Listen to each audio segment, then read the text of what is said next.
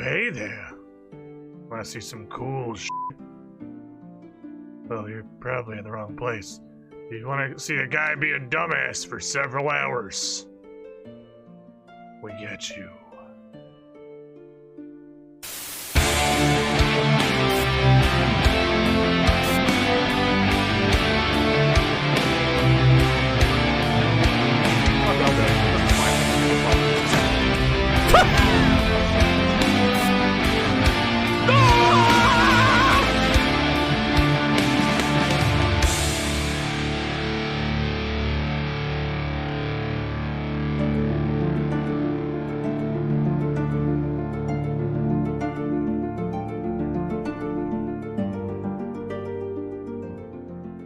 Damn, you guys did it. You held. I'm proud of you, Chet. There was no cannonballs between the hold and the fire. Director's Scar, Tyandrus, Boat Zero, Trenches Stimmery, Sam Fox 10, Uncertain, Blade Tiger, Tartaros, AC, the Rock Devil, and his Sakna. Starting us off for our New Year's Eve RuneScape and chill. Name I use jump in there too. Welcome, everybody. There was a whole bunch of stuff I could have done today. We could have just... Hold on. We could have just kept playing Dark Souls.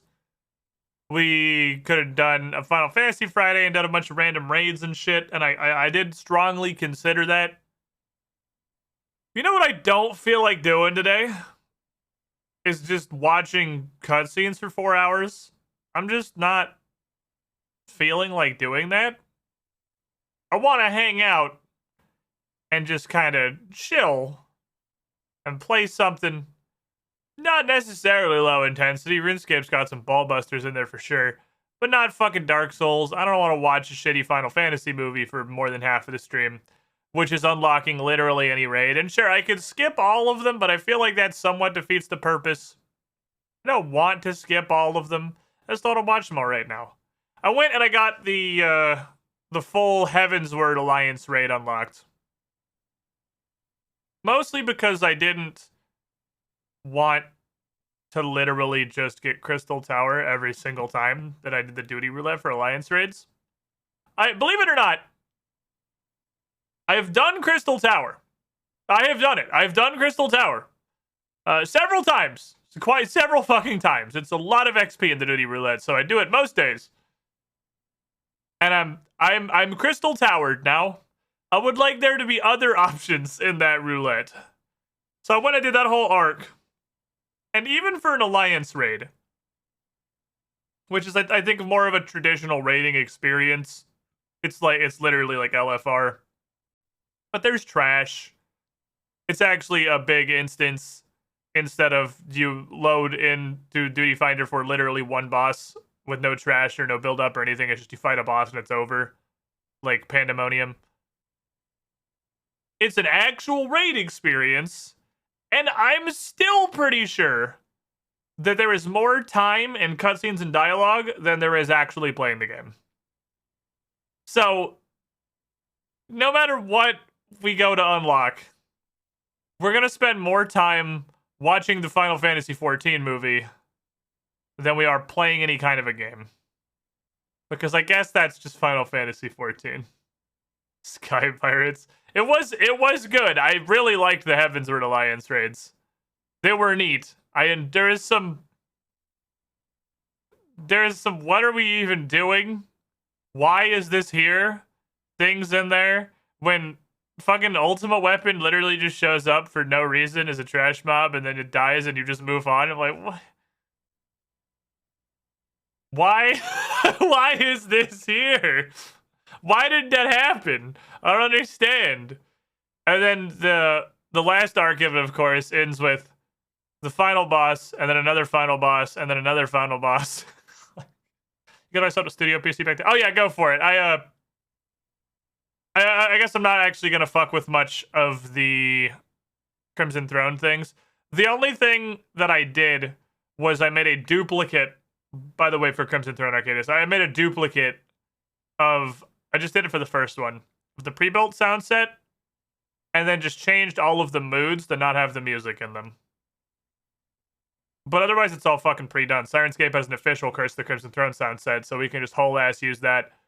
But it's old enough that the music is only like technically like it's there. It has music like Dark Souls 3 has music. So I kind of like our things to actually have like more prevalent background music that's there. It's more of a constant thing. So I think I'm literally just gonna be using the same playlist we've used for all of Age of Ashes. I might peruse. It's not hard to find. There's like four. There's like 4 decent royalty-free music sources on the internet. Which is why if you watch a lot of YouTube videos, especially from creators that are like Let's Players or lower budget animators, you will hear some recurring themes across a variety of unrelated channels. Because obviously there's not a massive repository of royalty-free music, because why would you do that? What's the point? The people making royalty-free music are only making it because they feel like making it. I mean, you are categorically not getting paid for it, because you've created music for the express purpose of not getting paid. So the other thing is that the vast majority of royalty-free music sucks. So finding royalty-free music that doesn't sound like you're in a Holiday Inn's elevator or lobby or a Hobby Lobby maybe is challenging. Oh, that just isn't like objectively low quality. Like it literally just sounds like it's low quality. We got a real good source that we've used for all of Age of Ashes with Serpent Sound Studios, which isn't. This is a weird one. If you don't know this exists, peek behind the streamer curtain, which is paid royalty-free music. I don't know what you're thinking to yourself, like, what does that mean? How do you have paid royalty-free music? Because it's basically, it's less royalty-free and more non-attribution. As long as I have whatever price for this guy's subscription, it is all just fully non-attributive. Which is the point of royalty-free music, is you don't have to worry about trying to, like, fist credits and stuff into your own intros and whatnot, which isn't, like, a lot of times isn't the hardest thing. But believe it or not, most aspiring YouTube creators from, like, 2009, you cannot just put the song name on the screen, the artist. That's not proper attribution. That's not good enough. You can't do that. So non-attribution is kind of essential in a lot of cases like this, unless I want to post a massive credits roll somewhere in everything, especially when it comes to live streaming, because crediting and licensing and live streaming specifically is incredibly vague, because live streaming is still basically a fucking unexplored legal frontier, as evidenced by the last 5 years of just gestures and everything. If you're listening to this rant on YouTube through the silence in the background because you don't hear this because it doesn't go to YouTube, even though it is literally right here, you may get what I'm talking about. Live streaming content is a literal lawless wasteland because most of the laws have not been like properly established or vetted yet. So I'm just like, fuck it. I don't want to use anything that's not fully non-attributive. That's all I want. I ain't fucking with things. I ain't taking no risks. I'm only playing stuff, and I'm for the Pathfinder, I'm only playing stuff that is a non-attribution license that I am even paying for. Can't possibly get fucked by that one. Cannot conceivably get fucked by that one. But there's a couple different repositories. And I might seek out a new one. Just for some variety. I like the music we've used for all of Age of Ashes, but we have used it for basically 2 years. So, you know, variety is good, right? Variety is good. Welcome. Got him on 49 months in the pool. How's the cool guy penthouse treating you? Black. Unfortunate. You were the shiniest, Squidling. Trade us out, so I'm using a bar, except it isn't. That's the problem since VODs exist. Yeah. VODs are interesting because it really is difficult to explain succinctly, and I don't want to spend all New Year's Eve contemplating the theoretical legal issues of music licensing for a live streamer. That's the part of the show that you're not supposed to see. That's the part of the show that's just supposed to happen over here, and you just never think about, and you consume the content. It is one of a great many things that happens on this side of the camera that you're not ever supposed to worry about or hear about, and it just happens, and you consume it, and then hopefully there's never any problems. Unless you watch literally any major streamer on Twitch who spent 6 of the last 10 years literally just blasting clearly copyrighted music constantly, and then went, but I have to delete all my VODs as soon as anybody noticed that was like a thing that was happening. Who could have seen this coming? There's no way I could have known.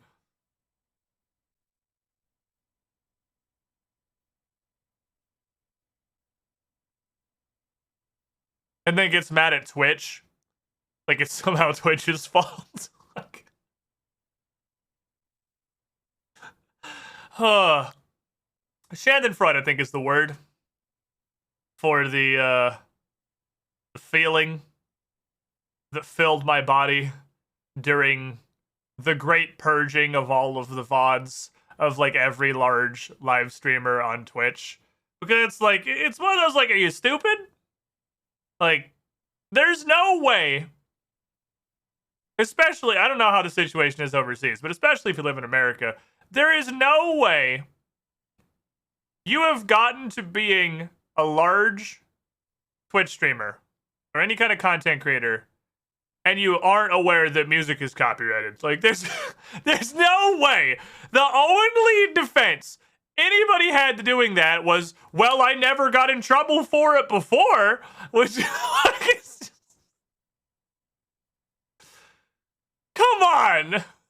Like, the one thing I can understand them getting mad about Twitch about, the one part that was the problem on Twitch's end, was the fact that they could delete all of their VODs, and the VODs were still there.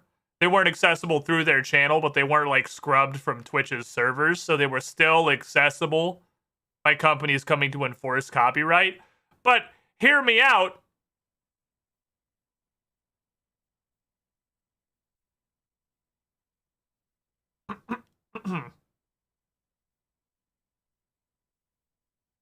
It's because you streamed a bunch of copyrighted music.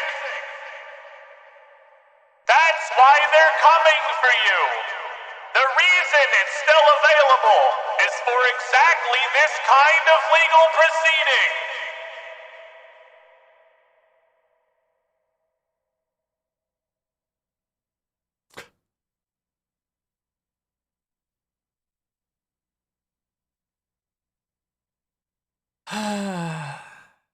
But then again, memes aside, the Schadenfreude. Memes aside, you can't rag on them that hard, because they, as well as I, as well as basically everybody else on this website, is still living in a legal gray hole. Because they're, to this day, in about, for me, 9.5 hours, the year of our Lord, 2022, there still exists no actual law or legal precedent establishing that playing a video game is fair use. That is still a question that has never been directly challenged. That is still a question that has not actually been answered. I'm about to fucking press this button and go over here and start playing RuneScape. And I have not licensed the ability to play old school RuneScape on this Twitch channel any more than anybody else has.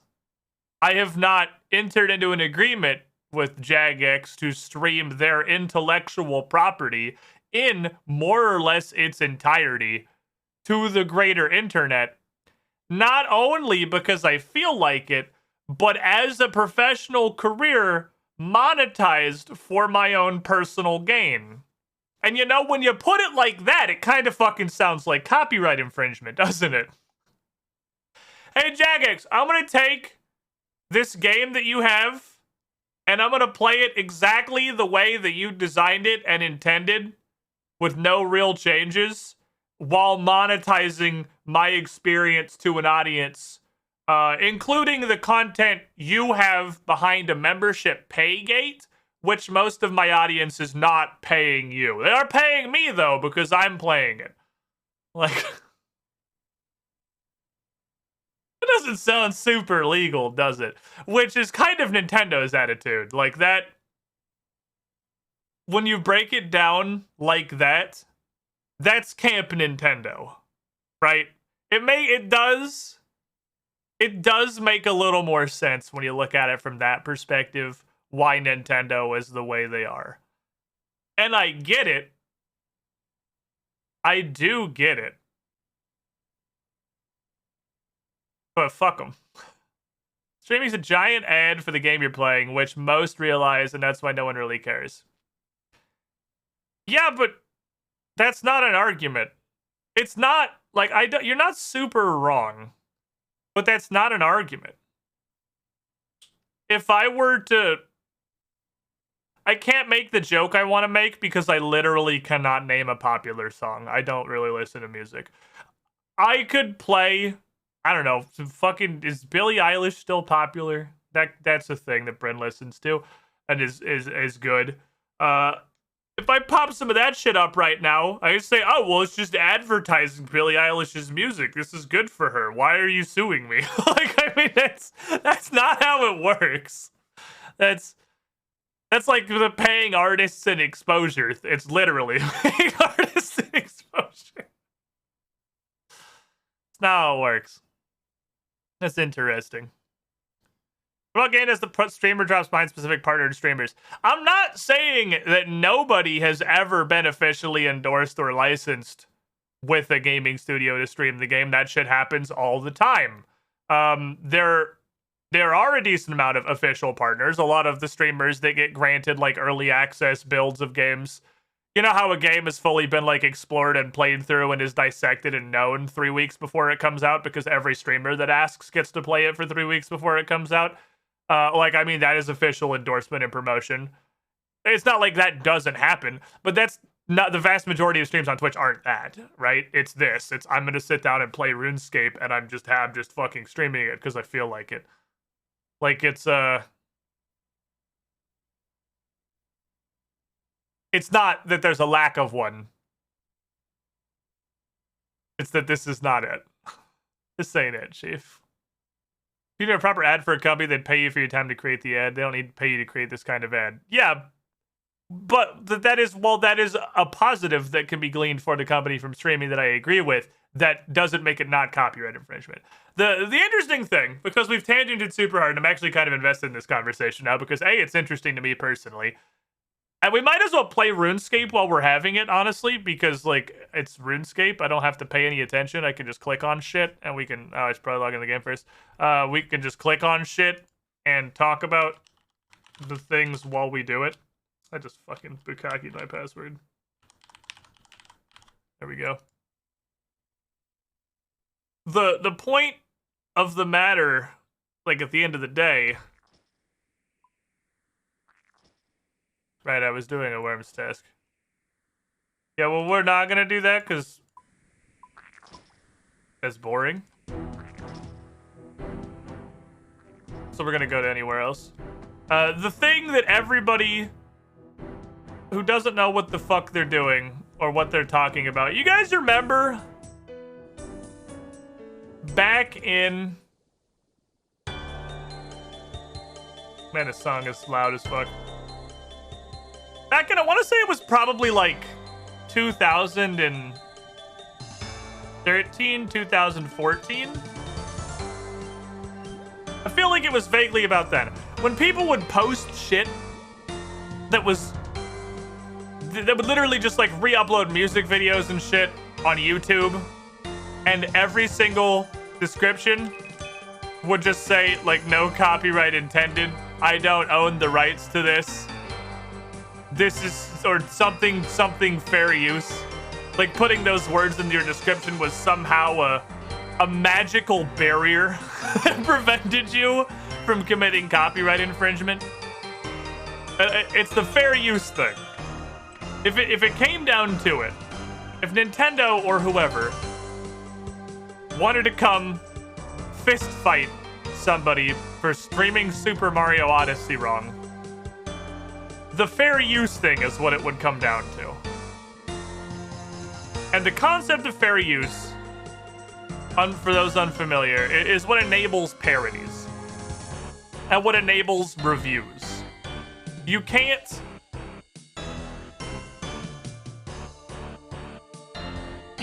like upload a movie to YouTube just itself, obviously. You can't.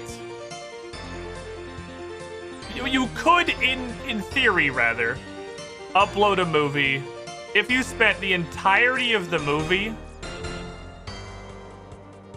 critiquing and reviewing the active content that was happening in the movie at that moment. The line is, the word is transformative, which has a legal definition, but even the legal definition is still relatively vague. It doesn't tell you a lot, really. It's still pretty open to fucking interpretation. You are allowed to use copyrighted material if your own material is sufficiently transformative. And one of the things that's like called out legally as transformative is like critique or commentary. So again, that's what lets somebody upload a movie review. Why am I chopping this instead of just paying to have it cut down? This is a fucking maple tree. I don't give a shit about maple roots. But that raises the question of where the transformative line is. Is what is most streaming? Yeah, and you have to use the minimum. There's like a point for fair use that you need to use like a minimal amount of the content that's required. That's why it would be basically fundamentally impossible to stream an entire movie. Even if you were actively commentating over it and your discussion 100% of the time was about the movie and what was happening on the screen, it would still be almost impossible for you to have any hope at all of defending that as being transformative to the point of needing you to carte blanche use the entire movie itself. Because you don't. You would still at the end of the day only be talking about specific things. If that does that make sense? It's a weird law because it's unclear and it's hard to explain. But the crux of the question is, for instance, we'll go with the Nintendo route here. Super Mario Odyssey came out however many fucking years ago, and I, like everybody else who enjoyeth, got the double, who enjoyeth the Nintendo, got it and played it, and I streamed it for a bit. And my first playthrough, I imagine, is pretty much like everybody else's first playthrough. I'm not doing a speed run. I'm not doing anything fancy. Oh no, my green snip, the scissors, people are gonna make fun of me. I'm focusing on this fucking copyright conversation because I really honestly think this shit is super interesting, and I'm really sorry if you don't, because I do.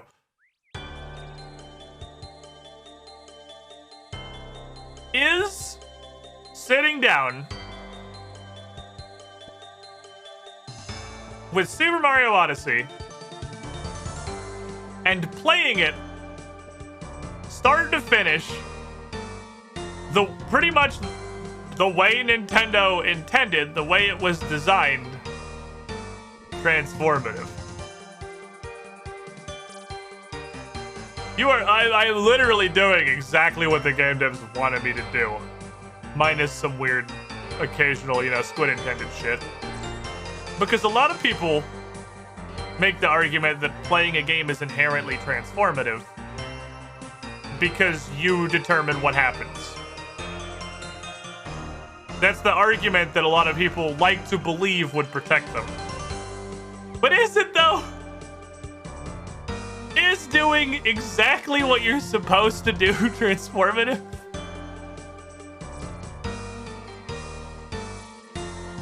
I'm not even talking about RuneScape right now. My commentary, my critique, has nothing to do with this content. I'm doing farming contracts. So I can't even use the defense that it's fair use because I'm making commentary. Because the commentary talking about fair use has nothing to do with the gameplay happening on the screen. And this gameplay does not in any way need to be shown. I do not need to be using Jagex's IP to have this conversation.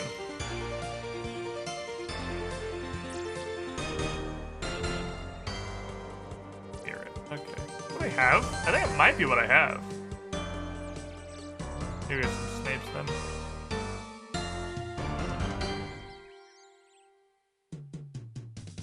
Is Twitch plays XYZ a hyper copyright violation? You were literally distributing the game to be played by thousands of people. That's a great question. I definitely don't know enough about fucking fair use and copyright law to tell you anything about that one. And again, with RuneScape here, I need a dimmer. I'm actively streaming not just Jagex's IP, Jagex's copyrighted content. I am streaming content that is locked behind a paid barrier. You have to be a paid subscriber to Jagex's premium service to be able to access this content. And I'm just streaming it for all of you while I'm not even talking about it. It's a very weird legal hole. And again, none of this has come up yet. None of this has as of yet had any real legal test. We have not yet had our first landmark court battle of can I stream this game? Because whenever Nintendo got upset, Nintendo wasn't going after the people that were streaming, because why would they? Nintendo was going after the platform that was distributing their content, which is Twitch or YouTube. And obviously YouTube buckled frame one without fucking batting an eyelash. Yes, Nintendo Senpai, and fucking just blew up everything and banned 1 million people. And, you know, Twitch at least tried at all. And we're still here. And nobody, like even Nintendo, nobody has wanted to have that fight yet. Nobody has wanted to go. 5 oranges for Maple, right? No one's wanted to go to that big fight. Which only really tells me that for all of their bluster, Nintendo was never confident that was a battle they would win. Because I think if they were, I think a couple of years ago, if Nintendo was truly confident that this was copyright infringement, I think they would have went after Twitch. I think there's not a doubt in my mind. If that was a battle Nintendo was sure they would win, if they're like, this is definitely copyright infringement, Nintendo would have went after Twitch. Nintendo would have went all in. So that's the interesting part. Neither side wants this fight because neither side is confident they're gonna win. And the way the law works, generally, whoever gets the first W on the books is the winner forever. Because once there's legal precedent that this has gone to court and this happened, basically all future cases are just gonna point at that and say, this is a solved problem. Nobody really wants to commit to that because neither side is completely confident they'll win, which is really interesting. Isn't it? Isn't that super interesting? I think it's super interesting. The other side of it is also that, and it's not, he has a Santa hat on his little mole. Look at him, he's got a little Santa hat, I love him. The other side of that is it's not, maybe not necessarily Nintendo isn't sure they can win. But the Nintendo might be aware that even if they did win, the effects of that victory would not be positive for them. Because then you get into exactly what Priodo is saying. Like, what else does that mean? Like, how does this ripple? What other things does this affect? Because that's not something that's going to occur in a vacuum.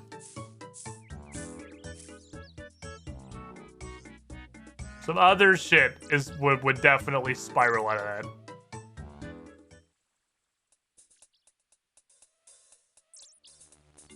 So it's interesting, is the point. I'm gonna go punch a Spory. And I've always thought it was interesting. I mean, I have to take at least... I feel like I have to take at least some degree of interest in this.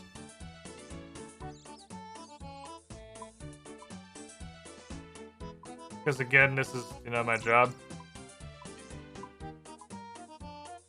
If something were to suddenly make this non-viable, I would have a large problem.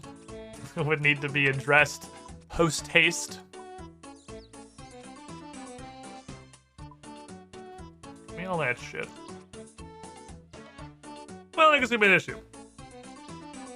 Also, yeah, I think it's gonna be a large battle because they would need...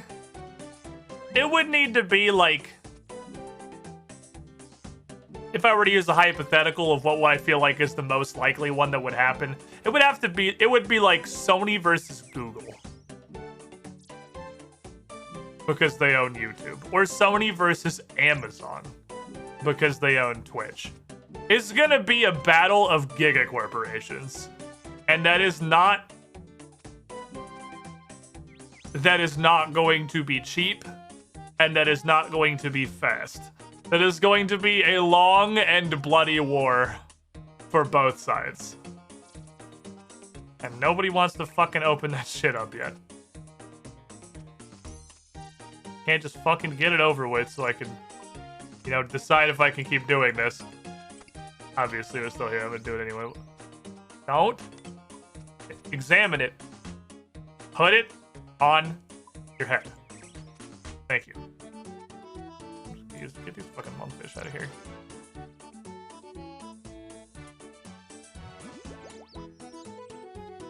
It is also a huge industry on both sides. Oh shit, I'm almost at Hespori seeds! I have to actually farm or I'm not gonna be able to punch fucking Tree Mom anymore. That's a thing that can happen. You can in fact run out of Hespori seeds. They are not infinite.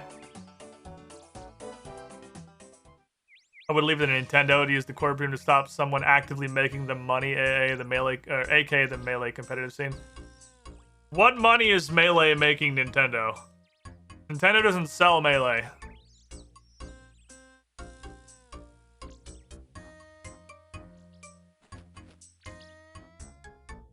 Smash 5? It's not making them Smash 5. Melee players are giga degenerates who only play Melee. In most cases. Well, most of them have those that want to be like streamers have, you know, branched out of the ones that are currently supported. That's Nintendo's entire point, I think, on that one specifically, is they want you to stop playing Melee and start playing the one that they sell. Like, although last I heard, I thought, no, I was gonna say I thought Nintendo was like actually coming around, but that was something else. Nintendo's definitely not coming around to fucking Melee. Nintendo's never coming around to Melee.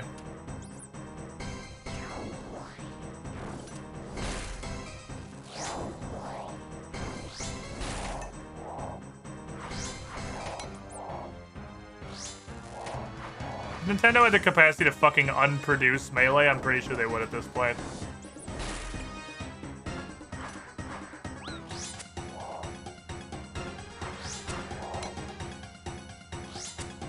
Can we just take it back? Can we unrelease this game? This causes nothing but problems. This is a doinkin'. I tell you, this is a fucking doinkin' that's happening right now.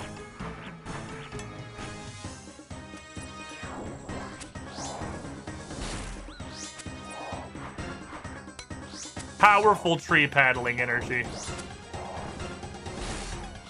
You always get to the end before you start a bunch of zeros.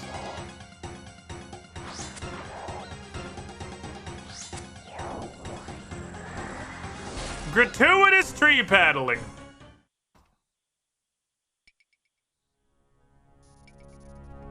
Wasn't the big prizes for one of Nintendo's tournaments like a $50 eShop gift card or some shit? Wasn't there one that the prize was literally just a regular Pro Controller? I feel like I heard something, I don't remember how long ago this was, that there was like a big actual official Nintendo sponsored tournament for something and the grand prize was like a Pro Controller. Just a regular Pro Controller. Which, just, I don't know if that's turned out, but that seems pretty fucking Nintendo. Which one is it, laser? Yeah, okay.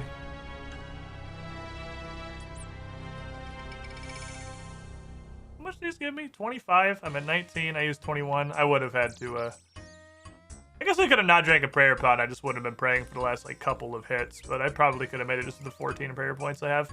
What's really interesting at this point in the game is how much prayer I have just in my regular setup. This is super nice, actually. Because there's, like, incidental prayer on a ton of this stuff. Like, a lot of just the basic gear at this point has prayer on it. So I have 13 prayer just in my regular melee gear.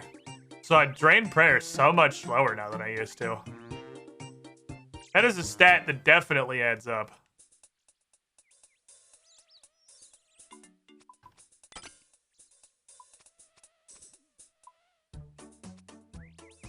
Okay.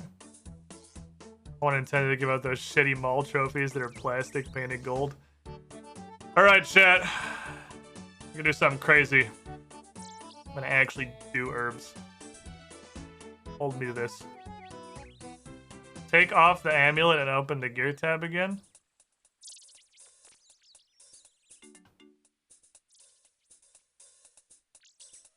I don't have the amulet on right now. What do you, wait. I'm now curious as to what it was you saw. What am I seeing? What am I seeing?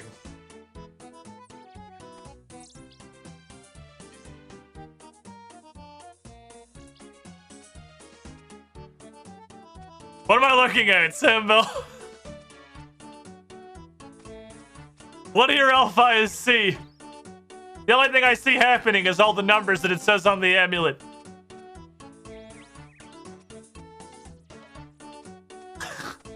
I feel like I missed something important.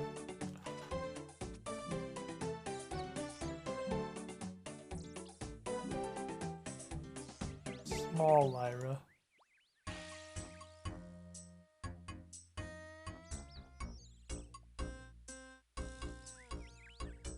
So the female fighter torso looks so goddamn fit. Is the fighter torso, is the point of the fighter torso not that it's like the Spartans from 300 and you just look like you're hella jacked because it's got pecs and a six-pack?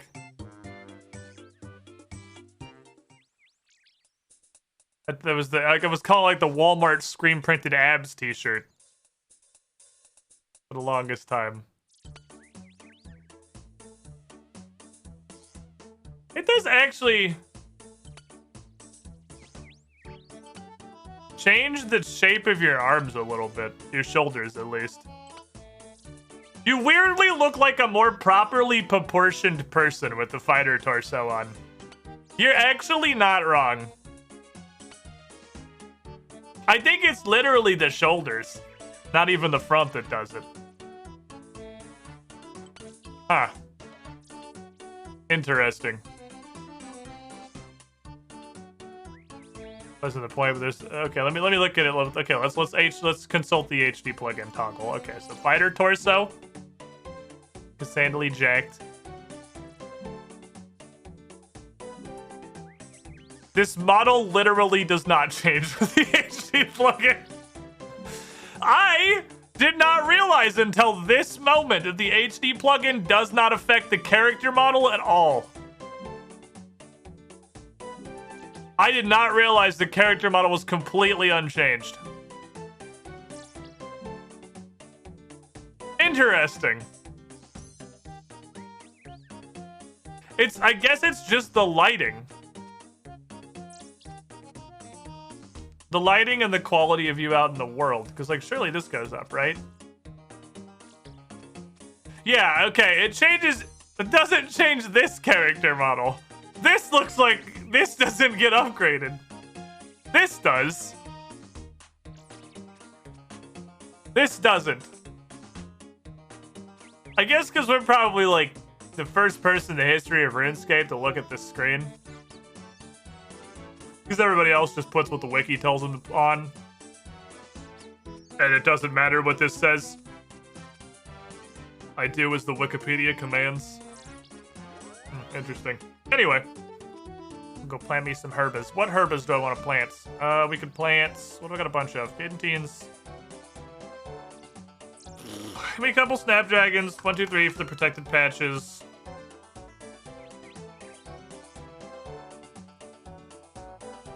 Cadentines turn the defense potions, which I have a fajillion of. Klarms are probably the ones that I want the most. Because the strength pot's the one... My new concern is strength potions. Previously it was prayer potions, but now that I just have like an infinite factory of fucking Ranar weed, I'm not worried about my quantity of prayer potions anymore. And I guess you could probably say the same thing about Klarms. But I feel like I chug the shit out of super strengths way more... Like, I drink super strengths like water bottles, man. I'm not doing anything super strengths. And that number does go down. I used to have like 800 of these. And I'm like, huh, that's getting a lot lower on account of I never make any effort to replenish it. So I can make some degree of an effort to replenish it.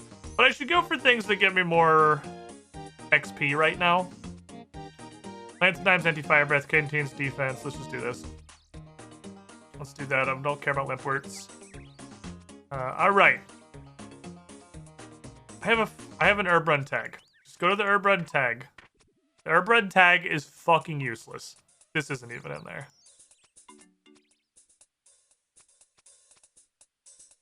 Why would I bring a house teleport? I have dusts and laws. This tab is trash. This tab is trash. Why do I have this tab? Why is this even here? It's giving me some things. I need this and I need that. I need this and that. I want to do these also. I want to get into juting to restore my drift net supply because I actually kind of like drift net fishing. It's by far my favorite way to do hunter that I've found. Given might never drink prayer, but nothing for super strengths to go through them faster. Yeah, I mean, realistically, I don't think there's any kind of normal potion other than staminas that I'm gonna have a huge problem with. Like, oh no, I keep running out of these because I can just make infinity of whatever the fuck I want. Stamina is obviously the concern because I have to like intentionally go do extremely not fun content in order to get them. But you know, such is life. Also should probably do something with this. Anyway, let's go do some things. Icy Base Salt. Anyone check out Deathloop? I had something to play out before Elden Ring comes out. I've heard Deathloop is profoundly okay. Your mileage may... Oh, I need my scissors. Your mileage may vary. I've heard Deathloop is profoundly okay.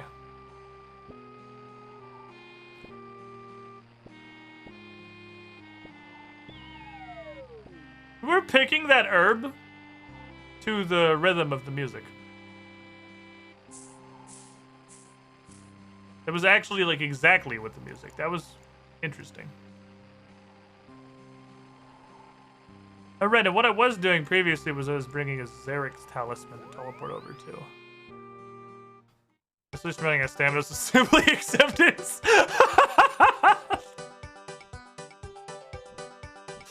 Yeah. Yeah. The alternative is training agility. Well, I don't have a problem with training agility. Sepulcher is fun as fuck. Rooftops make me want to die. And you know what sucks? What sucks the most is rooftops didn't bother me. They didn't didn't bother me until I had tried Sepulcher.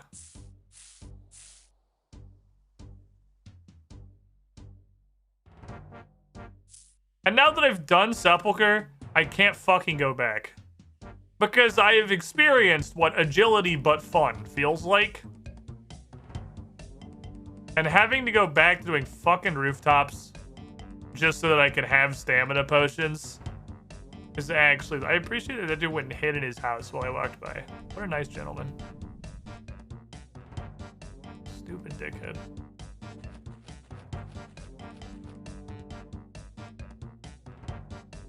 Was literal parkour not fun? Well, because you're not actually doing literal parkour. You're not doing anything. You're clicking on the place with like no interaction, no like I don't think there's anything you can do in an agility course to make it more engaging. I mean, you can alk, I guess.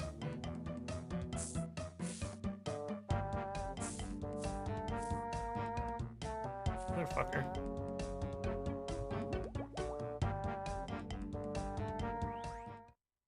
But you're not doing any parkour. Must be some fun fucking parkour. Hit me up when Dying Light 2 comes out. Assuming that game is good. Chat, I have a fear. Tell me if I'm dumb. It's been a minute since Dying Light, right? It's been a minute since Dying Light came out. Was Dying Light that good? Do I have, like, weird nostalgia goggles for Dying Light? Because I don't know why, but the more I think about it, the more I kind of feel like I have weird nostalgia goggles for Dying Light. Because I remember it being super fucking good. And I don't know if that's accurate.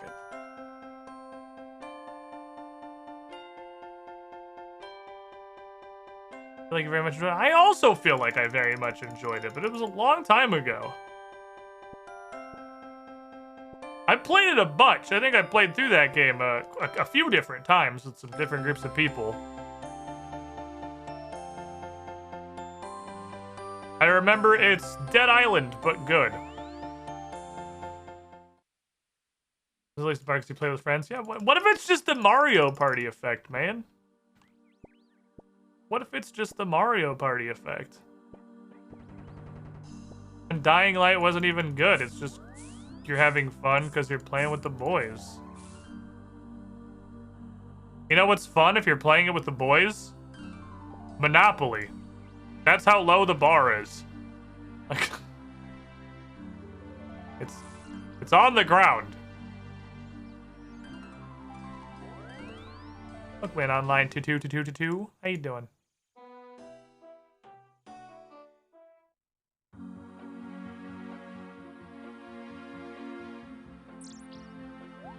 I feel like any zombie-esque game with the boys is just inherently fun. I don't think you're wrong.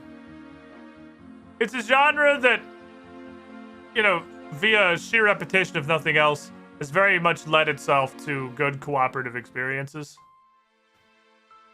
Get my jutes. Get my jutes. Every time I come out here and the jute's not fucking inexplicably dead, you level 7 plant. I'm impressed.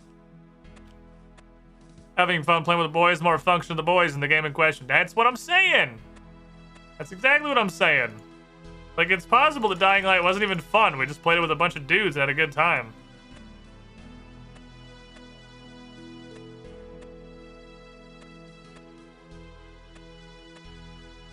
Was the game good?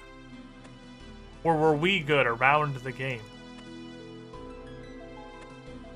Can you make the argument that some games are better at giving game forward, creating social interactions? I mean, well, yeah, of course. Like, the Mario Party isn't fun thing is definitely, like, a meme to some extent. Am I included in boys and dudes? Yeah, you want the boys exit? What the fuck kind of question is that? What is literally quote 1? Am I one of the boys, she says. Hexy dudes. You hexy dude should be your name.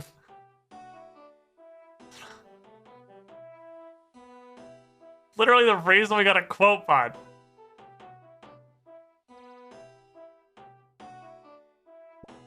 which has lain unused for generations, unfortunately.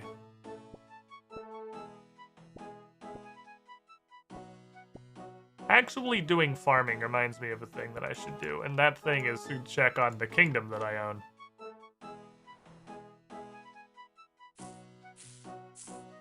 That would have been a good thing to do. Okay, what do we have left? Where else do herbs live?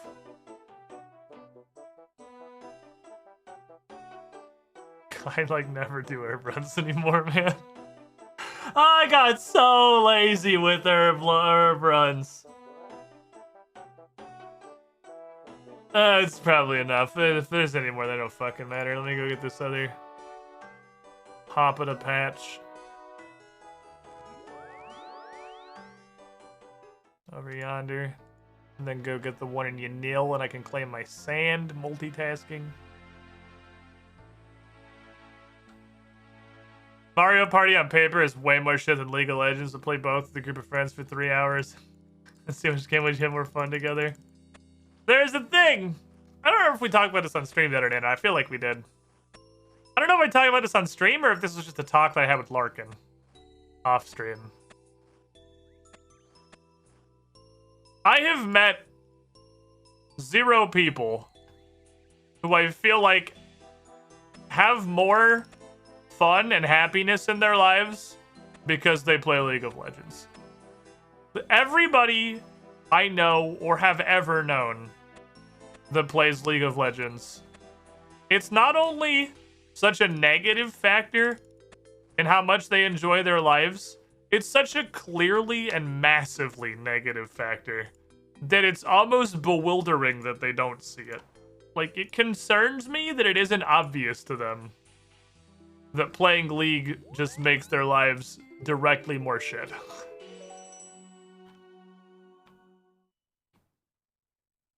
Nice. Talked about it on stream before. I thought it was on stream, but I wasn't positive.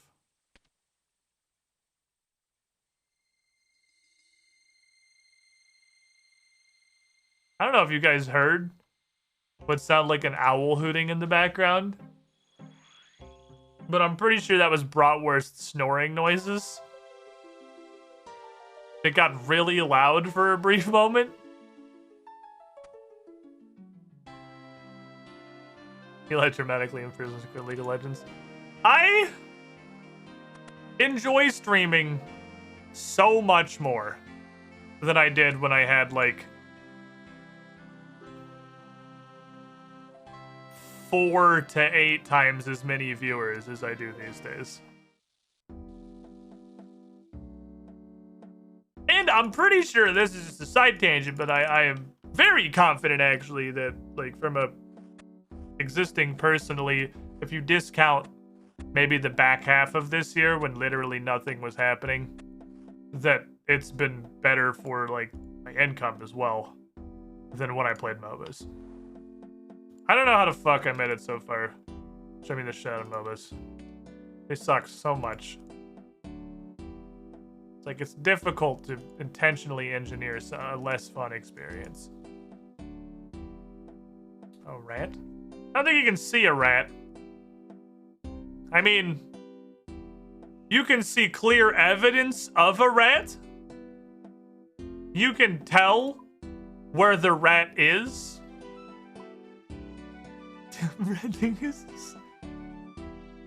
This thing is a brought where someone is snoring so fucking loud in there.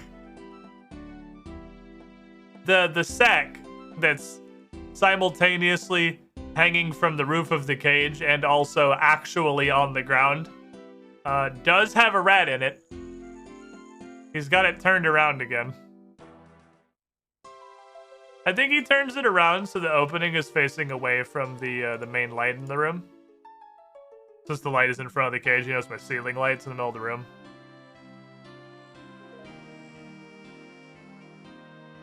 Rat vibe secret. Secret rat.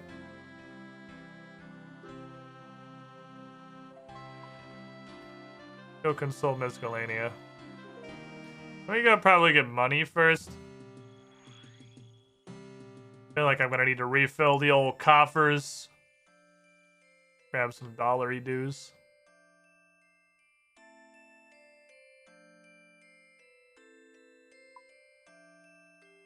Almost all of my monetary wealth is tied up in fucking alcohols right now. Gotta do work at some point. Watch rage suffering stuff all the time. It pulls numbers. The biggest thing that's kind of interesting is, from a content creation perspective, when you're doing MOBAs, you need, I would say, my god, someone's actually on the trees. I have a friend. Hello, friend.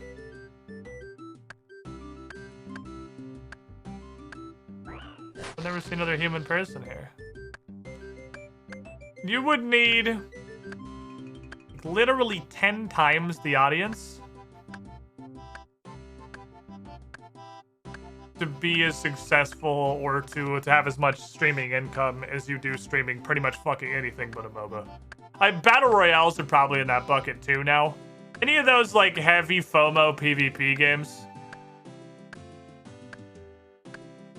I guess not FOMO. Flavor of the month. That's not the right acronym. FODM. That one doesn't come off the tongue quite as cleanly. Because you don't have an audience. The game has an audience. A small portion of it becomes your audience, but most of it's just the game's audience. Meme games? Not meme games. No, meme games is like Goose Game and Goat Simulator. Like, that's a meme game. I think when you have a player base that's like actively in the millions, you don't get to be called a meme game anymore. I might have agreed with you on Fortnite once. Popularity via meme? I don't think that's accurate either. I think it's popular because it has an incredibly fucking massive player base. I don't think any of the big Battle Royales or MOBAs or whatever are popular because of memes. They're popular because everyone that's watching them also plays them. Would you wager because the age people watching that type of game is much younger than a game like old School RuneScape? No, I think it's because there are... And I'm playing one of them right now, ironically. No, actually, no. I wouldn't say RuneScape is. I would say Final Fantasy 14 is. But I would say RuneScape isn't so much. It is in some cases. Those are the games that lend themselves to being the only game somebody plays. Like, a lot of people that play, or they only play that little circle of games. So they won't ever go outside of that. It's like Chad Football, who only plays the latest edition of Madden. And that's literally the only video game he plays. That's kind of the same for largely, I would say, people who play a lot of League of Legends, or people who play a lot of Apex Legends, or people who play a lot of other games with legends in the name. Yeah, the FPS dude bro playing only COD and the like. Yeah, it is the modern, the FPS dude bro has become like the MOBA and the Battle Royale dude bro. Like, the FPS dude bro grew up and is now the League of Legends, Fortnite, Apex dude bro. Never understood MOBA streaming. When I was into MOBAs, I wanted to play them. Can't pay attention to a stream while also paying attention to my ranked game. They were definitely not something you watched on the side while you were also playing a MOBA. They were something you watched when you weren't playing a MOBA because either you'd already played your one MOBA match for the day and your toxicity level was critical and you didn't want to get banned, and you also wanted to uninstall and never touch it again for the rest of your life, so you opened up Twitch to watch somebody else have that experience instead. So you could decompress for 6 seconds before you go back in and then just exponentially increase the amount of suffering that you can fit into one day. Or when you're in a place where you couldn't commit to or like play an entire game, so you just want to watch it. Or those are the games that lend themselves to people who are like actually pros being at the top of the directories because people want to, you know, learn to do winning good. So they want to watch the MLG pro gamer with their Korean meta build and then go in, try to do that, and literally just turbo feed their brains out because they have no concept of why it works. They're just ook, me click on button, streamer clicked. And have not even the base level understanding of why they did what they did. Unga bunga. Why this no work? It work when streamer do it. Help! This Discord is me watching Slay the Spire streamers and I don't like it.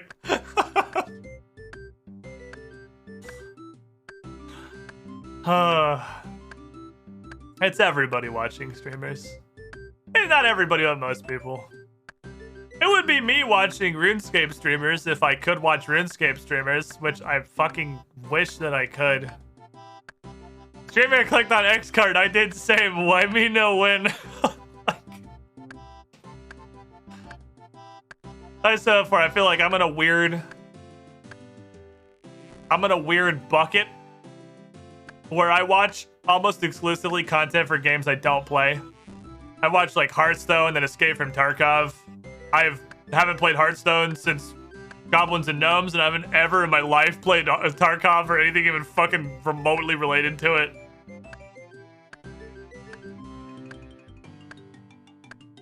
I watch a shitload of Simple Flips doing stupid ass ROM hacks for 64 in Mario World, which I've done a little. It is fun. It's absolutely fucking phenomenal how many ROM hacks for 64 there is. It's beyond insane. But I watch like nothing. Let me look at my Twitch year-end thing. Let me see. I have that. But I have the one for being a streamer. Where is the what? This happened last year too. I know you get both.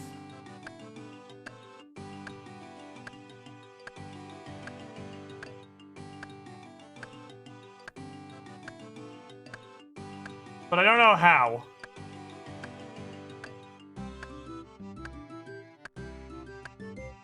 This is the one of stuff that I did stream, which is hilarious because my top watched categories for 2021, it makes no sense.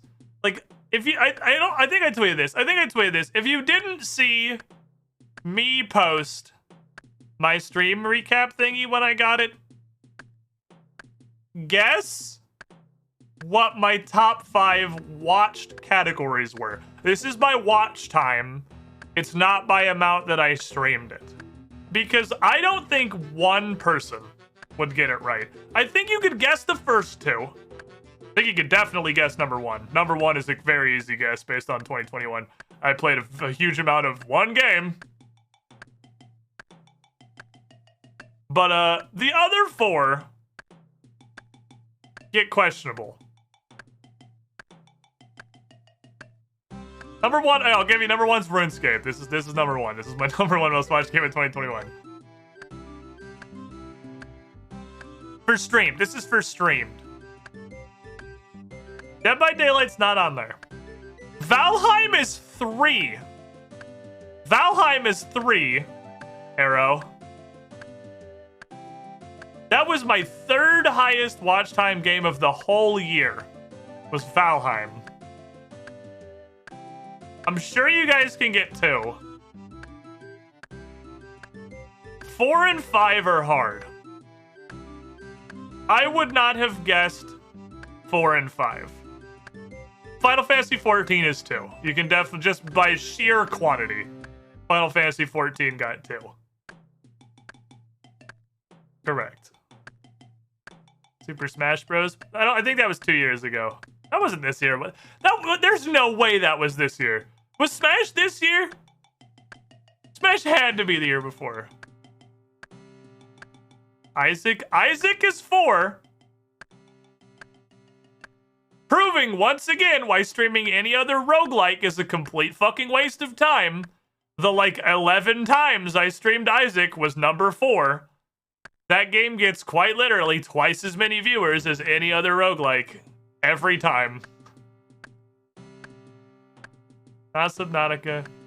It's not Bloodborne. It's not Majora's. Majora's not a bad guess either. That actually had a surprisingly large audience. Is this tree broken? Am I still woodcutting? Hey, fucking, let's get some chop in here. Ghost of Tsushima. I don't think that was this year either.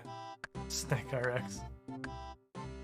Wish I could see more in the top 5. You probably can somewhere. Is Terraria. It is actually Terraria.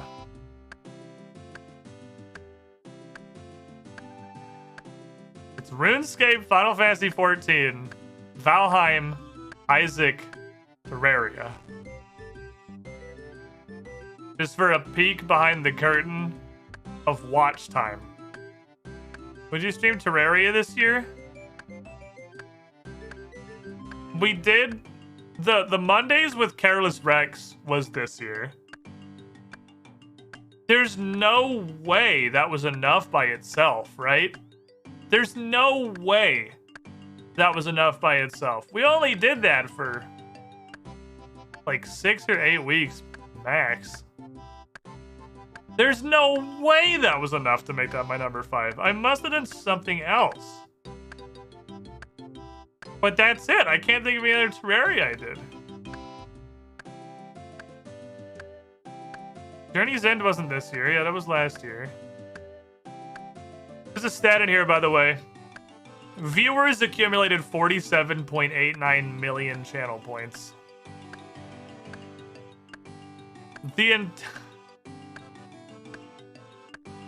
Master Mode was Journey's End. That was last year, I thought. Maybe that was this year, but I don't think it was.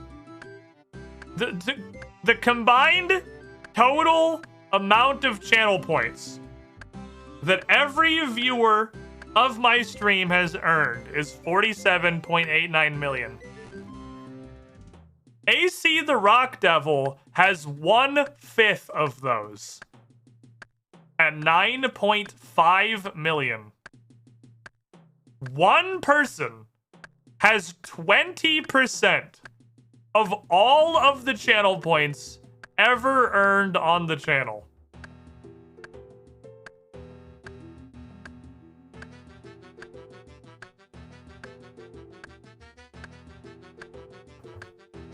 That is an insane proportion. 20% is unbelievable. Almost certainly counts channel points multiple times. No, that's the number of points that he had. I guess that's year. I suppose that's the year. That's fucking insane. Anyway, do I have the viewer version of this? I would like the viewer version of this. This came on December 15th. To my email box. Go to things that were vaguely December 15th.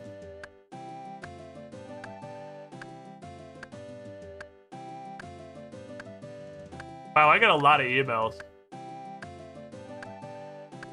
Damn, I got a lot of fucking emails. I don't read any of this shit. I've gone back like 9 pages and I'm still on the 23rd.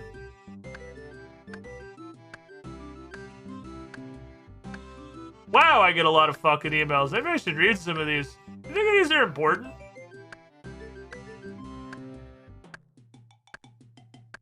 Okay, is it this one? This is the 17th and it's a Twitch recap. Is this the viewer version? Yeah, this is the viewer version. Okay, I found the viewer version. Okay, so let me see.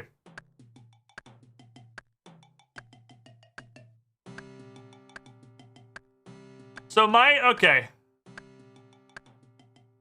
top 5 watched categories for 2021. Number one is Pathfinder, from having chat open on my phone while streaming my Pathfinder show. So that one doesn't really count. Because like far and away my most viewed category is the one that I am in my own chat for on a separate client. So that doesn't count.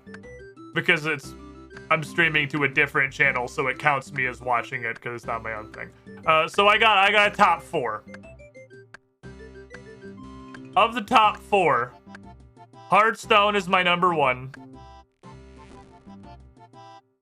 Then it's Dead by Daylight, Magic the Gathering, and Escape from Tarkov are my top watched categories. I play none of those games. I don't play any of that shit.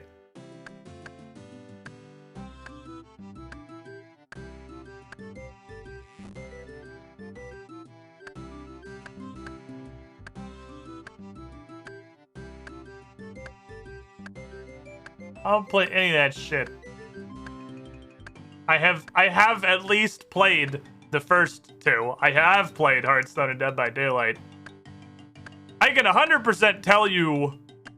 You know, actually, looking at mine, I forgot Dead by Daylight was a game that exists, honestly. I can tell you, looking at this, I can give you another reason that so many people watch League of Legends and MOBA streams, because playing it will literally give you brain cancer.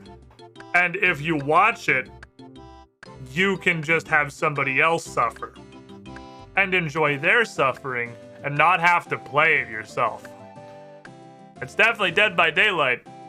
That game is actually unplayable. I'll watch somebody else put up with that shit, though.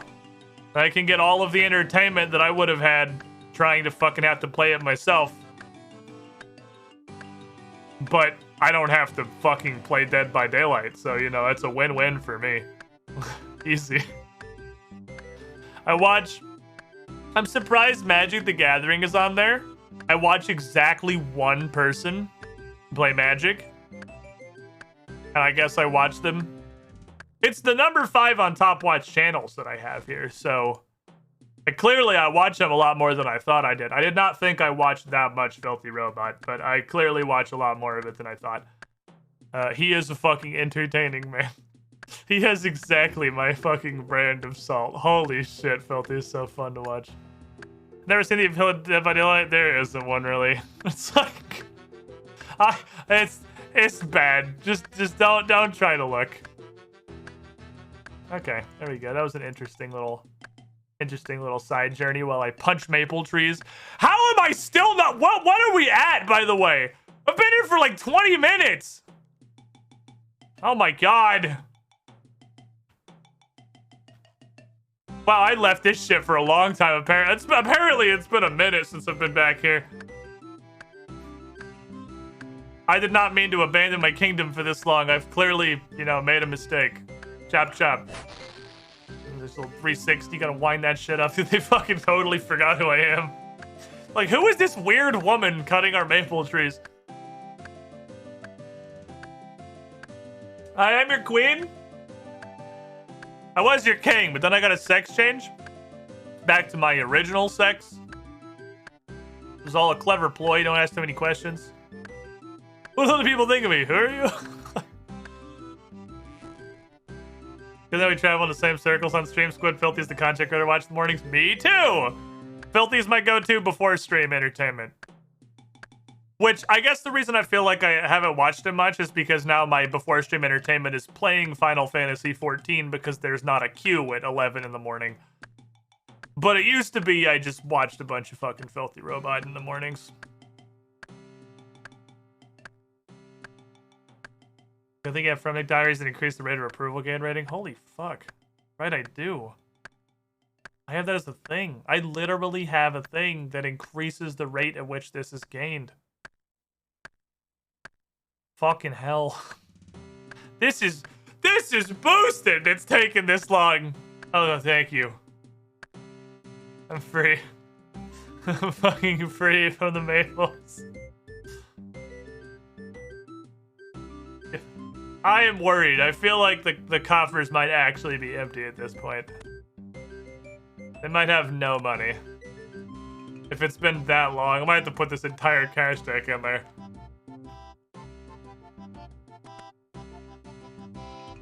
Like we have US presidents come cut trees with me. I think that Lincoln did that, I'm pretty sure. Okay, I want to talk to you. Okay, how's the kingdom faring? I don't want to collect my stuff yet. I want to see the distribution, please. Not that bad. Take a mill. Well, I don't remember how much they take. That's fine for now. Okay. Alright, collect can go to check resource. I always think, I see this and I'm like, I feel like I learned that I can right click on him, but I don't want to right click on him and I'm sure it doesn't matter. It's taking it day by day. It wouldn't make a difference. This is less than I thought it would be.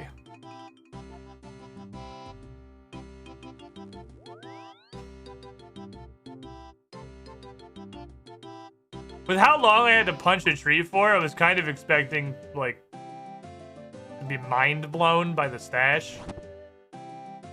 I'm not mind blown. I would say I'm whelmed. Is it bad? No. Is it great? Also no. Give me the Xanaris, please. Yeah, I wonder, is it... I guess approval is a direct rate. Yeah, I guess that's what that's for, huh? I guess if you leave it, it's going to be diminishing returns for too long, so the approval got down super low. I guess I didn't think approval had that much of an impact. But my approval might have literally gone to 0. We might have been at 0. And I don't know if that, like, all but shuts off the resource harvesting. Yeah, I think I just left it for too long. Okay, so that what we got there is probably the functional cap. Mavericks points, huh? Oh, there was a wheel while I was punching the thing. Oh, hold on. Let me clean these and I'll spin the wheel. If I leave these in my bank, I'm going to forget about them and then I'll spin you. I see it. I see the spin. We will do the spin. First, I have to wipe all of the dirt off of my lettuce. Or I'll forget about my lettuce.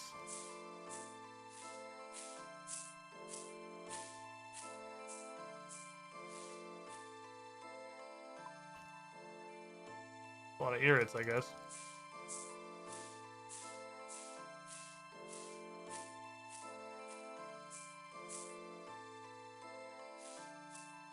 It's actually the double clicking that fucks me, because I double click.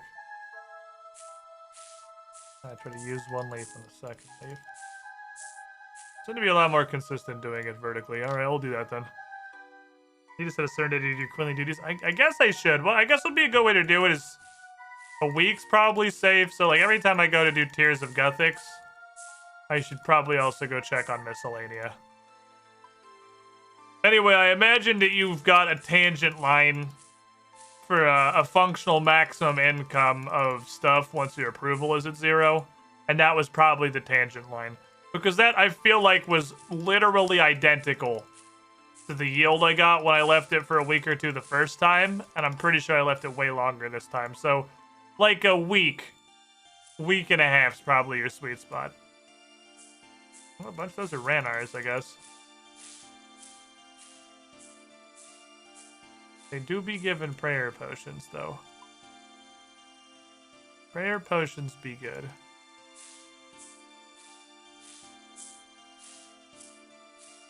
Let me click Leafa. That's fine. I'm gonna have to switch for whatever I'm doing next anyway. Gimme.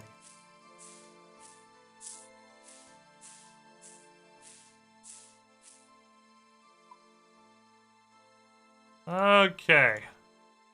This next herb lore level is healing potions, by the way. The Saradomin potions. By the way, this random stack of bark is from a Vampire Slayer task that I went and did. Which, it turns out, what's kind of interesting, what are those fuckers called? Firewatch?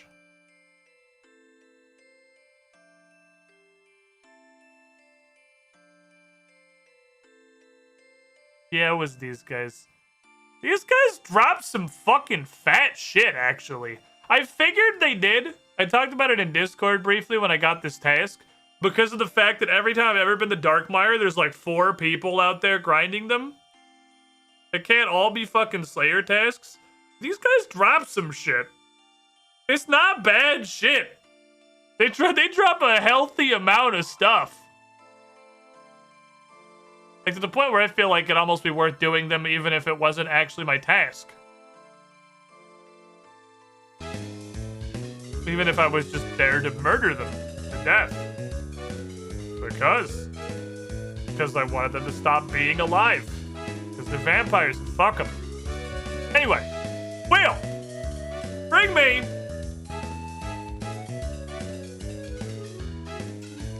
Will! Hello. Hey, Will. Little laggy. It's a little laggy, the wheel. It's a little bit, it's having a little bit of a difficulty. That's why I hit the button again. Hey! Fuck! Alright. Alright. Let's clue it up. Let's clue it up, my dudes. I got a medium and a hard. I got a medium and a hard. Hog section, that's who I wanted. I don't even have to go get them. I already have them. They're already here. They're ready for action. Give me my clue time hat. Thank you. Navy Fedora's been doing pretty good work for us so far. Give me that. Give me this. Give me these. Put those on my body. Give me this. You guys gotta bonk somebody. Give me a shovel. Give me these 3 pieces. Got teleports. Give me the banker. Give me the ecto. Give me the jewelry. Give me... we'll go to the bank if I need any of these. I can get all those in the bank. All right, that's a pretty good stash right there. We got a hard, so bring me kill the asshole wizard gear. 4 of those, 2 of those. Ready for fucking action. All right, chat. Fuck it, we'll gamble on a medium clue. There's on a 1 TP, grab a spare. If I use it, I'll grab a spare. Medium clue. Do we get a collection log unlock on the medium clue? It's apparently possible to fail to complete a medium clue. But the odds of that are so fucking low, I'm not gonna bother gambling it. Search the basket of apples in an orchard south of the unknown grave, surrounded by white roses.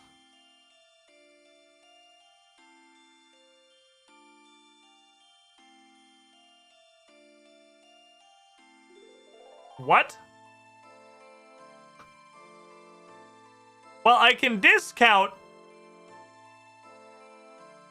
70% of the words here because I only know about 2 apple orchards. So I can just go to those 2 orchards, see if it's there, and then we can work for the... You're in Holland, you can't gamble? Oof. AC! How are you gonna grow your empire if you can't gamble? I don't really know what the fastest way to get down there is, but if I do it this way, I can pick some lovely coconuts on the way, so I'm gonna do that. Even though the existence of Kurasks... By the way, 80 Slayer, even though the existence of Kurasks has really helped the amount of coconuts that I own, via them, for some reason, apparently all having farming as a side hobby. And they drop stacks of banknoted coconuts and papayas, which is weird, but you know, I'm not going to complain about it literally at all. It's great, thank you. Those are the things I need to protect the trees that matter. It's almost like Kurasks were added to the game specifically to give Iron Men things to protect their fruit trees with. Which, you know, I wouldn't discount that being the literal case. This is an orchard. Yeah, this is an apple orchard.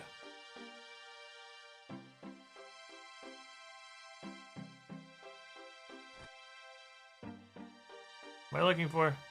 Basket of apples in an orchard. I don't see a basket of apples.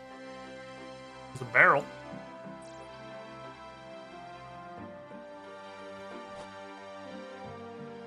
I don't see a basket of apples. So we're gonna go to the second place where I know there's an apple orchard. Which is Sidious. AC got... Oh, there's the fat AC donger. There's the fat fucking AC donger. This man just plays the odds. It's great to see via the channel gain thing. I realize now with those numbers, it probably did count every time you won a Gamba as like new points, even though points were being added to the economy. So he far from owns 20% of the world's points. But still, I never realized how effectively AC was milking the believers. Until that Twitch recap. AC feeds on the fucking blood of believers.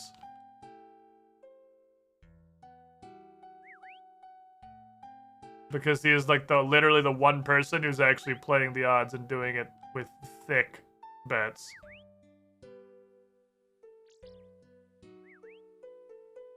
Very quickly add the VPN in his web browser. Got him. Okay.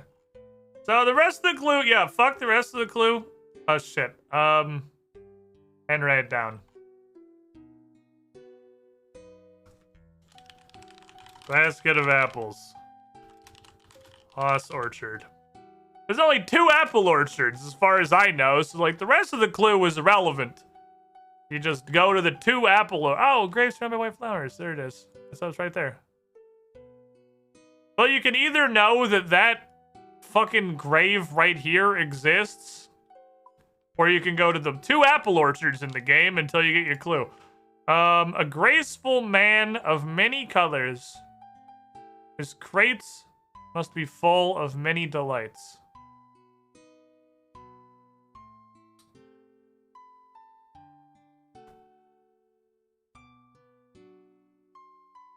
I mean, my immediate thought is just, you know, the guy who sells graceful. It is a medium, so I was gonna say that's too obvious. But it is a medium, so it's probably not meant to be that hard. I also thought that was a lady. But, you know, man is also, like, is a gender-neutral application of just, like, a man, like a person. You even have crates. Hey, it is. Is this a dude? Are you a dude? No. Okay. Is in fact a woman, and she does not have any crates. View laps?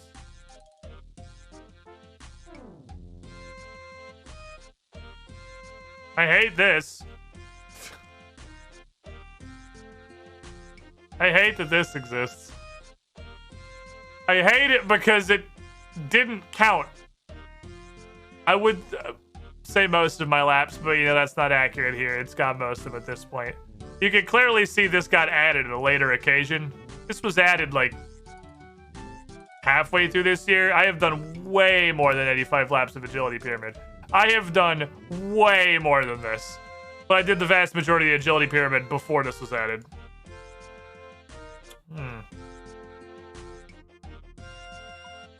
Quantifies the amount of time of your life you spent doing that shit. Yeah. Okay, well, I was kind of hoping it was Grace. Which makes me... I still think the graceful thing is not wrong. The question is there somebody who sells multiple colors of graceful?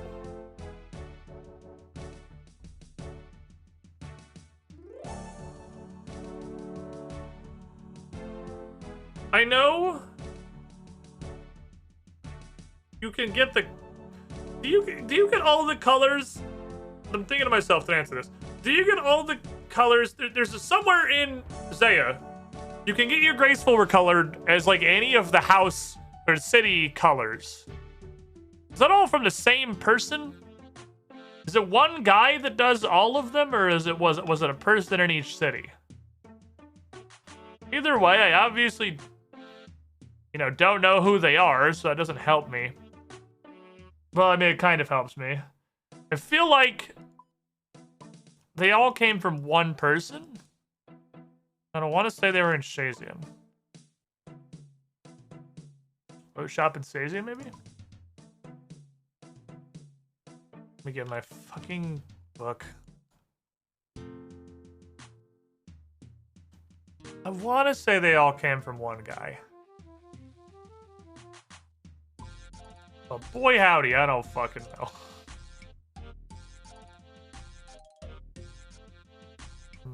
No, I don't want to read. I don't know how to fucking read Reminisce. Hi, where the fuck am I? Really close, actually. Is it over here?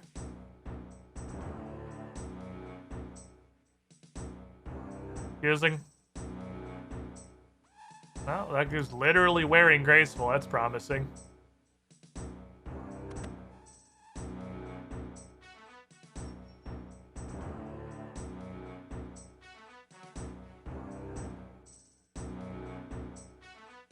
It is one guy that does everything. You have crates? You got any searchable crates?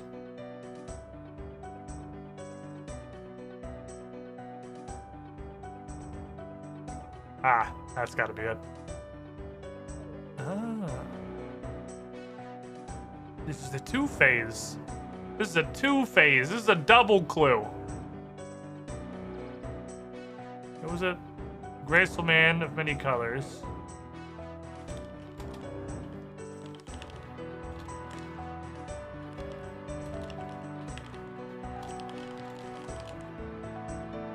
That's the whole hint? It's a huge handprint. What drawers? Yeah, this is one drawer. This is a crate. What are you smoking? What am I smoking? It's a crate. It doesn't come in locked.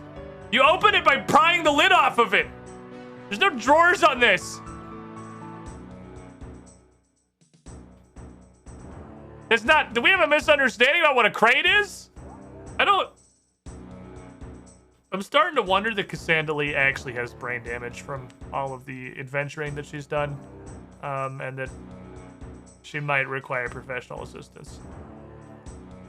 I think we might need an adult.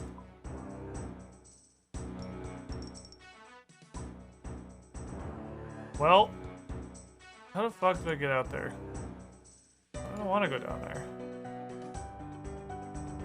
Oh, this is all ledge, right? This whole town is on a super big hill. It's not brain damage, she's just British. You open the crate. Inside the crate is a set of drawers. The drawers are locked and have a huge handprint on them. Huh, okay. I'm not sure if that makes more or less sense, but I'll accept it. My first thought is there is a dungeon full of giants right here. There is like the Shazian giant dungeon. Very fucking dark. Hi. I'm gonna fucking balk you. Have a nice day. Get a key. Cool.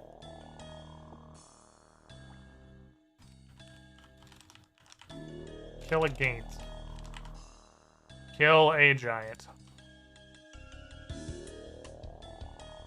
At least the second step of this wasn't hard. It just made me run a pretty sizable distance, actually. Kind of an annoying distance away.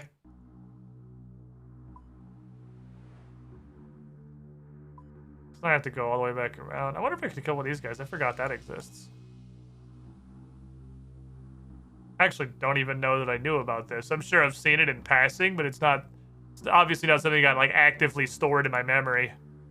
Would have been kind of funny if I went down there and killed all three of the giants and nothing dropped, and then I was just confused and didn't know what to do when it was the giant and the giant pen that is immediately outside. Is this a clue with Gamba? It is a clue with Gamba. This is a medium clue Gamba, which will be followed by a hard clue Gamba, which will theoretically be followed by a hard clue reward Gamba, assuming the first bit of the hard clue Gamba passes. I'm gonna go unlock the drawer in this wooden crate. I guess.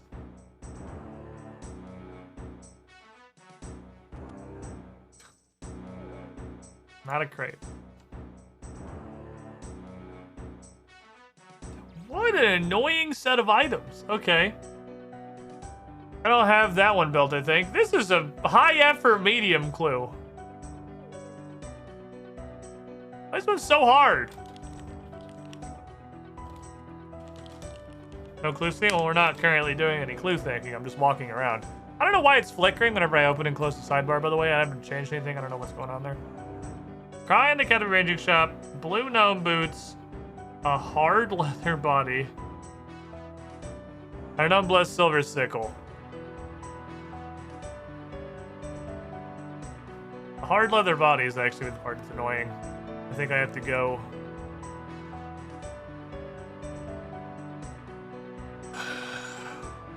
I think I need to go kill cows for that. Hard leather is a different thing than regular leather. Means I need to go do cow murder so I can get hard leather.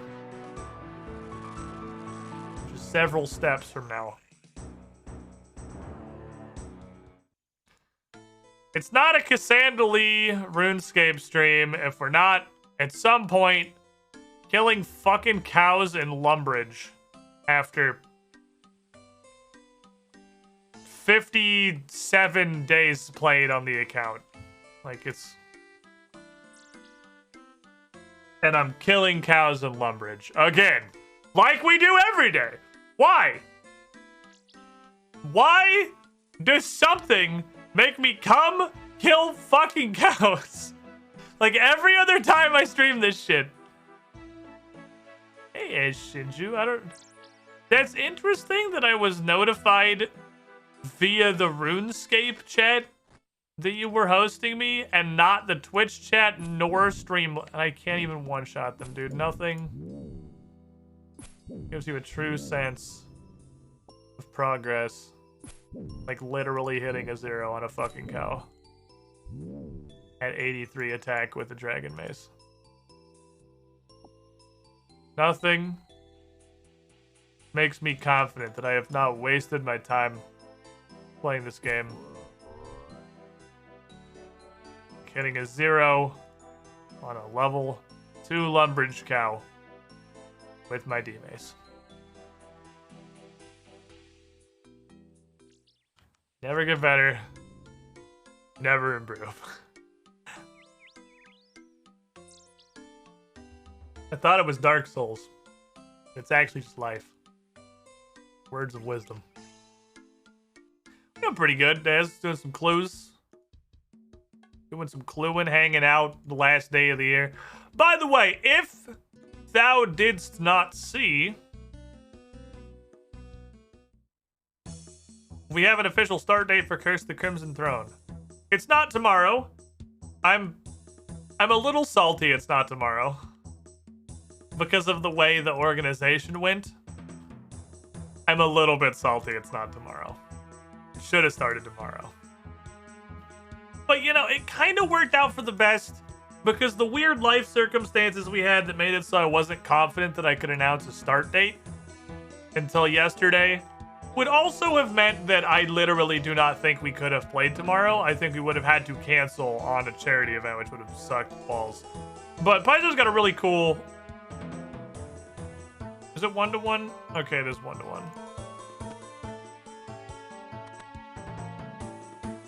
I don't know if it takes 2 or not. Let's see.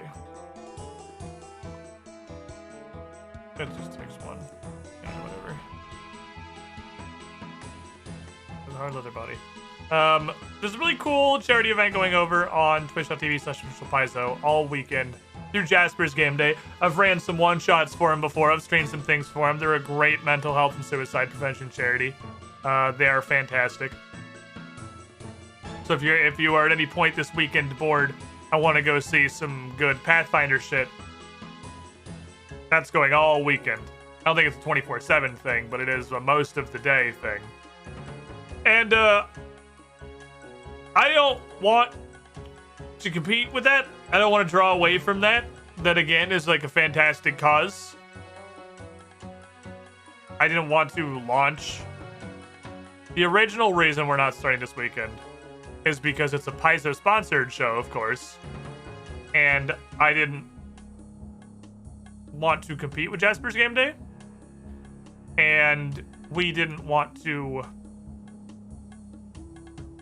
start a show that, like, you know, it's sponsored. They're paying me for it. They didn't want to pay for a show that wasn't even going to be on their channel. It was going to be for a charity stream. And the fucking Jasper's Game Day event ended up being on Paizo's channel anyway, so we could have done it. But whatever.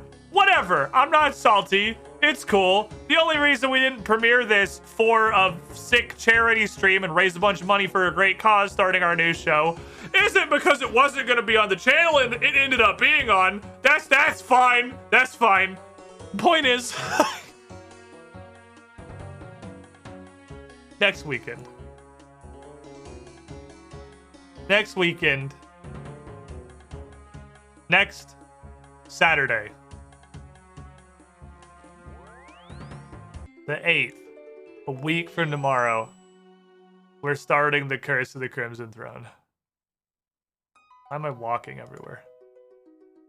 I ran into run energy and then forgot about it forever. 1 week! 1 week. I'm excited. Because early Crimson Throne sounds like it's going to be a lot of fucking fun. It's gonna be a good time.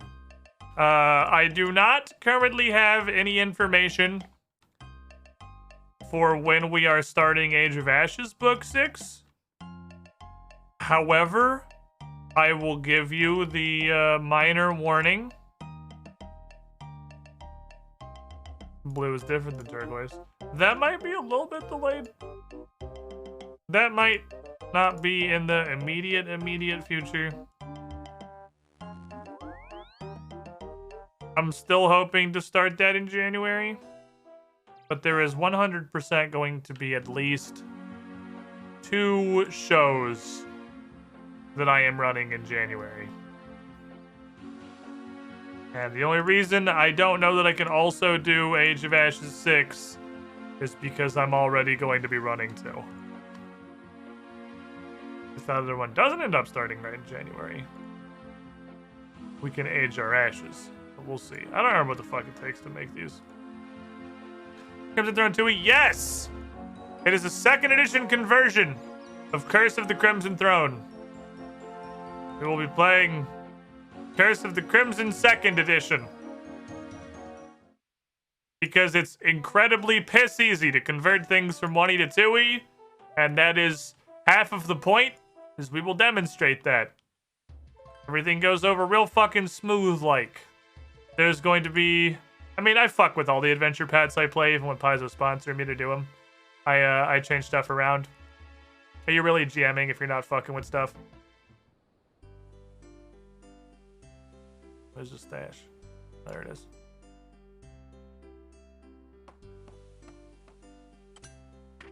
But I might take some additional artistic liberties to 2E flavor things a little better. Some new and exciting things that fit better than the originally written whatchamacallits. Should be pretty neat. Actually gonna get an opportunity to give a monster way more than it should have, than it got. Give it what it deserves. There's a 2E monster that was introduced in Age of Ashes that gets done fucking dirty because it's just a stat block beatstick in the adventure, but is a really cool, interesting, low-level monster that has a bunch of flavorful things that it does that it will get to do when I put it in Curse of the Crimson Throne in place of another generally low-level monster that's supposed to be there instead. I will get to do all of the cool things with it. Anyway, how's the Gambo looking? What the fuck? This is thick. I mean, AC obviously flopped his $250 donger on the no. He's a no non-believer. But there's 75k other bets here. I know he got his in pretty late because of the VPN issue. But this was pretty largely disfavored, or this was pretty largely favored before AC even came in. So you 13 over here, the biggest of which is 10, are gonna be getting some sick fucking splits. Be there anything contained within this medium clue? The question is there? No. It's a medium clue. There's never anything in the medium clues. It's an adamant starter set. The theme of this clue casket is things that are green. Like, we got a color-coded casket. That's fun to say. Color-coded casket. Color-coded casket. I like that one. All right, box of green objects. Into the alk pile with you. Don't worry. There is still hope, believers. Actually better hope. First of all, can we even finish this clue? Hard clue? There are quite a few things that can stop me here. Vestment stoles. Pretty sure there's a hat. Weird weapons I can't get a hold of. I think we've largely run down the list of places I can't go. I would like to believe. It's mostly things that tell me to bring some dumb shit item and do an emote. Those are, you can't do any of those fuckers on hard, man. The items they want are just actually the worst. AC is actually the 1% and we're trying to make money in his stock market. I think we do the vast majority of hard steps at this point. AC has flopped on faith. He just bets on the things that are good. He just bets on the things that are actually pretty good. Okay. Hold on 1 second. Any of these Discord things matter? No, they don't. I can't open it yet because opening it is going to, obviously it's one step that we can or can't do. We also, we might immediately fail. This might be the stupid vestment still on the agility pyramid step out of the goddamn box. Which is just the worst.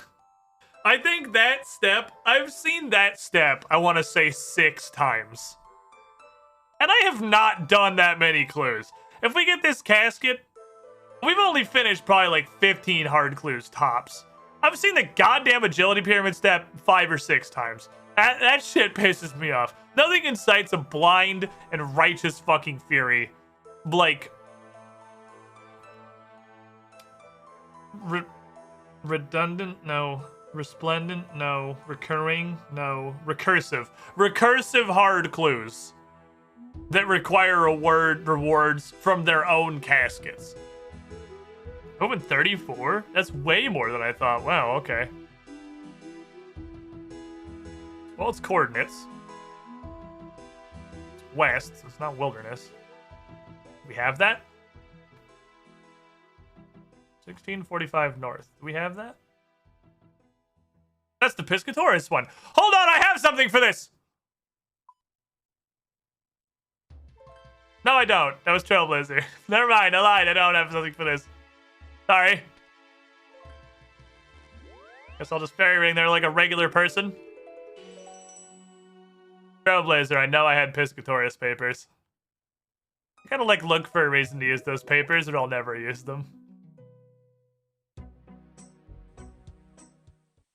What is the... I think I could search piss. Then it'll take me where I want to go. Piss. Thank you. Because it's also called the Piscatoris Hunter area. So the power invested in me by piss.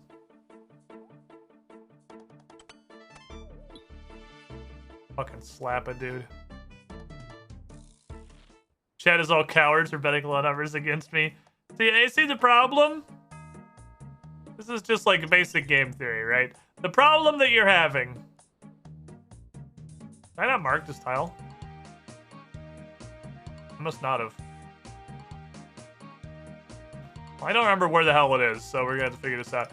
The problem is there's no incentive to do so. Because your number isn't gonna change.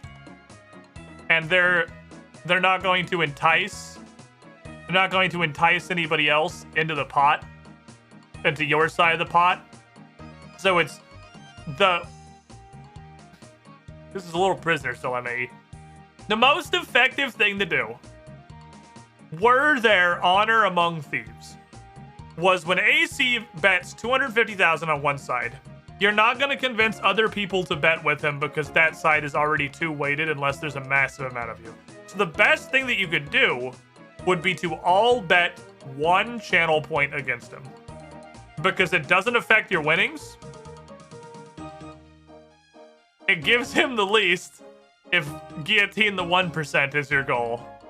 And it gives you all an equal split when it's over. But that requires everybody.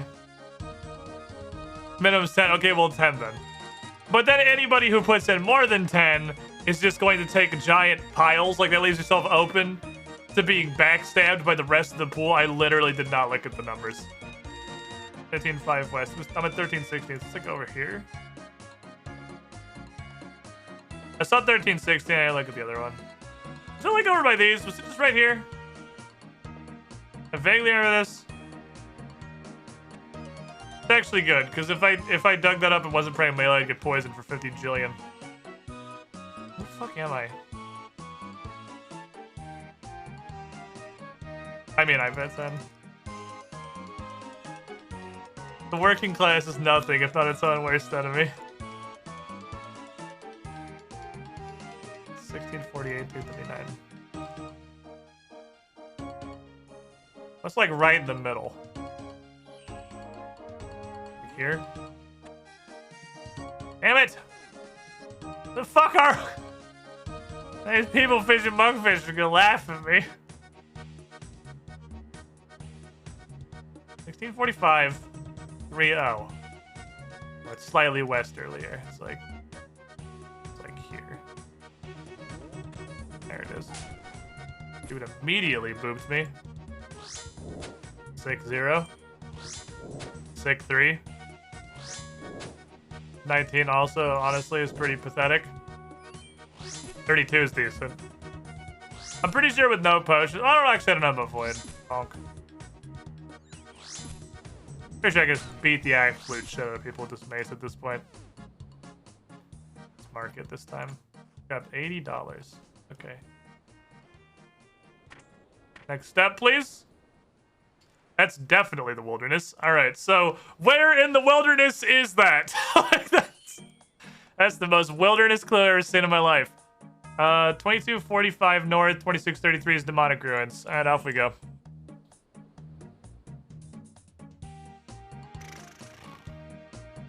If I press RD teleport, it's gonna use steam runes. I don't want to use steam runes.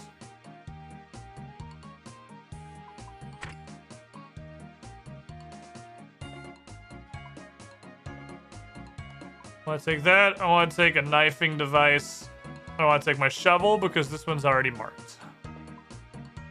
So I can literally just go with these three. This one's already marked. You die with a clue and lose it. Yeah, if I die with a clue and lose it, that'd be the non-believers, but I literally don't know how that would happen. I'd have to, like, die to the Saradomin wizard because it's not like I'm bringing literally 3 things in the wilderness. Like, I'm not going to lose anything. I guess I literally just get... I don't know why this is hard for me. Just grab 2 laws and 2 waters. Why is this difficult? And then just teleport to Arden, lovely. I don't think that's a situation that needs rules.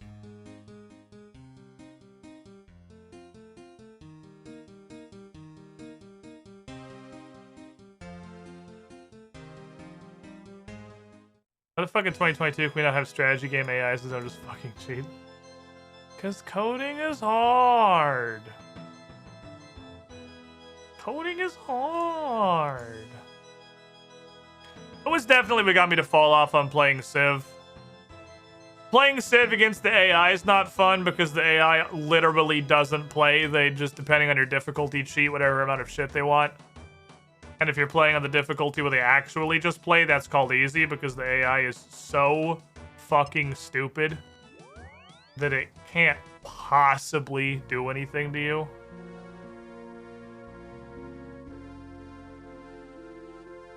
And playing against people isn't fun because if you want to play against your friends, it's because the merit of how Civ games work. You kind of need like a gentleman's truce, because if you just like unga bunga me Gilgamesh,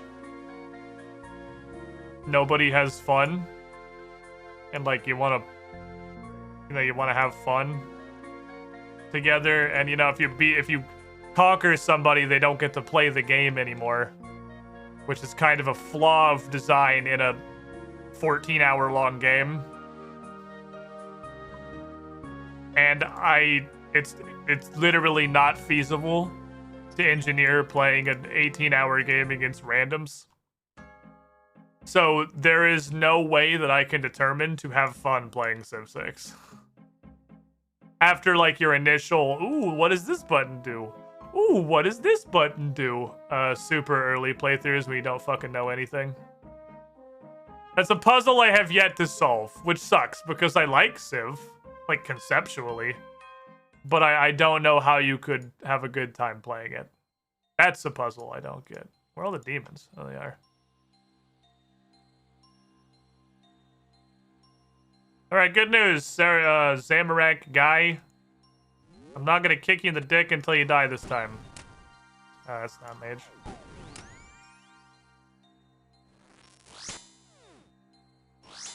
I will kill you slightly faster. Via stabbing. Normally, I just kick you in the nuts until you die. The initial, ooh, what does this button do? Moments make up for the price again. Oh, yeah, absolutely. I'm not complaining that, like, I didn't get my money. I might as well check if it's another wilderness step. It is. 1346 north. Southwest of Ferox Enclave. Let's just fucking walk over there, I guess. The fuck is this? News feed. What demon wants my booty? I'm in no way complaining about my purchase of Civ 6. I don't regret it at all. I had a good time. Like, the times I played it, I had a good time. I just don't see how to extract more fun from that particular experience. I think that's kind of it. There are lava dragons on Lava Dragon Island. You know. The diary task, I'm pretty sure, to kill those guys. Looting bag. Yeah, looting bag's a weird wilderness thing. That I guess is to balance the fact that you're in the wilderness.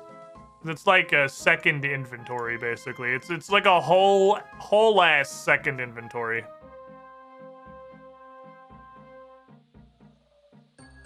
I don't even want to pick it up because I don't want to fuck with the chance of this clue disappearing.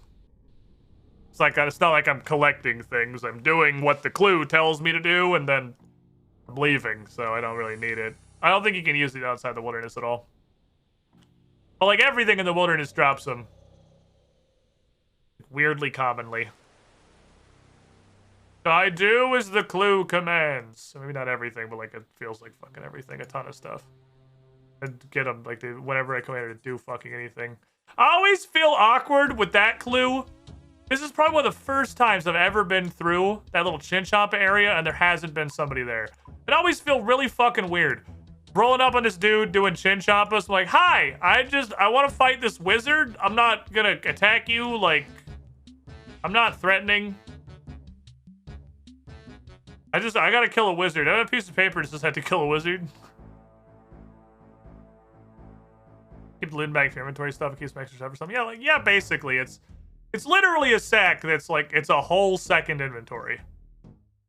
Because you can open it like you can actually, you can't even know what to play sack. I don't know if there's anything else that I can think of off the top of my head that you can just open. You can straight up open the looting bag and it opens a second inventory window. It's a full ass backpack. So you can just carry this. I mean, I'm sure that I'm missing myriad components about this because I don't ever do wilderness shit. But as far as I can tell, you can literally just carry twice as many things while you're in the wilderness because of the looting bag. You have 56, 55 because the looting bag itself takes one. 55 inventory slots. Okay, southwest of Ferox Enclave is what that one said. 1346, 20 whatever. Southwest of Ferox. Okay, let's go walk southwest of Ferox until I see a yellow square. Not that I marked it. I'm guessing they copied the code for the Trailblazer Relic. Oh, right, that Trailblazer Relic that was supposed to also be, yeah, that's probably it. You can just hold twice as much shit. They probably copied the code and something outside the wilderness broke it. Probably. They probably figured, hey, we already have this, so we can just make that a relic pretty easy. They could not.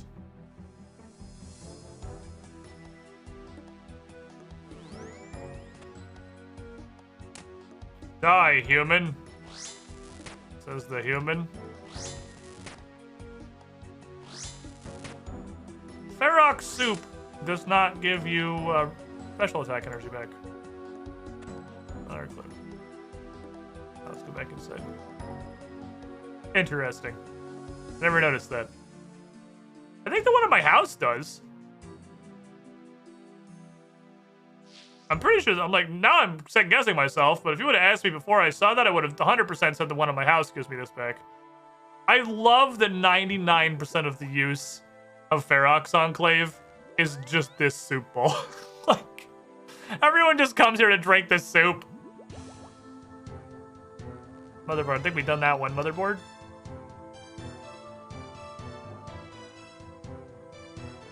Hardy Monastery 129.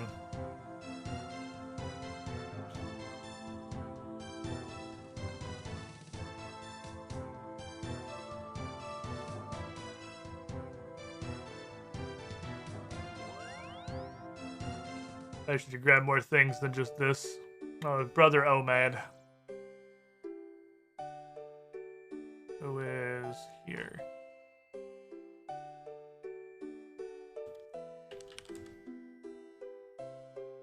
Jesus, we're fucking balls deep in clues. The king's magic won't be wasted by me. All right. That's how it's gonna be today.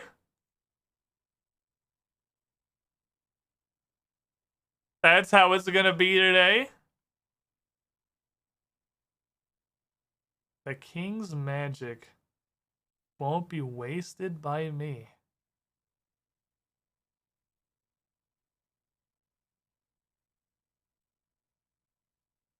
What? Huh.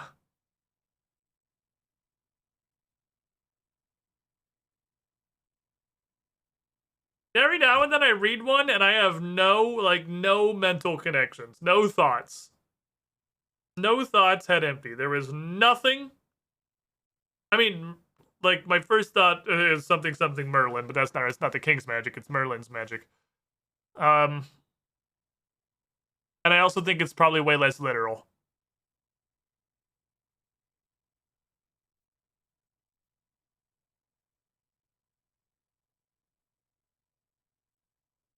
What the fuck? The king's magic won't be wasted by me. Let me write it down. We gotta do our thing.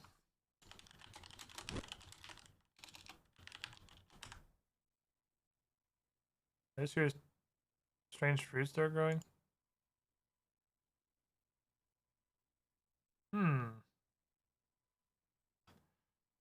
This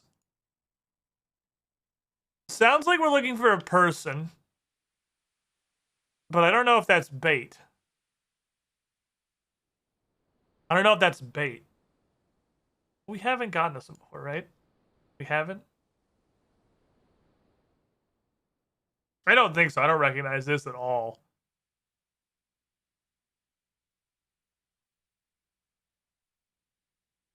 I have not, no.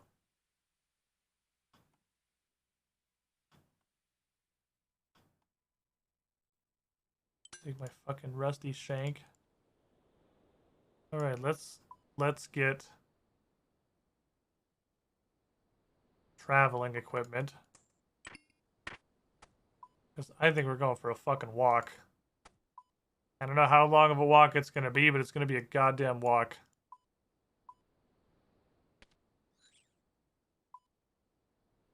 We're on a motherfucking adventure. The king's magic won't be wasted by me. Whomst? The question is, I realize now I was carrying a Dracon's medallion that whole time with no amulet on, and I could have just put it on my body. Same with the dueling ring. I was carrying a dueling ring that I could have just put on my body.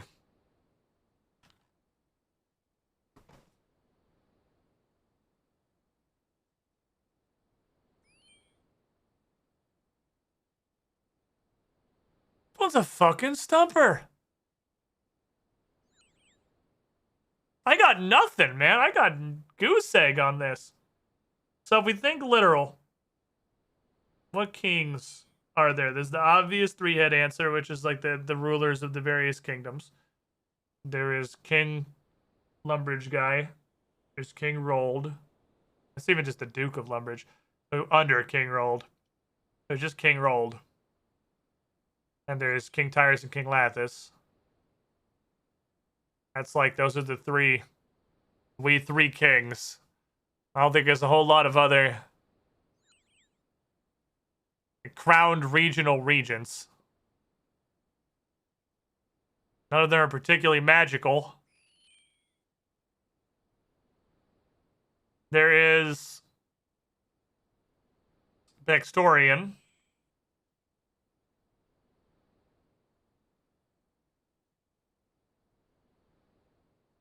Who is legally a king. Then we're on something that's a little bit more magical. The elves all got some crazy wizard shit going on. But even if the king in reference was Baxtorian, who would this be referring to? Also, would a hard clue literally require you to get into Prif? I don't think that's likely. Hard clues require like Regicide.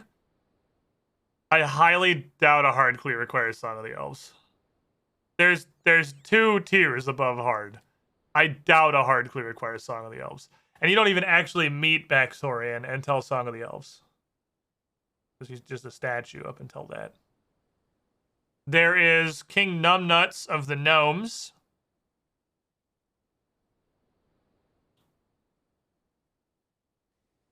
That's kind of promising. What would it mean by the king's magic? Are all gnomes inherently magical? Is this like are they Pathfinder gnomes? Do they have Fey bullshit? As like an ancestral birthright from being a midget? Is that something that just comes with the territory? It's not a terrible idea to investigate. It's the best idea I have so far. Dwarves are pretty magical. Dwarves are known for their high magic. Magic is stored in the smalls. And if that were accurate, if this was talking about King Numbnuts and his peons, who would have the king's magic to be unwasted? Brimstale is the first thought. As he is a gnome wizard. Not really a lot of wizards in the general gnome community. Pretty much just Brimstale, really. Not Brimstale.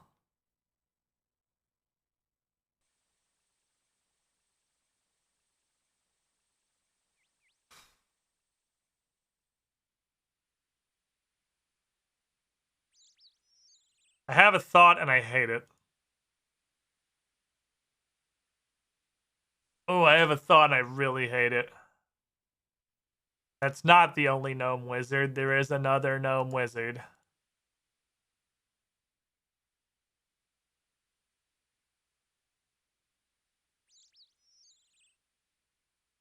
There's Zooknock.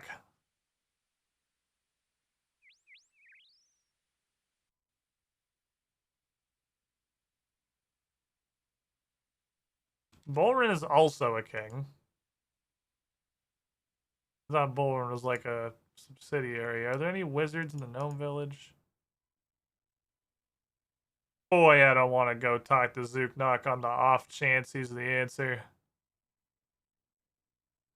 Let me tell you, if I were to make a list of things I don't want to fucking do. What about outside the gates? Don't hit me with this music this early. Don't hit me with this music this fucking early.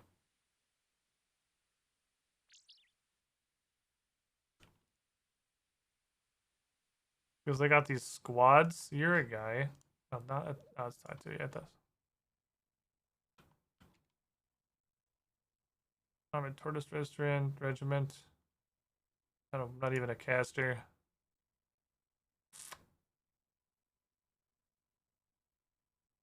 There's a wizard out here. I just thought it was you. Because each of these turtles has got a wizard on them. Also getting super hung up on gnomes, but I don't even know that's It's just the only thing I can think of, really. I haven't thought of a better idea yet. This Commander Montai. Could also be the other way around. We could be looking for someone, like, almost aggressively non-magical. The king's magic won't be wasted on me. You wouldn't waste his magic on me. What's interesting is if that sentence is somewhat literal, it could go both ways. It could describe somebody who is extremely magical, and it could describe someone who is completely non-magical or unimportant. Hell, it could be Charlie the fucking Tramp for all we know.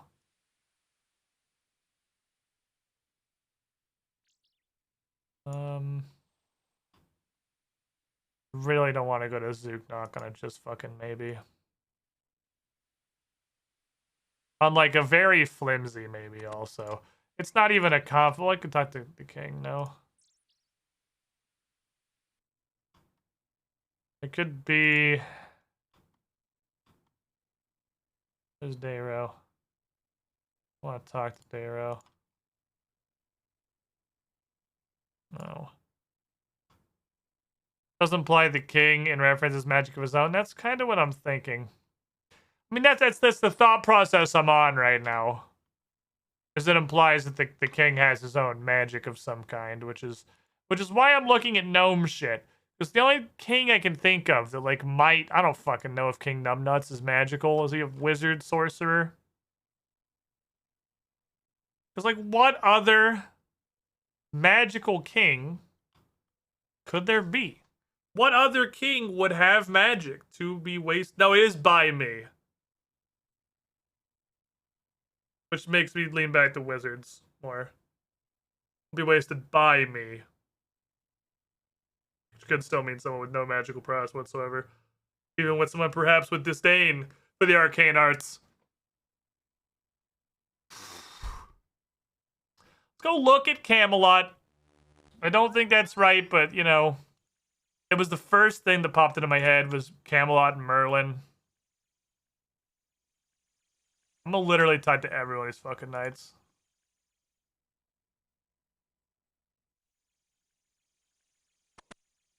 I'll even talk to the king, too.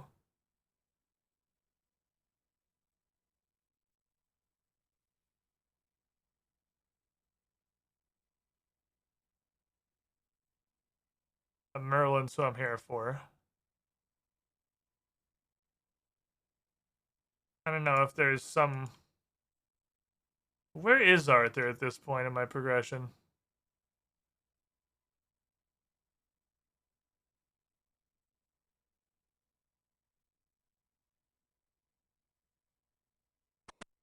I thought.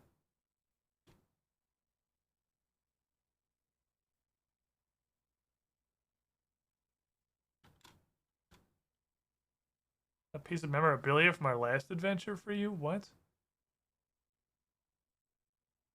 Can I? I can, right? There's a fairy ring.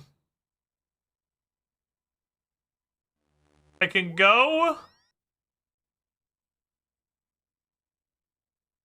talk to the Fisher Kingdom guy? Which again, I don't have any amount of confidence in this. I feel like I should be able to suss this one out. But the information given via the riddle is so minimal that it kind of destroys my confidence. There's so little information in this. We don't know. We can't even really properly assess if this is any level of metaphorical. Everything's just guesstimating. Grail Maiden. Did the king's magic?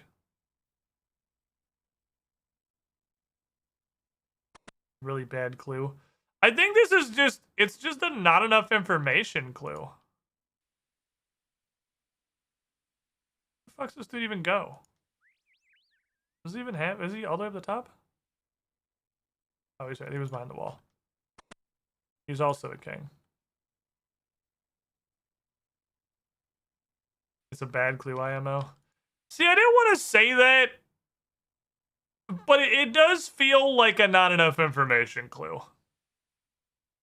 It's not nearly as bad as it's a bookshelf.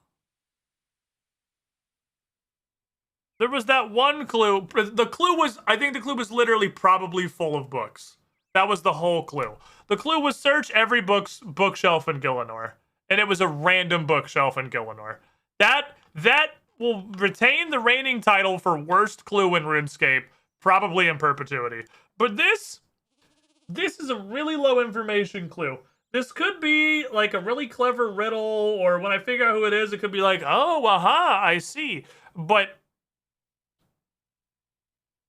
none of that changes the fact that you have nothing to go. You have like no starting point. There's nothing to latch onto here to even start thinking.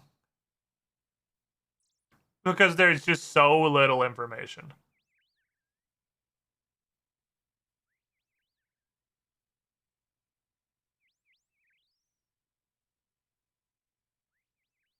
Fairies have a queen.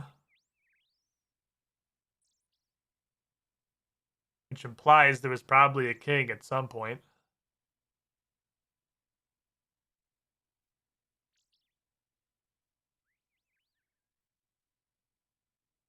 Who else is a king?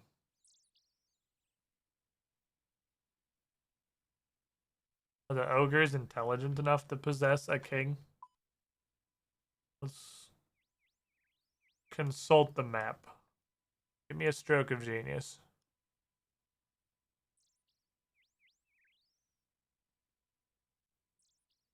I think there's any kings in Karandra.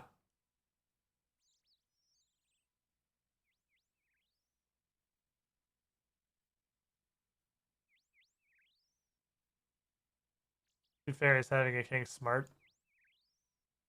I don't know. There is Night is Not and Jatizo. I don't fucking know what the hell this word is. Yeah, there's like this King Hesidius, but that, unless this was like I kind of discount that which is dumb, because the clue would have to be newer than Kingdom Divided. Even so, I don't know who that'd be. I don't know, he's not like a court wizard or anything. There's these two idiots. Let's go to Jatizio.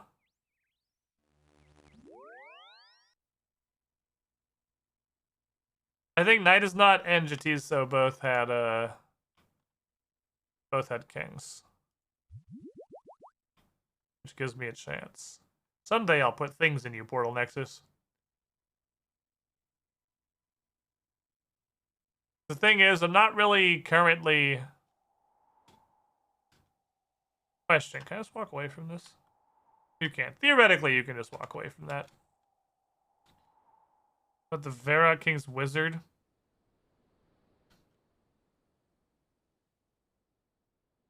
Rolled? I don't think that guy's a wizard.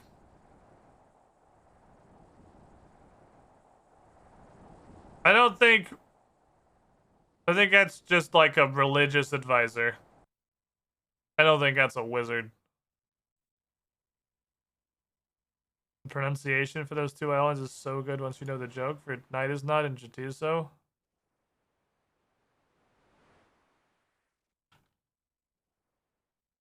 I definitely don't get the joke. Dear King. Did you guys possess a wizard?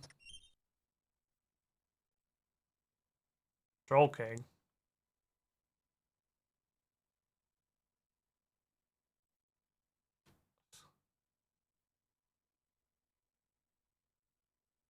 This king. Neither of these kings have any fucking magic. You're gonna hate Hadius Chrysantius more? Or Hadius Chrysantius? Just read it after hating and confused me. It's the cook, it's a joke. His magic is chefery. Go away, let me wallow in self-loathing. Hold on, let me go back, hold on. Go away, let me wallow in self-loathing. Want any help? I can love with you as well. You guys, I'm pretty good at self-loathing. If Hadius Cassantius is a joke, I definitely don't get that one either.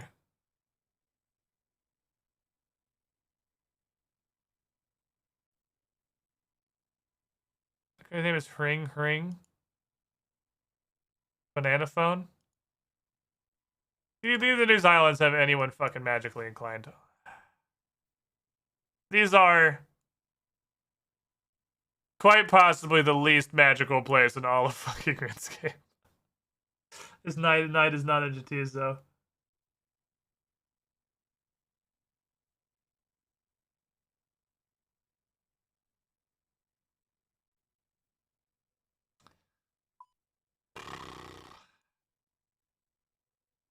What makes her not know for the funness of magic? Lunar Island is a fucking king. Yeah. It can't get less magical than this. I'm in like an anti-magic zone. Okay, so let's see. Who else have you a king? Toronto doesn't have a king. Kenner doesn't have a king. I don't have any fucking idea what's going on in the entire kingdom of Asgardia, honestly. It's called the Kingdom of Asgardia, which like implies that there is a king. I've never seen the king. Not impossible. There's some like wilderness dickhead king I don't know about. Think you playing some Dragon Slayer 2 today? No, I've been fucking sucking dick on this clue for like 20 minutes.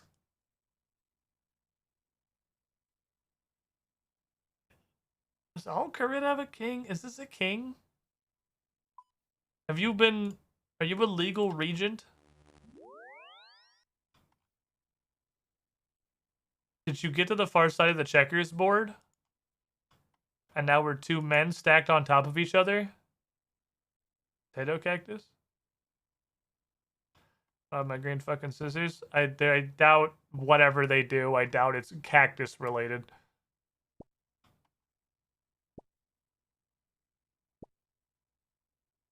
Cactus is hella fucking full. This thing is super full of cactuses.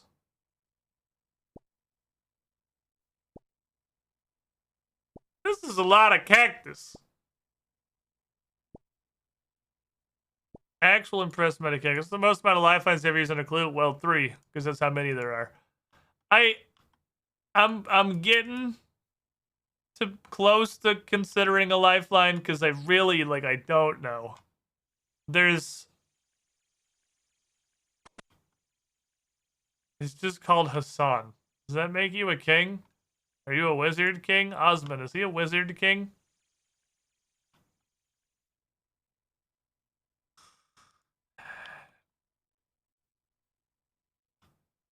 It might be region time. I'm not fucking making any progress here.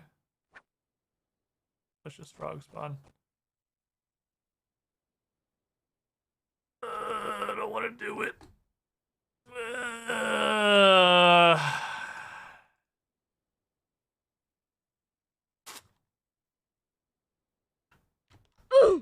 I think it's region time. Let me re-oof. It didn't oof the first time. Desert? I was just looking at Sophanum, thinking if there's a Sophanum king. Okay. Desert.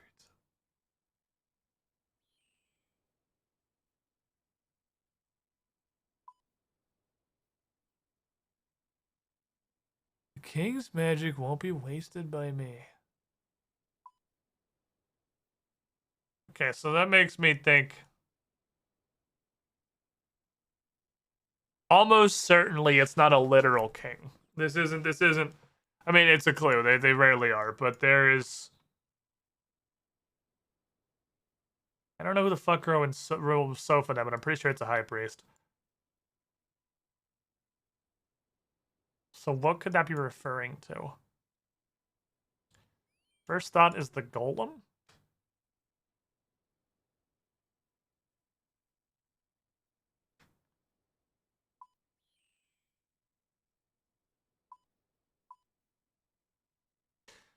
Go bother the golem. Let's go see what's up with the golem man. All right, golem man, I'm coming. Were you made by a king? You have magic. Is it kingly magic? How many fucking steps has this been, by the way? Only 4. I swear to God, hard clues, it feels like I've done 8 steps on this thing. Even though up until this one, they've all been steps I've already had before. This is the first one that I actually have had to get stuck. I've gotten stuck. Desert does also include Al-Kharid. So I made an Oozer. This hard desert reward's actually pretty banging. That carpet rides are just free, carte blanche. Does it save you a great amount of money? Not really. But it's very convenient.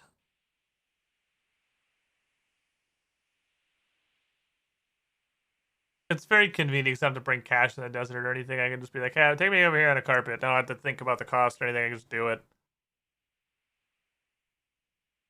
Hey, Golem boy. We're supposed to let you pass Dushante Pet. It's literally $5, man. Just let me fucking go. I get $200 carpet rides for free. Go ahead, Golem. Wow.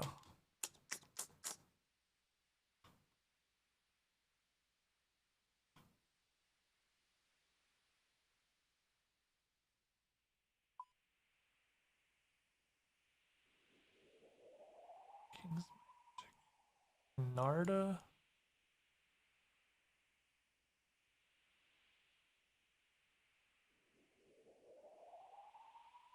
King's Magic won't be wasted by me. Mage Training Arena?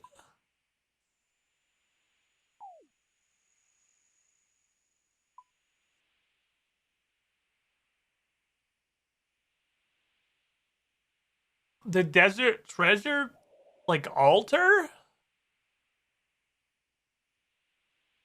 There was the weirdos that were in Anakra's temple, but they're gone. They're not there anymore. Let's go soften him.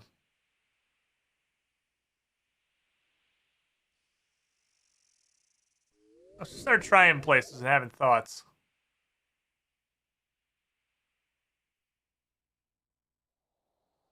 You should get a water skin for traveling the desert. Make me. Make thirst literally any level of dangerous. Oh, I need to fix this paper. That paper still has room. It still has all the room for the top dono, which can't be tracked through coffee, unfortunately. There are a great list of things that coffee can't do. But you know what coffee doesn't do is give a chunk of your donation to Streamlabs. So that's just... And that kind of outweighs pretty much any downsides that coffee might have. By the way, if you do, whatever reason want to tip or donate, ! coffee is KOFI. I have one of those now. I'd prefer you do it through that than Streamlabs. All the links below the channel, everything should be coffee at this point instead of the Streamlabs donation link. Coffee takes none of it. All your money goes to your local neighborhood streamer and not to the terrible, terrible company that is Streamlabs. Starting to think of this more as like an ancient king than a current king. Which makes me think I actually put it in tip and donate too. She's a genius. Thank you, Will. Was that just popped up? Oh, that was just a thing. Streamlabs does suck. Streamlabs sucks. Streamlabs a suck at a poo-poo. The magic of an ancient king, perhaps. Which could be like the High Priest of Sophonem. If there was anybody to talk to in the Desert Treasure Pyramid, I would think that's possible.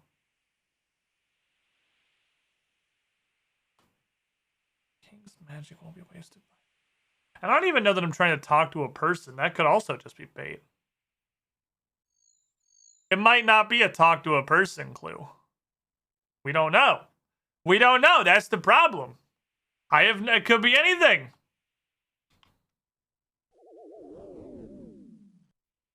Those are all priests. Everyone is a fucking priest. If you were, what are you selling your little store? Are you scimitars? You're just garbage, mostly daggers. Done some random fuckboys on the way through. You are a sphinx. No. In Streamlabs, take OBS, make it worse, and then sell it. It is apparently what they've done with almost all of the features they've ever added. Is ape them directly from other services against their wishes. In a lot of cases, make them worse and then sell them. Damn it, I kind of actually was really counting on the Sophonim High Priest. Thought the Sophonim High Priest was going to work. They've taken a lot of things, aped them directly, made them worse, and then monetized them themselves. The OBS one was the OBS one coming out into the open was definitely the one that turned everyone to like, okay, we gotta all stop using fucking Streamlabs. We gotta find some replacements. I can pet the plague cows. We gotta find some replacements for this shit. These guys suck. Was the OBS thing, which for those of you unaware, you may have heard of Streamlabs OBS, which is by and large just worse OBS used for streaming. It has far fewer features than OBS does. You can do a lot less with it, but it is probably easier to use. When they were first developing that, they reached out to OBS and said, hey, we're making this streaming software that can link up with a lot of our stuff that everyone uses and make things super easy. Do you mind, since, you know, just like you Google something and you blow your nose on a Kleenex, you stream with OBS. That's your noun has become synonymous with the industry. Do you mind if we call our platform Streamlabs OBS? And OBS said, well, yeah, probably don't do that. Especially because OBS is like open source broadcasting software, and what you're making is categorically not open source. It's literally not OBS. And we don't want people to be confused and think that we're like affiliated or that we anything like that. So please don't. Streamlabs was like, oh man, okay. Anyway, here's Streamlabs OBS.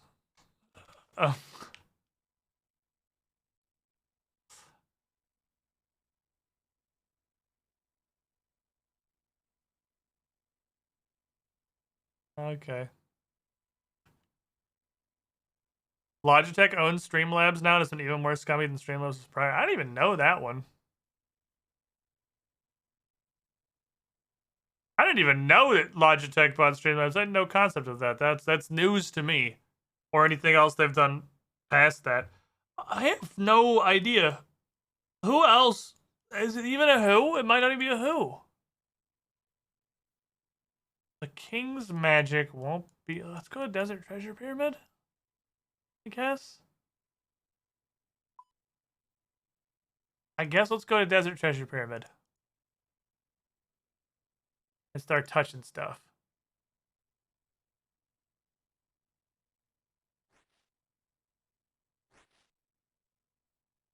Okay, so I understand that, you also just learned this and then Googled it immediately and posted the first results on Google into the chat. But that does not explain any of the things that Arrow knows, any of his secrets. I am fucking popping a sick ollie on this carpet. Oh, there we go. But that is a minute. 2019, it's been like over 2 years they've been owned by them. I didn't even know that. So they were already owned by Logitech. They were already owned by Logitech.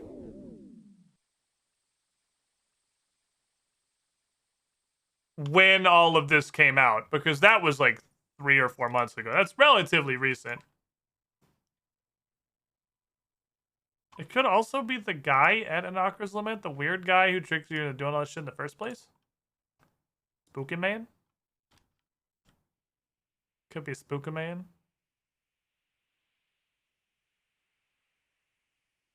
And speaking of other companies that are annoying Logitech, but it's not because Logitech, like, does anything that I am aware of that is scummy. Arrow claims they also have done scummy things. But I don't know about them personally. I just know Logitech's really annoying because their software is dog shit. It's dog shit to the point of being unusable adjacent for their webcams, and they have 100% market share in the webcam industry. There are Logitech webcams, and there are like shitty knockoff webcams, and there is absolutely nothing else.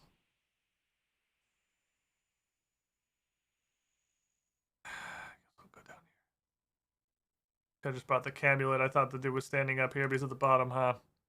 Which means that if you want to use webcams, you have to suffer Logitech's butt cancer. Look, if I want to talk to this guy with the camulet, I don't remember how the fuck to get down here. I'm not doing this shit backwards. Take me to the desert treasure hole. I have the hiccups so bad. Yeah, like our dice cams and the Age of Ashes setup is 2 Logitech C920s. And every time we start the show, they have reset their focus to default autofocus, which is terrible for something that needs to be as finesse as a dice cam. They like to, reset all their settings to factory default several times mid-show. It's just Suckville.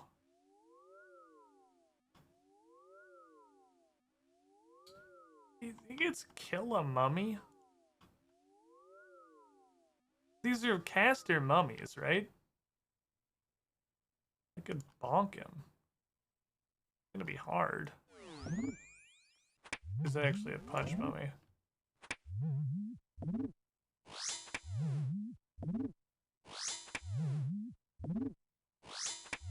I don't know that I can kill him with a drum and staff. I'm definitely not defensive. Got him. Got him.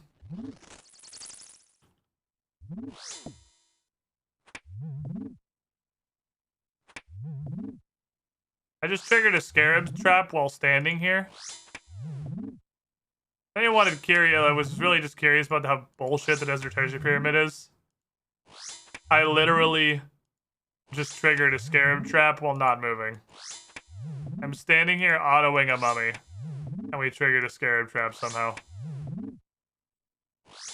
I'm just standing here. Which makes me wonder if I can fall through a trapdoor and get exported from the pyramid in the middle of fighting this guy.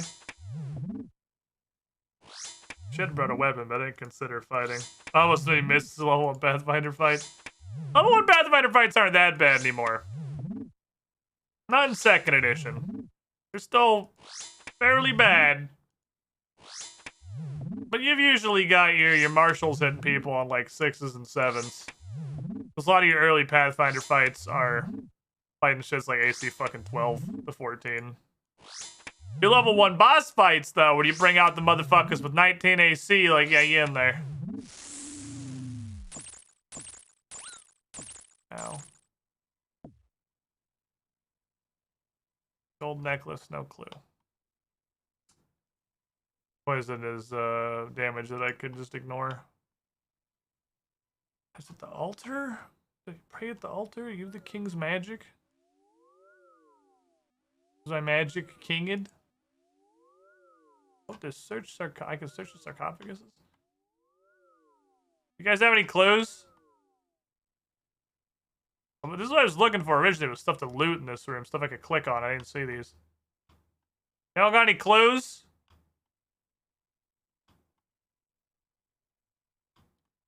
Long dead people? This came pre-looted.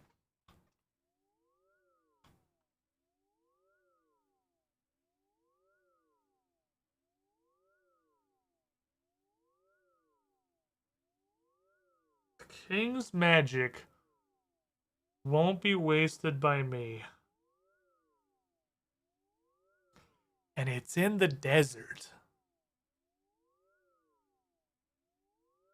What does that mean?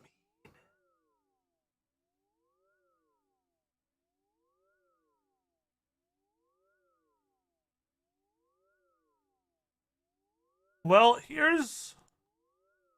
Okay, I had the mage training arena thought. I guess it's time to follow up on that. I don't know what the hell the lore behind mage training arena is.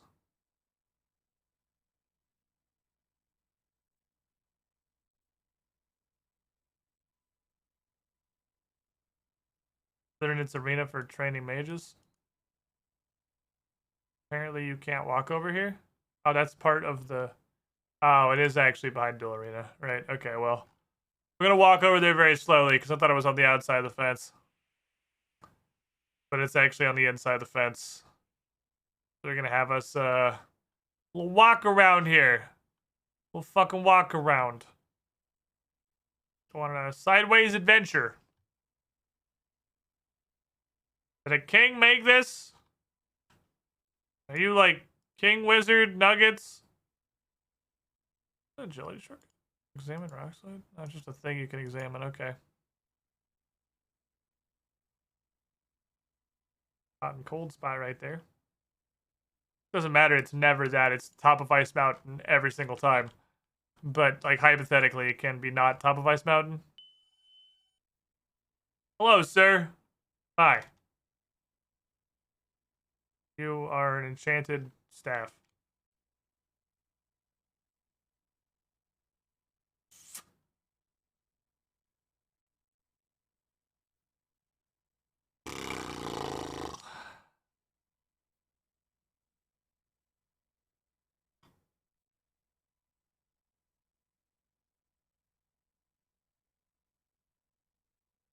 Everyone in Mage Training Arena is tutorial.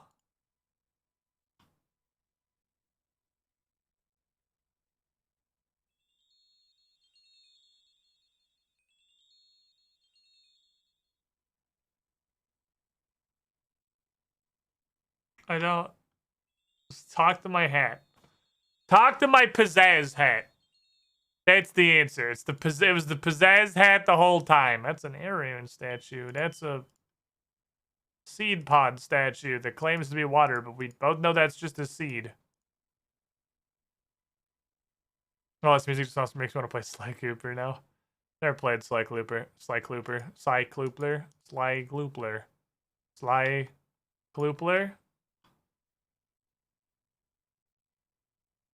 It's my pizzazz hat.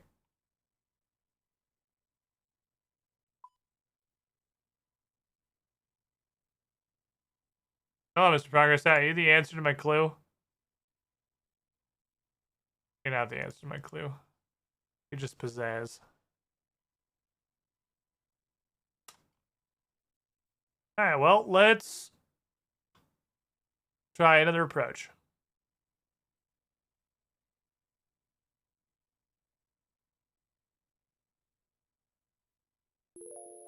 I think it's talk to everybody in the desert region time.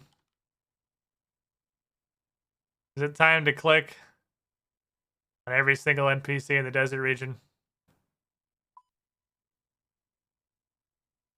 Because I'm not saying it's necessarily time to click on every single NPC in the desert region. But it might be time to click on every single NPC in the desert region. Hey, you have the King's Magic? You have the King's Magic? You have the King's Magic? You have the King's Magic? Remember, you were an answer to a clue previously. Blah, blah. Which was not something I was ready for. I'm surprised I don't have PlayStation consoles. The first, like, Xbox I had was a 360. I only had Nintendo and PlayStation consoles up to the 360. Hey, Ali Mori is saying, are you secretly a wizard not wasting the King's Magic? Is it the lady guarding the farming patch? It's always the lady guarding the farming patch. No? Okay. Potato cactus. And I don't even know what's talk to a person. I don't even know what's accurate. Fuck, I might be...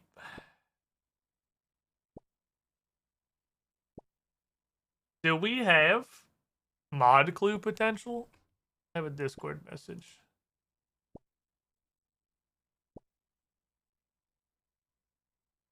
Oh, okay. It's Arcadis. Talking about Pathfinder things, which are important for setup, but do we have a theoretical mod clue avenue? Because I think I'm at mod clue. I don't know about you guys. But I am at I'm at click on every NPC in the desert. That's where we're at. We're working on the brains are working. Let me do this. It's also been 3 hours. And I have to pee. Which is, I will admit, diverting at least an amount of my focus with the fact that I have to take a piss. So let's switch this over to the regular playlist.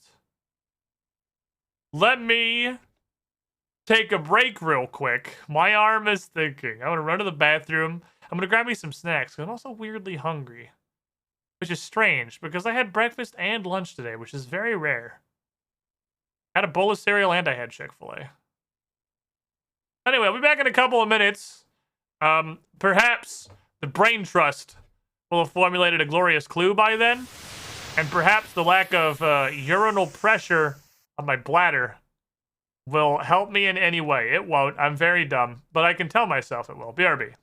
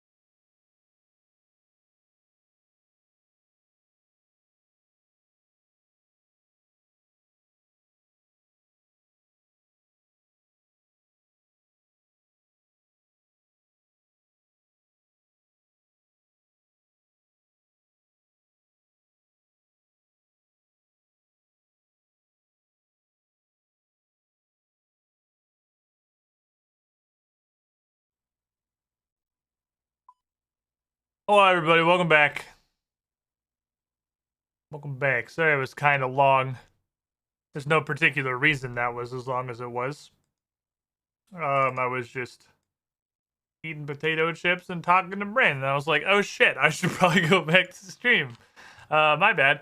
Anyway, before we dig back into this clue here,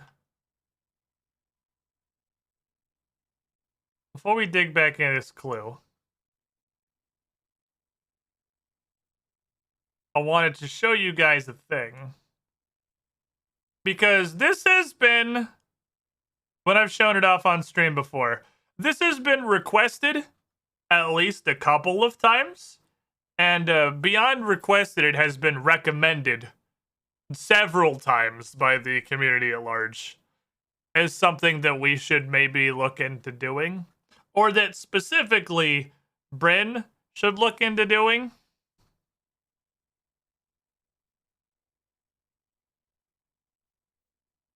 The font on Fiverr is super weird. But Bryn actually went through and made a Fiverr for her character art for the stuff that she has done. And she has done some pretty fucking neat stuff for our parties. She has drawn some very fancy characters. This is the Age of Ashes group.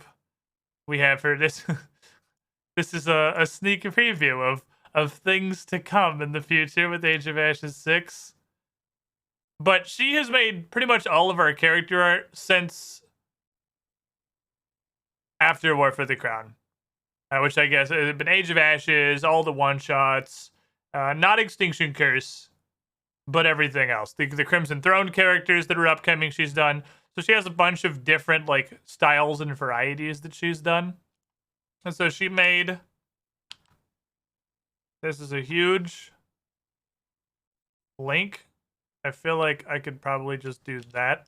I think that's the only link that I actually need.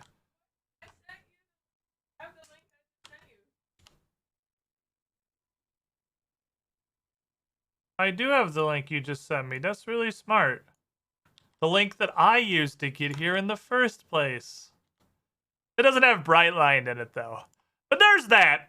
If anyone wants it, because getting started with these things, getting started with Fiverr and all that stuff is always hard, because when you first start, you have obviously like no reviews or recommendations or anything, because you're just starting up as a fresh thing. And a lot of you guys here are familiar with her art from seeing it in our own Pathfinder shit. So that's a thing now that she's done, which is pretty neat, which I thought I would just throw on there real quick. Okie dokie. So this shit. King's magic will be wasted by me. Knowing it's the desert, there is nobody that's king anything in the desert that I know about. So I think our tack with like the priests and the desert treasure pyramid, I think that's the right general vein. Oh, clue scene's not. Let me fix it. I think that's the right general approach.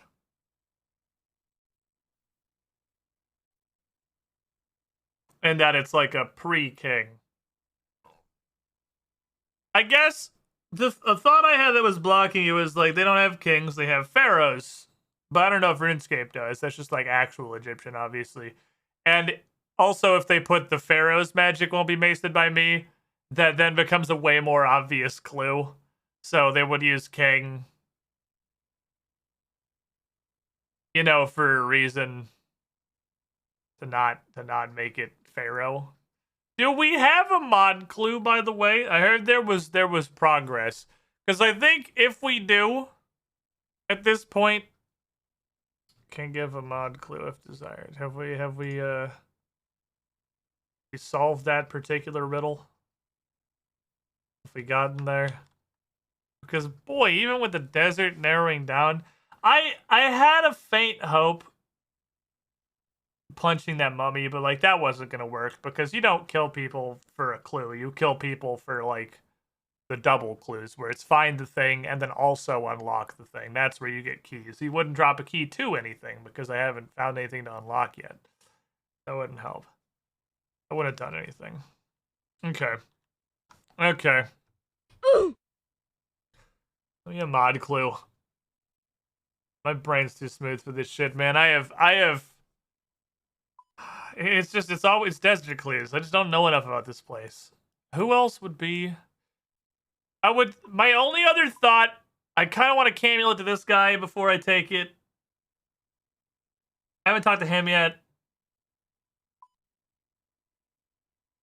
That's possible.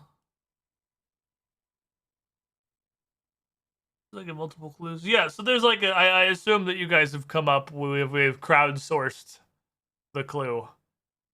Hexy's here, I see. Obviously. Has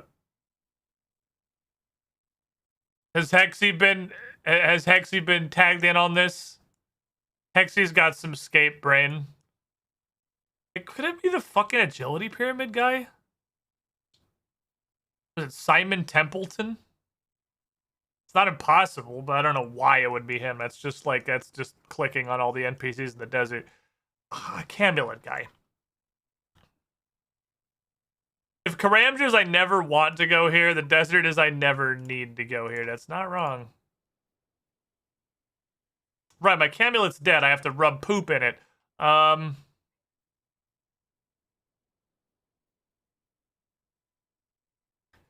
guess let's do that. Let's go recharge my Camulet.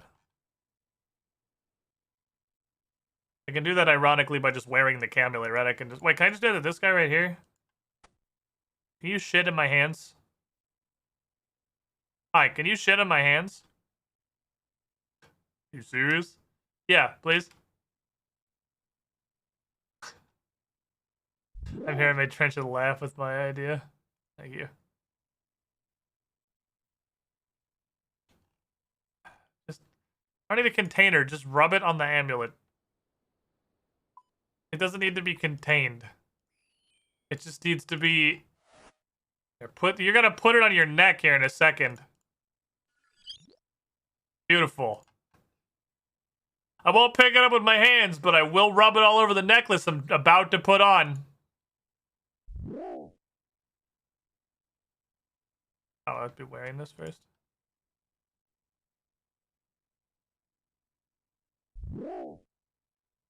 Oh, he pooped. He pooped. He doesn't need to poop. He doesn't need to poop. That's a mechanic. That's a mechanic that there is. That's a mechanic in RuneScape. Mechanic in RuneScape that the camel can't poop because he just pooped and he doesn't need to go right now. That's a mechanic in the video game.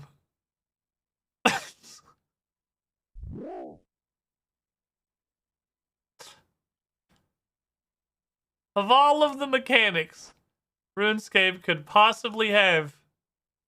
Oh, it's fully charged. He doesn't have to poop right now. A bucket of shit on the ground, I guess. What a great town Ulcrit is. It's just buckets of camel shit and then just unbucketed camel shit all throughout the streets. Camulet, take me to Anakra's temple, please. Hello, yes, I'd like to... Hello, Mr. Banker. I'd like to deposit this literal bucket of shit. Here you go. Hi.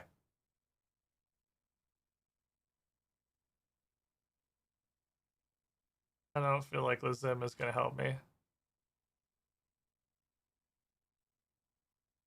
You have 1 million coins and it has unlimited charges. Yeah, I've used this exactly like 5 times. We have to rub it in to use it too. Fuck yeah, we do. You gotta rub that poop in there. You gotta rub that dookie, boy.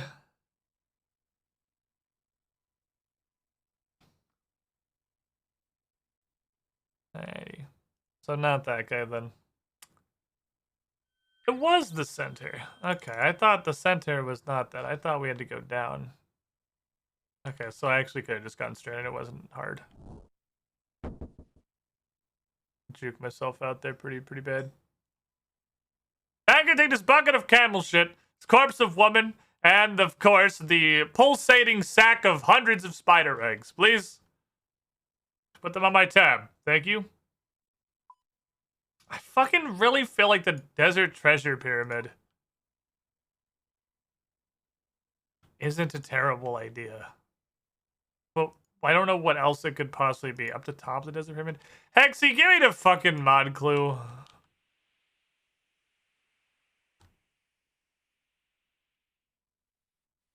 Uh-oh. The dingoose is loose.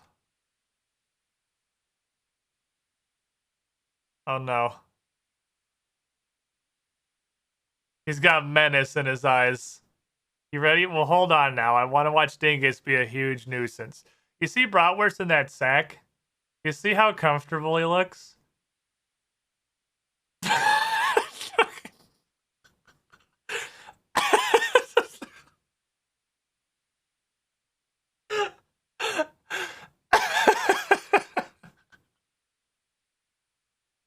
Not anymore! Not anymore, are you?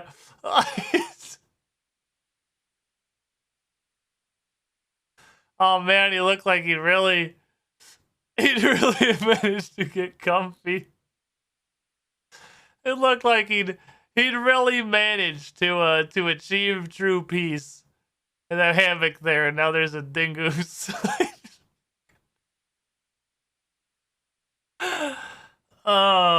This sack is the greatest purchase I've ever made. This sack facilitates so much rat infighting, and I fucking love it. Thing is, I'm trying to figure out how to effectively and gingerly get more in the bag, which is full because there is a very large rat in it already.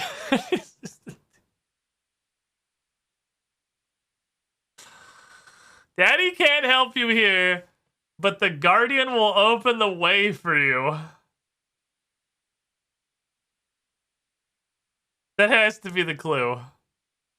Or it's a really weird rat meme that I don't understand. Daddy can't help you here, but the Guardian will open the way for you. What? Who's Daddy?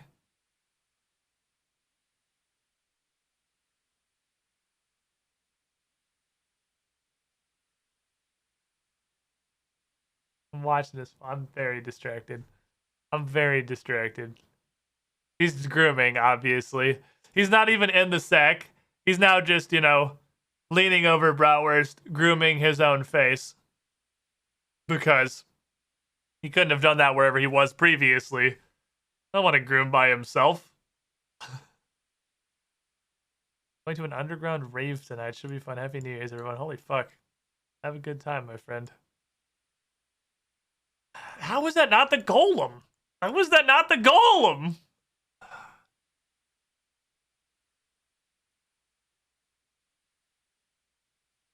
It literally opened the ruins. I talked to the golem.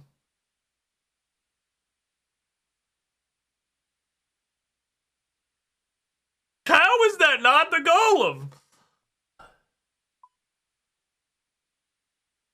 Daddy can't help you here, but the Guardian will open the way for you. I feel this may have confused you more. I mean, maybe for now, but like there was information within that. Those, you know, you've used words. That gives me things to think about. We got to a clue, obviously. Oh, I'm not in the clue scene. Hold on. I got off the clue scene when I got distracted by the rat.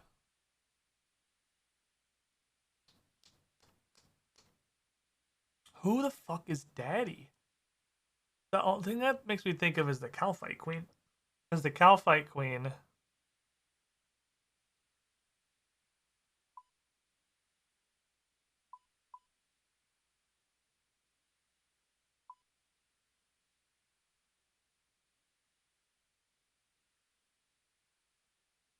is like the Calphite mom. That's obviously the opposite of Daddy, but like that's the only thing I can think of with like a patriarchal or a matriarchal station. Just the Calphite Queen. Clues the desert region. Yeah, we know desert region. The clue itself is the king's magic won't be wasted by me, and Hexy's secondary mod clue, thanks to the brain trust in the RuneScape Discord, is Daddy can't help you here, but the Guardian will open the way for you.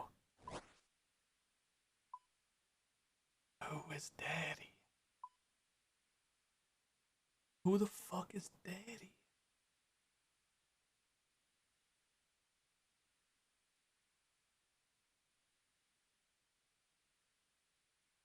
Is there a Calphite king? The existence of a Calphite queen somewhat implies the existence of a Calphite king, but not necessarily. Oh, he did it. He got in there. Dingus has forced his way into the sack so that he can just continue being a menace. Just sit still. Dingus, Bratwurst was so comfy. Just lay down. Quit grooming. It's not grooming time in there. It's sleeping time. What an asshole. He's such a dick.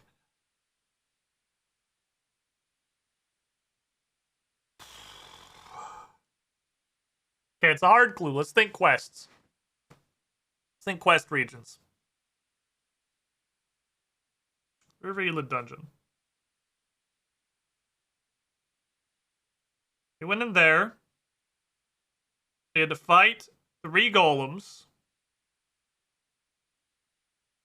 And talk to the river spirits.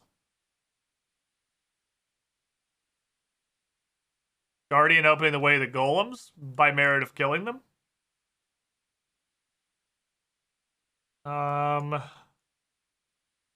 It's just a slave mine. I don't see how that could be accurate unless you put Daddy in there in like a kinky way.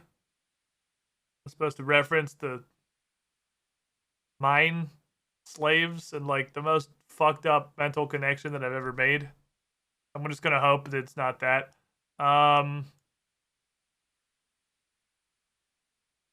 Smoke dungeon. I love that in the chat, Hexy, that's eyes, and in the Twitch chat, it's just question mark, and both are equally valid responses to that. Just question mark. Hit him with the question marks. Smoke dungeon. We had to light all the torches and then fight the guy that we had to kite around the room.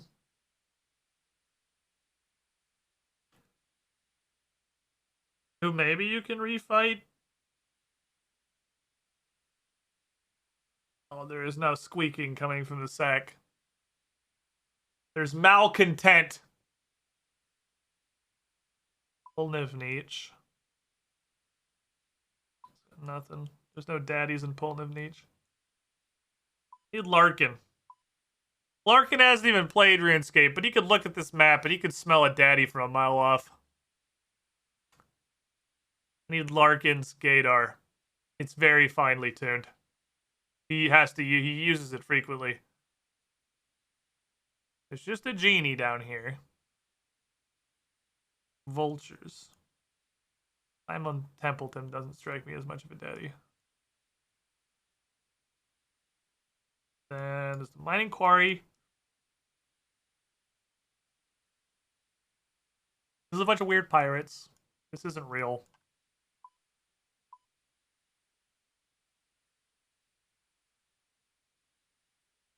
I have no idea who the fuck Daddy is. You can't help me, though. Sophanum Dungeon. It was... Was it Osman that showed up? When you went down here, it was Osman? No, he was the one who was telling you to go down there and talk to his contacts. Daddy can't help you.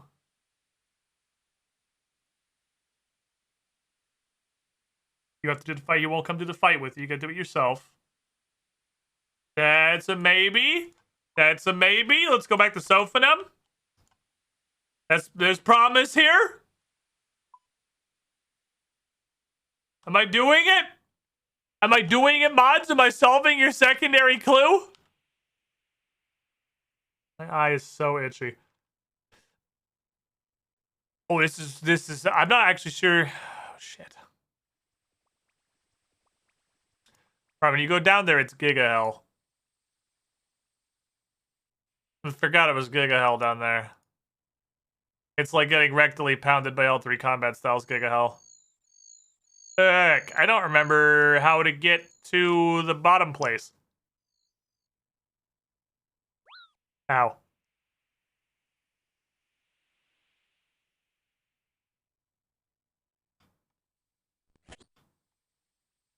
I don't think there's any guardians down there. I mean, there was categorically a guardian. There was a giant pissed off fucking Beetleborg that we had to murder. That's a guardian. Going down here sucks, man. There's just everything is suck. Everything is suck. In the suck hole. That's just the suck hole. It's where the suck goes. Alright, put on some relatively resilient equipment, perhaps.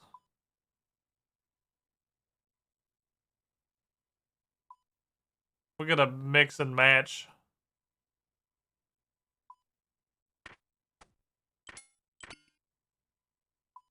Granite Shad.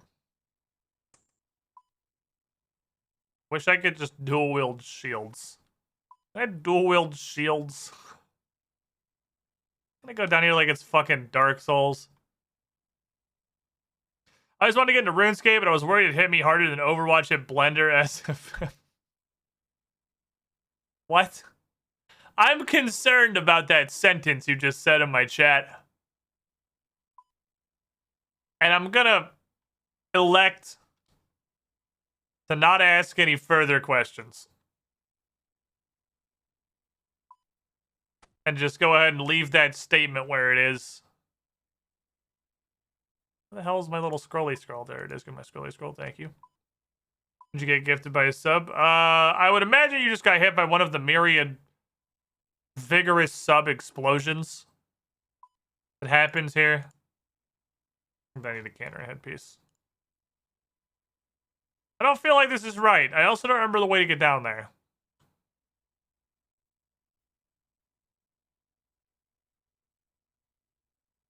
I need an anti-poison. I feel like I need an anti-poison. Now I say that because I'm going anywhere in the desert. The King's Bed, there's a scarab mage. Come here, little bitch. What are the fucking odds? This dude's Iron Man. Holy shit.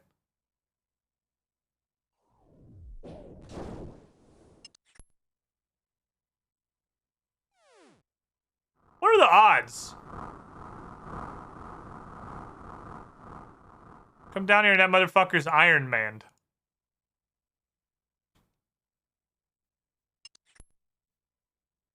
If I recall, the way this worked was we went here. And then we went straight down to the corner. While getting rectally pounded by 300 people simultaneously. Because when I go down there, everything goes to hell immediately. It's dark and I can't see anything. So we're going to navigate with the minimap. Like this way, question mark? I'm a tanky boy. I'm a tanky boy. I'm a tanky boy.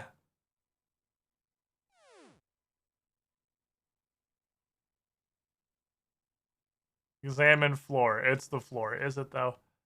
We want to go here. I want to get through here.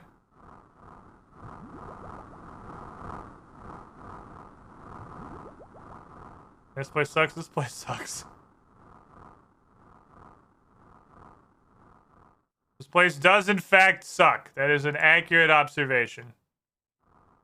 Is its purpose, though, in the quest is to be sucky and difficult to traverse? Okay, so down here... It's actually way less of a pain in the ass to get down here than I thought it was going to be. Down here... there was a guardian that barred the way. And Daddy would not come help us. Bratwurst, are you upsetty? Are you upsetty with the state of your comfort? Were you very happy in your sack? And then Dingus came sprinting up at Mach fucking 2. To come ruin your day. And now you have to ooze out of the hole because there's too much rat in your sack. He's munching, so he's not that upset about it. I love when they do that when they're happy. They just like munch. Look like that right there. Munch. That's a happy rat. That's a happy rat is what that is. It's fucking crazy. They thoroughly enjoy being like shit slammed into a space that's way too small for them. They really like that. They like being in a heap in the tiny hole. He's a happy rodent. There's Khalif's corpse. Somebody hid the clue in Khalif's dead body. Ah, damn it.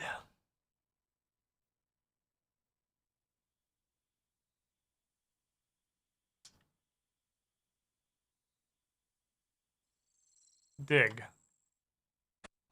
Damn it. Dig. One in the center. Dig a grave for Khalif. It is so dark down here. Lets them know there can't be anything else in there with them. I mean, maybe. I think it's literally just that they're extremely social, like, pack animals. And they really just like being in a heap. Like, pretty regularly, all 4 of the rats used to sleep in a giant pile. Completely shit-canned into a house that was not large enough to fit all 4 of them. And they were all very happy. Except Marshmallow. Marshmallow was never a huge fan of the giant communal pile. When that was too many rat, he'd usually be the first one to come out of that heap. But they just like being in a big heap. Okay, I still want to beat a mage to death. How do I get to you? Very easily. I want to punch that guy's face in the face. Come here, little bitch. Hiya. Hiya. Hiya. Hiya. You're very squishy, actually. Guess you are only 93.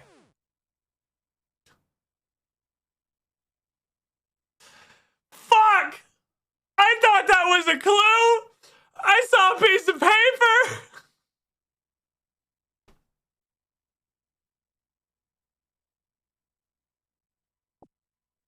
Nope, it's 24 giant raw fish!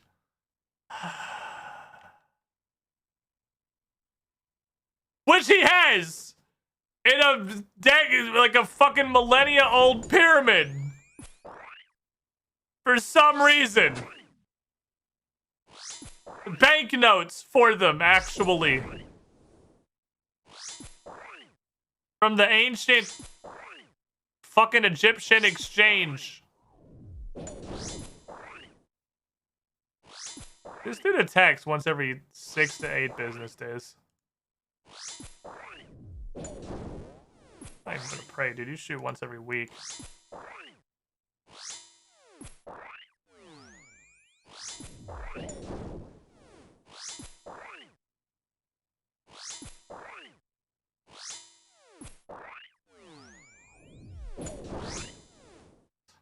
It's actually kind of funny.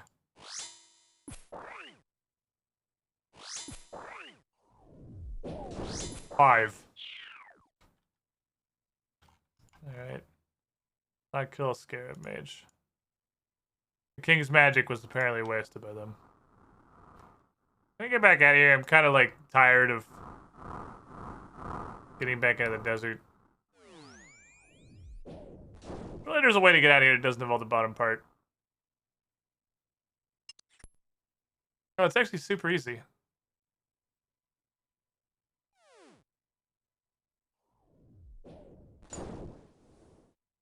Lol.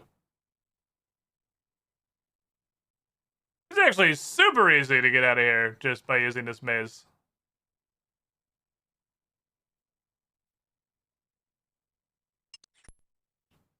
You don't gotta go downstairs for shit.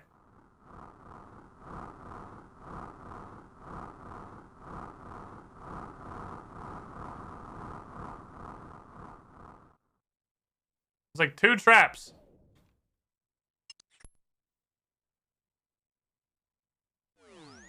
I haven't bothered. Let him hit me. You tried. These little scared dudes suck. That's a kind of a crazy drop, though. That's not. That's like a not completely negligible amount of cooking XP. I wonder how common that drop is. Local serial killer levels fishing by killing weird scarabs in a pyramid for way too long. Or cooking, rather. Okay, they already did the fishing part for me.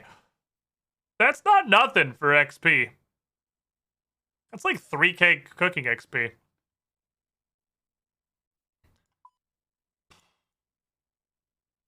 I don't like this playing the sad song. Playing the sad song because I have literally no idea what to do. Where the fuck Daddy is. Seriously, I need Larkin's expertise.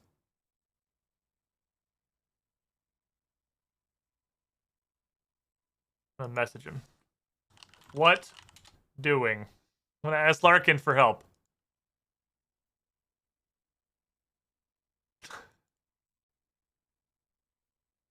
Seriously, he needs no game knowledge. You can smell a daddy from 1,000 miles away.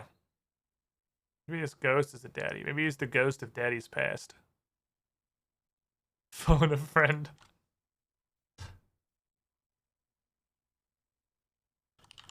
Oof.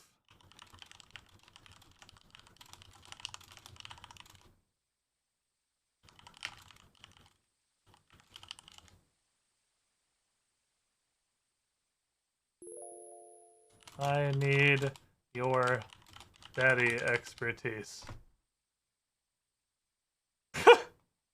What does he say to that?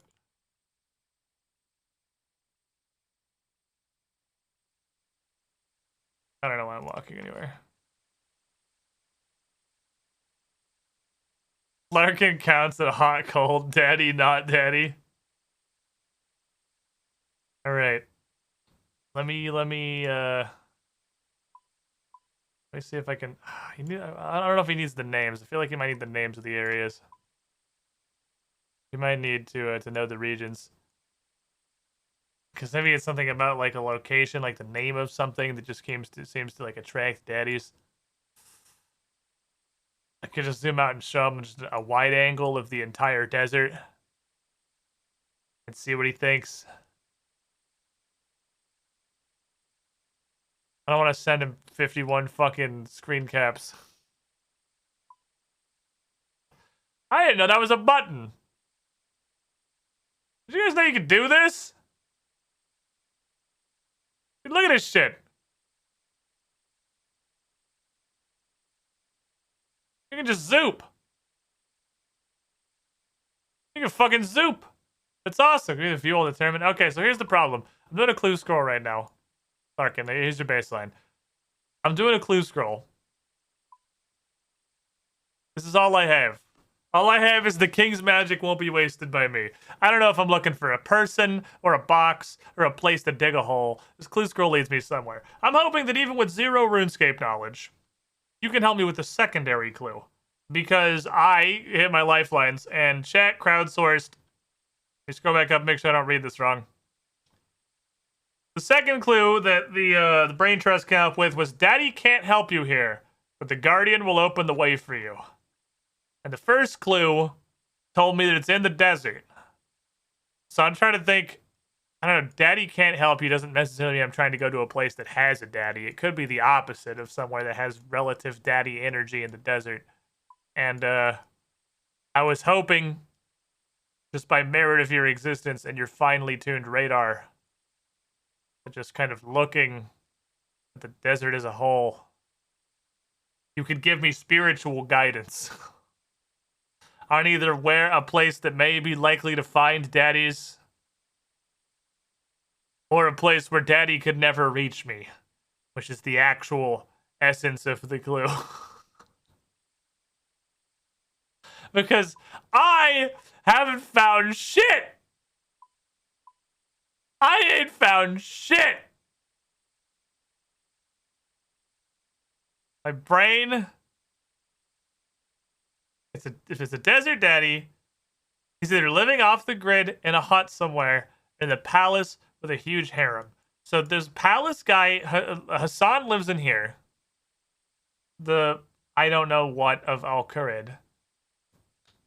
I had that thought. It's not him specifically, but it could be tangential to him. Living off the grid in a hut somewhere is a thought I'd not had. There are a lot of people living off the grid in like little dumpster camps throughout the desert, so that's totally possible. If he's named Hassan, he's a mega daddy. All right, I'll take your fucking on my dueling ring. We're going back to Hassan, boys. Sorceress's garden. Sorceress's garden?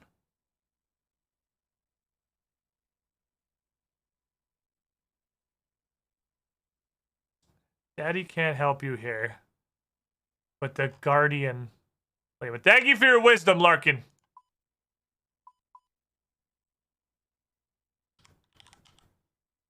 Knew it had to go somewhere else. I have no concept of what will help me as of yet. But it's more powerful than me just running around at complete random to be sure.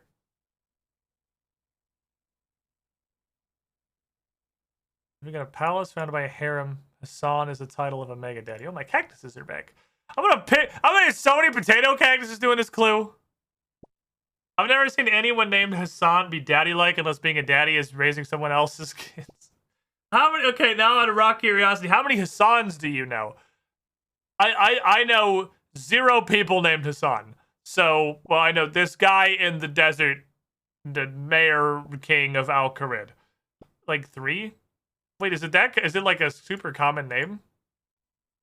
And I just live exclusively in phenomenally white areas? Ocala's actually not like super white. Ocala's fairly blended, but like none of it's the Middle Eastern that I would imagine produces a lot of Hassans. All right, so Sorceress's Garden's a thought. It's not Hassan. It's not Osman. Unless it's like dig up his throne. Nope. To the Sorceress's Garden. There's not an actual sorceress. What's up here? There's an upstairs. Did you guys know there's an upstairs?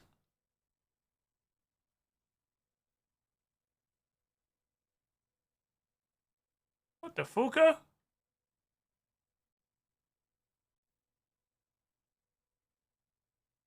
Oh, this is the ticket right here. Give me your shit. Fuck. Your shit. Fuck. This dude's not a king with a harem. This dude's living in fucking poverty. His treasury's completely empty. The infamous carpet of 76?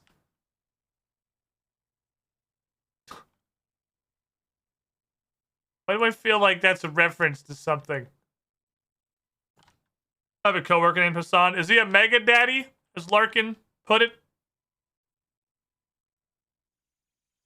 I saw that balcony up there too, by the way. You should be able to train ranged on that balcony by just shooting these guards from top where they can't possibly fight back. But you don't get any loot. You can talk about stuff now, question mark? Hold on, let me go talk to the Sorceress's Garden girl. Bratwurst, you look so uncomfortable. Like, you look like you're not happy anymore. You were happy once. And now I could literally see that Dingus is in there. Oh, he's not grooming himself. He's just constantly fucking rearranging. He's kind of like, this is fine.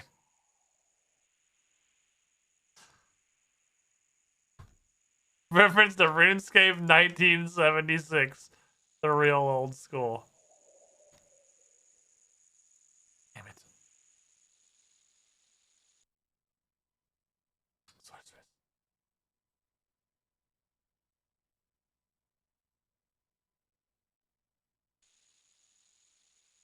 Okay, but his other thought was living in a hut off the grid. There's these, I haven't been to these little camps at all.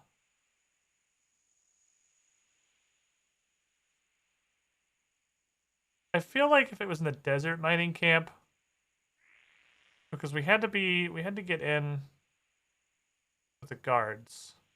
Some crazy jacked wild man type that knows how to get down like an animal.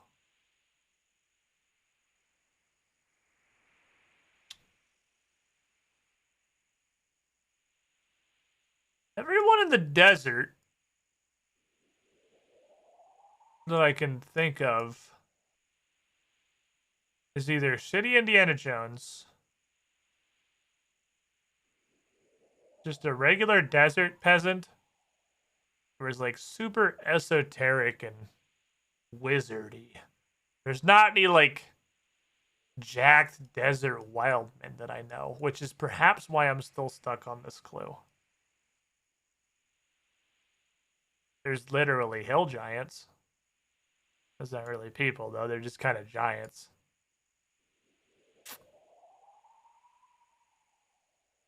There's not like a crazy... Well, there's the cow fight lair.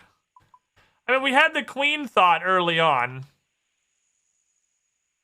Because the only thing that I could think of that was, like, with Daddy at all, like any kind of patriarch or matriarch's the cow fight queen. It sort of implies the existence of a cow fight king. Give me these for now, and then for the next inevitable time I have to come back through here again. This dude is raking it on fucking Shantae passes off me today. Like the 6th time I've tried to walk out here. He's just kind of a crazy old man. He may once have been a powerful daddy. At what point do you stop being a daddy just by raw factor of age? Weird old man. Come to me.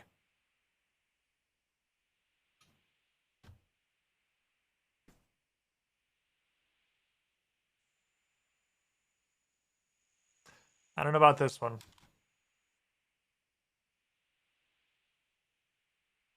I don't know about that one. Doesn't seem like it's helping me right now.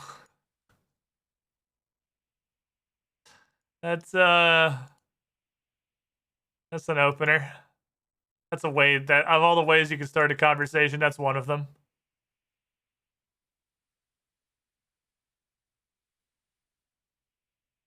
Still don't know why we're talking about daddy. Secondary clue. I guess the mod clue.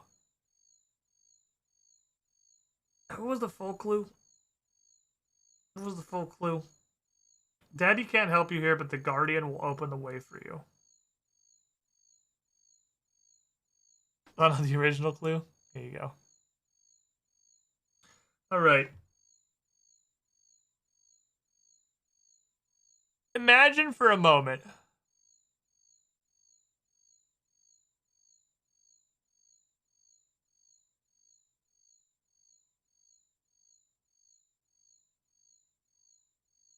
Imagine for a moment. What is more daddy can't help you here than a mommy? It's like the queen thing.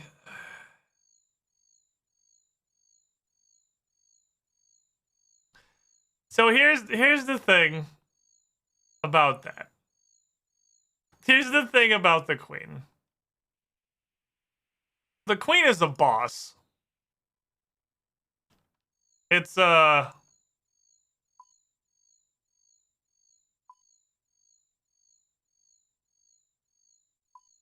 it's this that that's a good point though.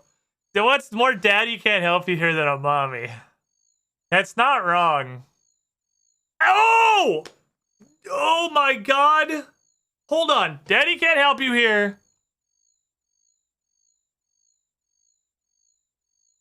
Let me get again. I'm just gonna fucking copy paste this as my notepad. Daddy can't help you here, but the guardian will open the way for you. Is Cowfight Queen? I'm just gonna paste that in this notepad.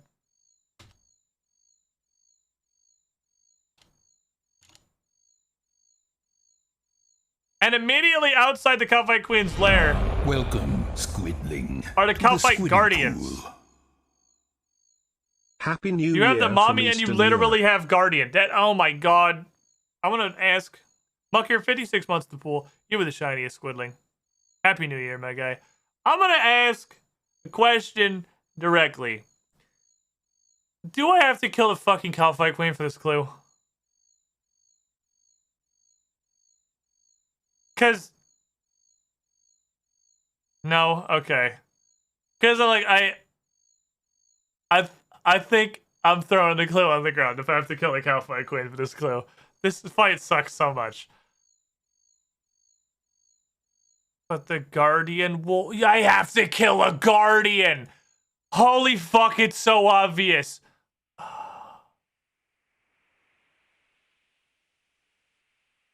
Daddy can't help you. Because it's Mommy's lair. The Guardian will open the way for me because killing a Guardian is what I have to do. I'm so dumb. That's a great fucking clue. Alright, let me go get a little bit of gear. I don't think I ever actually fought a Guardian before. So I'm gonna hope they just kind of punch you.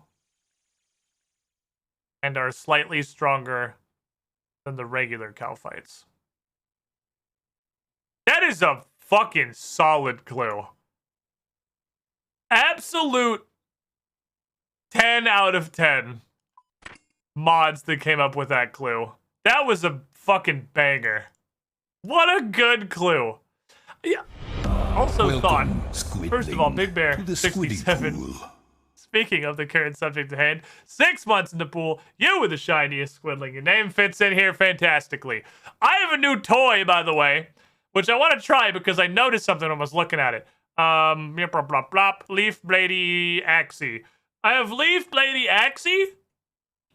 I literally I don't know how many leaf bladed weapons there are. I'm now starting to wonder if there's a leaf bladed version of literally everything, which has the curse of not being 4-tick and being slow. Generally, immediately makes pretty much any weapon unusable. However, comma, it's 1 tick slower. And look at the fucking strength. Holy shit. It's like 80% higher. This might actually be good. This thing bonks like a motherfucker. So I'm gonna grab that. I don't know how hard these guys are gonna be. So I'm literally just gonna grab everything. It's one-handed. I'm going into battle. Require your strongest potions. At least the strongest attack potion. I don't really care beyond that. He probably poisons. No way he doesn't. Okay. Motherfucker, it's time. I've put the Drummond staff away. Hold on, the Drummond staff is still important. I literally can't get out of here with the Drummond staff. Larkin, you have led us to the promised land. It was a little indirect, and it took us a couple of attempts, but there's no way that's not what it is. It's the Calphite Queen printed by Calphite Guardians, and the clue says the Guardian will open the way. There's absolutely no way this isn't what it is.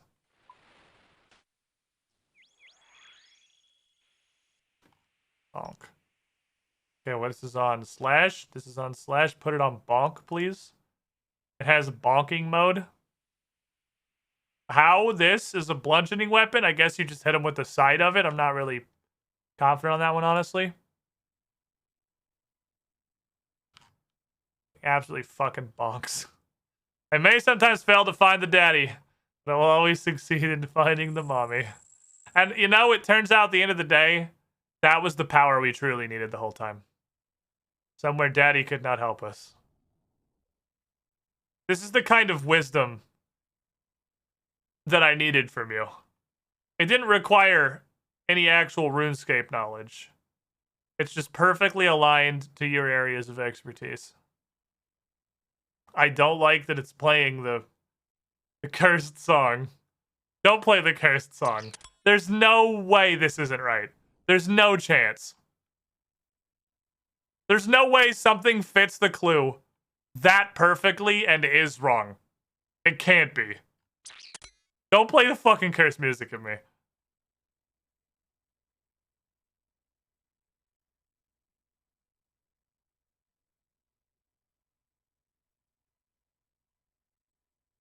I've never fought these. I really hope you just melee me and you don't do any other things. Bonk. Bonk. Bonk. Bonk. Look at this motherfucker. Bonk. This thing absolutely slaps. Give me a big chungus. It doesn't have a special attack. It doesn't fucking need one, dude. Oh, there's the poison. Bonk.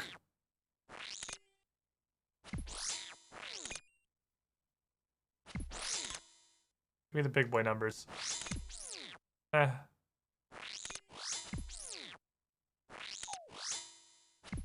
Okay, we're done, right? Clue? Okay, I got Iron Man. Alright, so I got Iron Man. Both Iron Man? Okay, we'll just wait for the other guy to respawn. At least I got the warning on that one. You are mad. Please leave. This dude's pissed. Okay, well. Motherfucker. There's no way there's 4 Abyss enemies and 4 rune crafting pouches and one doesn't come from each. King Tugboat. Lord of all tugboats.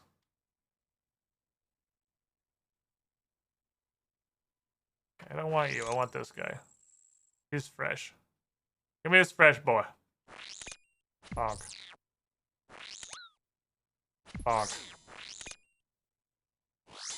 1. Got him. 37. No strength pot, no task. Just piety bonk. The no special attack is kind of disappointing.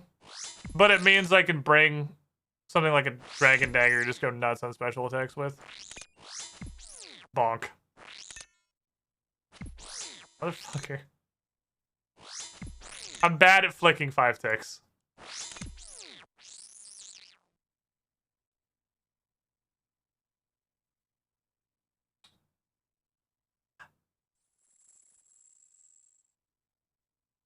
How?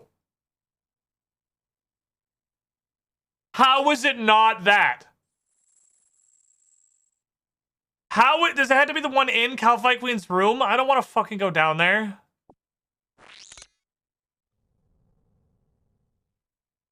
Does it have to be the actual one? What's the regular crew again? I guess we have forsaken the original clue. See you later, Peach Duel. What does the King's magic will be wasted by me possibly mean for these guys? But like...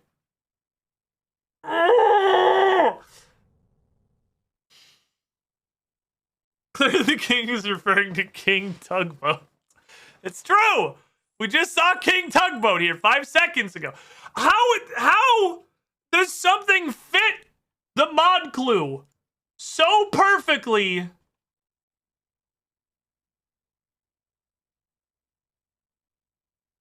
and be wrong? How? Daddy can't help you here because this is Mom's house. It's the Queen's lair. The Guardian, this is a Calfight Guardian, will open. The Queen is right down that fucking hole.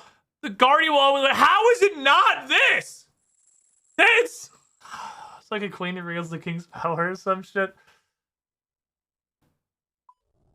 Fuck. Now Larkin's like actually invested. Larkin's moved on from the daddy memes and he's actually invested in the clue. There's... This is how we get him, boys. There's not...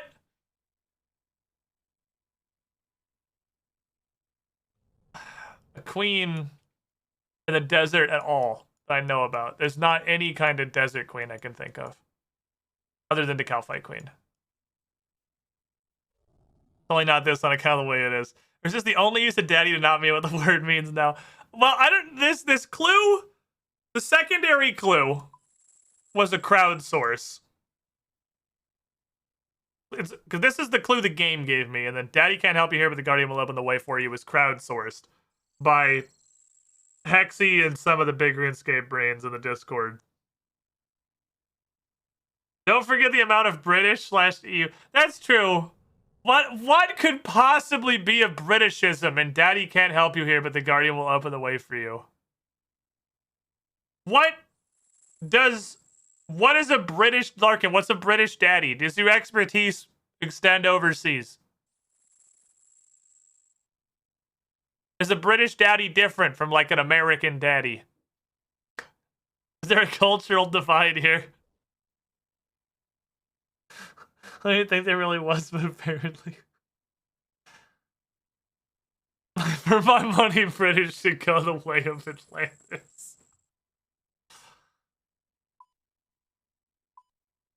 The way of Atlantis, you say. The ruins of Unka are where the spirit anglers convene to fight the angry water elemental spirits of a sunken civilization.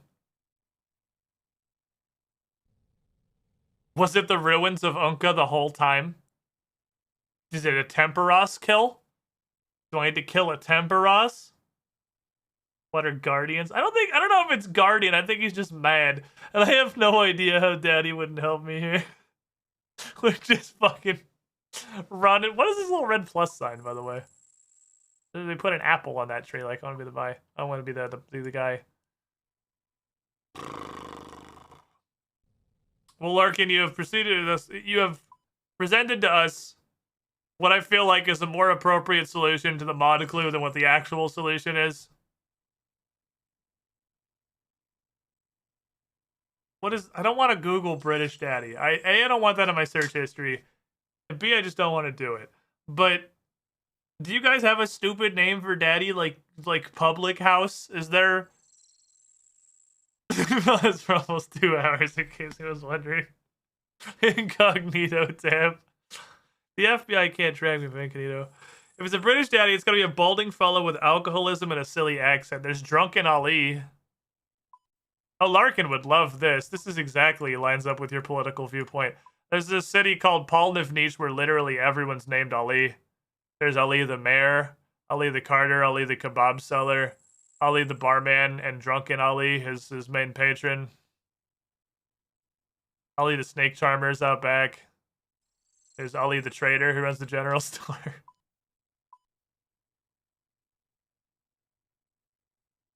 It's actually, the reason that's the thing is actually really fucking funny. I can't remember the exact specifics, but it was something like, I don't remember if it was like a legal thing for who was the mayor of the town, or if it was like an ancient prophecy or something that had been dictated.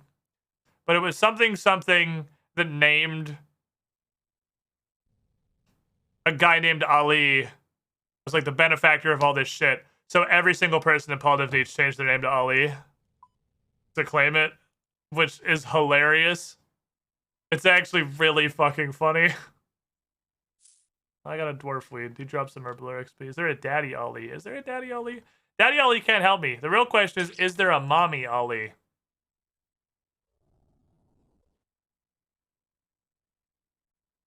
That's what we need to know. I don't know how the fuck you got a hit on me. The quest is a meme and very silly. That's a lot of quests in RuneScape. Do not take themselves terribly seriously. Anyway, what's the easiest way to get to Polnivnich? Carpet rides, probably. There's a hole. Where did this hole go?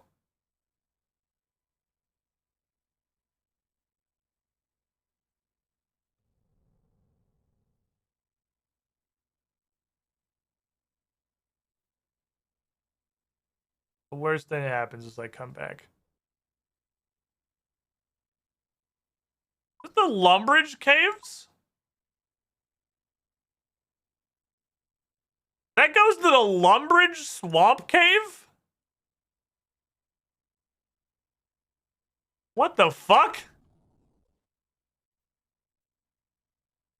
Ah. I have no idea how that would ever be useful to anybody, but that's interesting knowledge. I did not know that was there. Hey, we pulled one over off the over one of the fucking RuneScape kings. We didn't teach you that one, didn't they? Want a quick trip from the Lumbridge Swamp Caves to the Calphite Queen? There you go. There's apparently a passage. Why? I have no idea. I have no concept of how you could ever take advantage of that. All right, we gotta go to Palden Beach now. Let's see if there's a Daddy Ali or a Mommy Ali. That you refer not to the game, but to a real person with a daddy-like relationship to you. Who would that be? Who would that be? I don't know who that would be. Other than like all the people that carry me through fucking Volcano and shit. I don't know. Deputy Dong.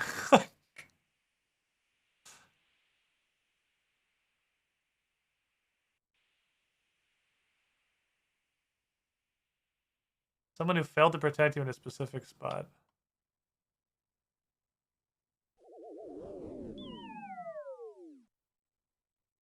Okay, there's Ali the Hag.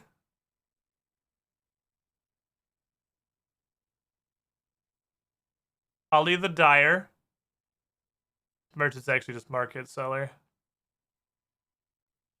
Let's do this.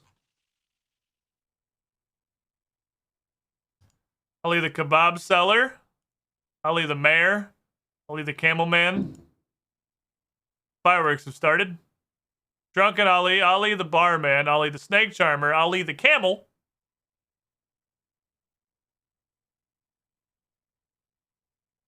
Ali the Operator, who runs the local gang. Monkey.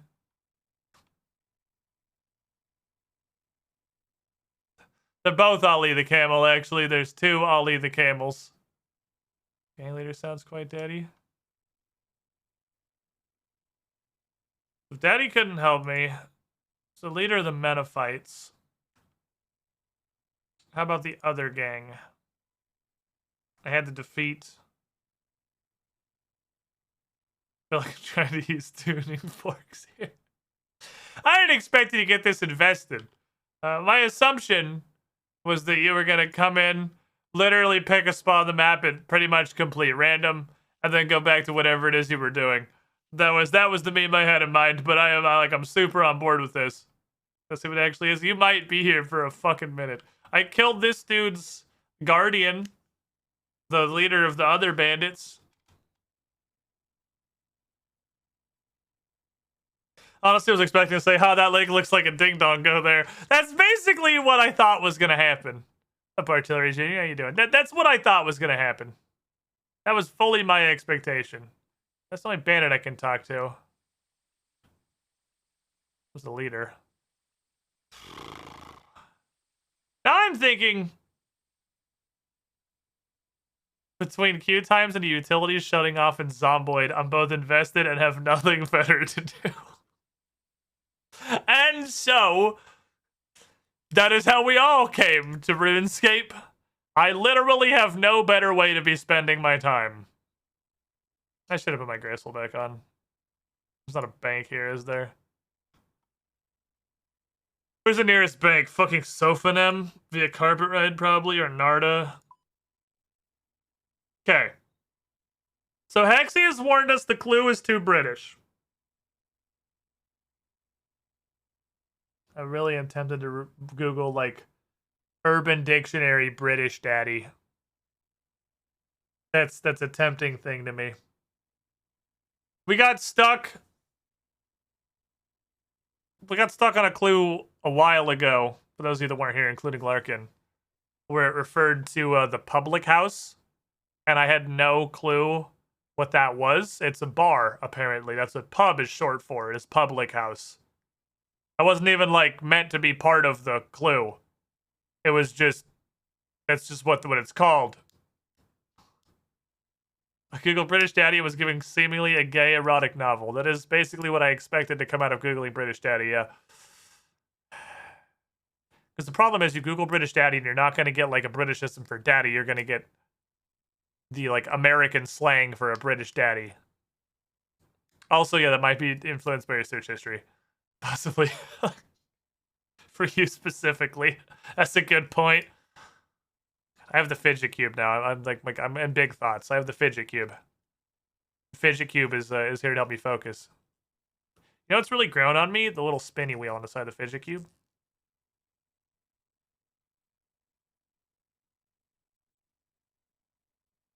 I thought the spinny wheel was the shittiest part of the fidget cube. That or the little joystick between like the rolly ball and the clicky wheels, this little light switch. I was like, why would you ever fuck with this stupid little wheel? But you know, it's really grown on me. I can actually play with the little spinny part more than pretty much anything else on here now. Other than the light switch, obviously, because the light switch is just superior to all other forms of fidgeting.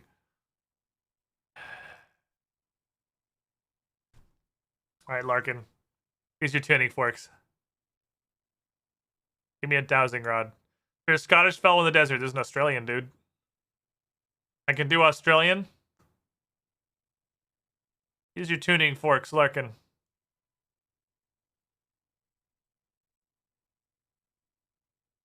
It feels like a more daddy version of British. Let's go talk to Simon Templeton. Metaphos literally has men in the name. So here's the problem with that. It's the only place on the map. You see how that's a blank square? That's because it's not real. you can't actually go to Metaphos. You can go to Sophonem, but this is literally nothing. You can't go in here. This is a gated city that, like, the quest line that adds this to the game is not added yet. Backwards daddy looks just as well. Sophonem. Sophomen. Sophonem is Metaphos backwards. If you just use the PH as a single entity.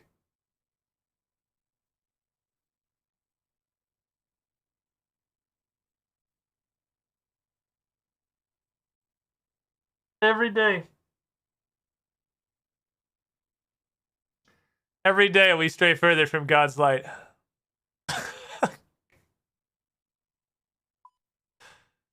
God fucking damn it, they caught me again.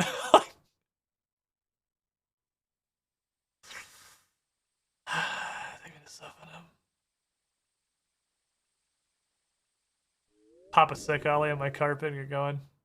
Every day we stray further from God's light. It's always good to see Squid take psychic damage from the game. The thing I've just kind of learned at this point is that the name of almost literally everything in RuneScape is stupid. You just don't know how it's stupid yet. It's just the dawning realization.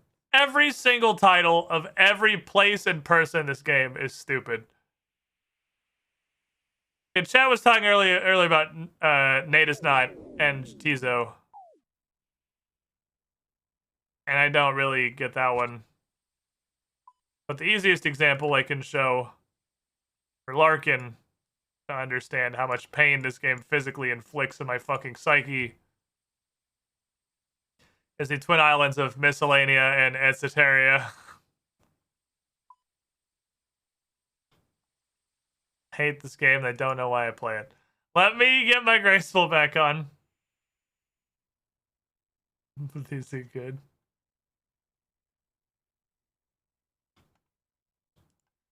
This game's humor is actually typically pretty on point. The game's pretty good at being funny. The problem is I'm not wearing my clue solving hat. Give me my clue solving hat.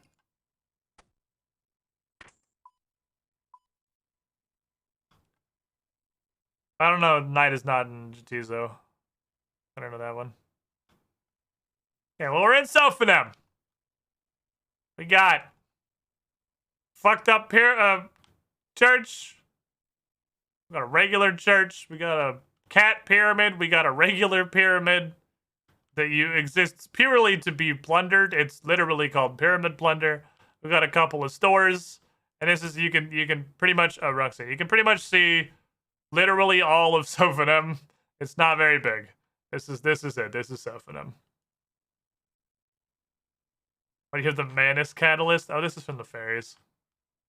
It's an attuned fairy stick that lets me use their like fairy ring mushroom transportation circles. In RuneScape, a fairy ring of mushrooms is a literal teleporter for fairies. How life revolves around attuned fairy sticks. All right. Well, I've talked to the priests about these places. I haven't been in either pyramid. This pyramid is just full of ass cancer. This is just like traps and mummies and murder. This is shit you can steal. There's Tarek. Tarek's a guy. You're like a Indiana Jones type. What's up, buddy? Ouch. You have a face pox still.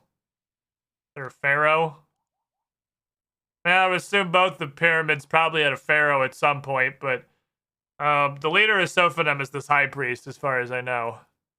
It's kind of like just a religious desert community. I don't know. I would take the liberty of assuming that both pyramids were probably for a pharaoh of some kind. Priest of the opposite lineage. I talked to this guy. I tried that one. Before I got the secondary clue, when I got to narrow down the desert, I was thinking the king's magic in the desert almost literally has to be like an ancient king, because there's a lot of crazy desert magic. So I was thinking like the king's magic won't be wasted by me because I'm his priest, but I will use it well or something. But that didn't work. I've talked to him. I talked to the Sphinx. This was vibing. Talked to that guy, and it kind of was here and looks like a priest. I haven't talked to this ghost. Let me get my ghost speak amulet. Let me talk to Clinter.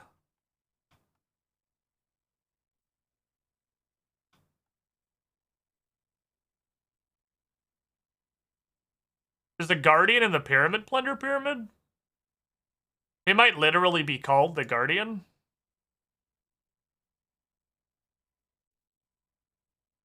That's a maybe. That might be the shittiest Sphinx I've ever seen. I'm very here for it. It's a pretty fucking trash fire Sphinx. That's pretty RuneScape. This here Sphinx. That's some high quality RuneScape action right there. Look at this motherfucker. He hates me. His disdain is palpable. You have given my soul some respite. I will stop haunting you, and the plague creatures will no longer seek you out. Hold on, I have a question for you. Fuck.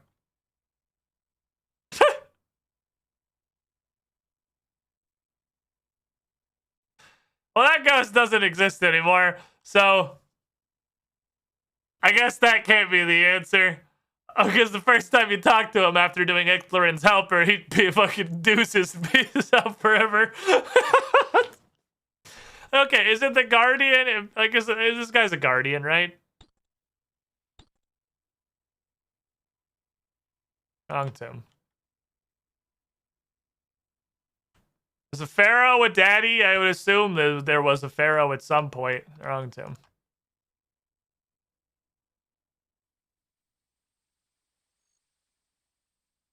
You pet the plague cow. Wrong Tim. God fucking damn it. There's only 4 options. Come on. It's a 1 in 4 chance.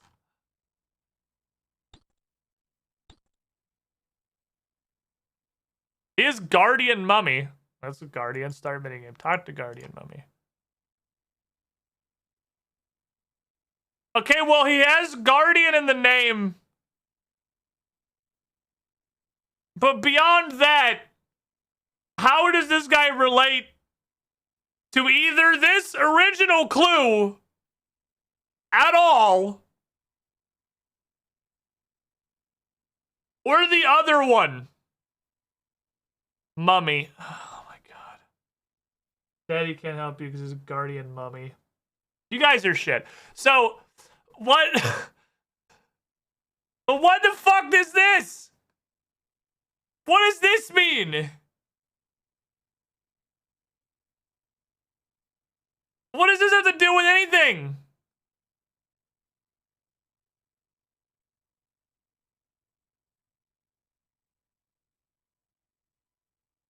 What fucking magic? All you do is waste your shit. Oh, you only exist to let me into your pyramid so that I can rob it for everything that is inside. There's no and it's just full of snakes and shit. There's no magic. What the fuck? What? I don't understand this at all. I was hoping for a dawning moment of realization. Like my aha moment. Like, I get it now, but like I don't get it all. And I have to do a fucking slide puzzle. God damn it. Okay. Well, it's much less fun to call a big buff woman a mummy than a mommy. I do like that clue. I do like that. Like, memes aside, I like most of the clues in this game. Most. Shit.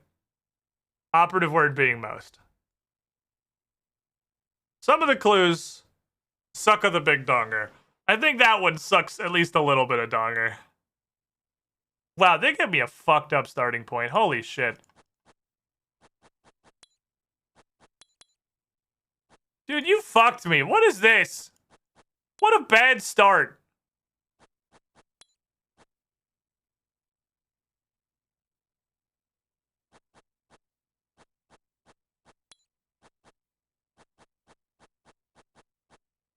Okay. We have the top row. It did fit really well with the cow fight. I can't believe it wasn't the cow fight queen. I 100% thought we were done when I pulled out the cow fight queen thing. I was like, there's no way. There's no possible way it's not that. A little fucked here. Hold on.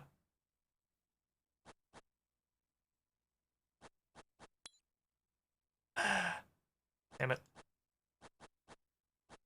I gotta snake this in there.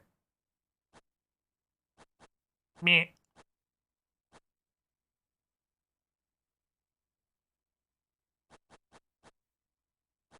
I suck at these, dude. I'm so bad at these.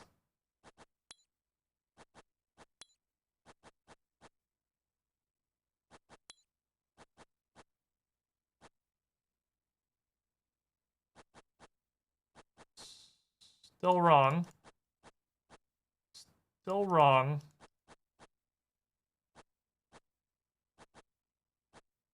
There we go.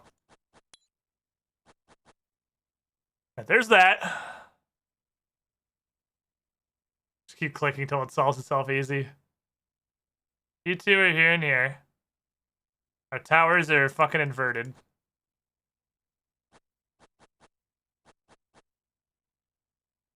That looks right to me.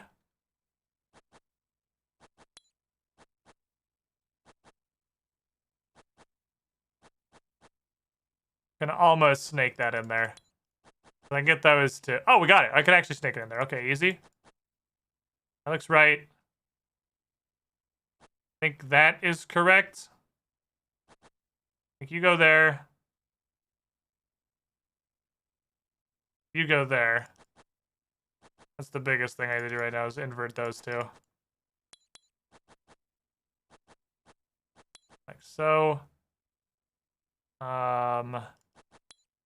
Like so. Shit, you're on the wrong side. Ah! Damn it! We're so close! We're so close. The last couple steps that caused the fucking eye bleeding to commence. Don't lose track of what you're trying to do.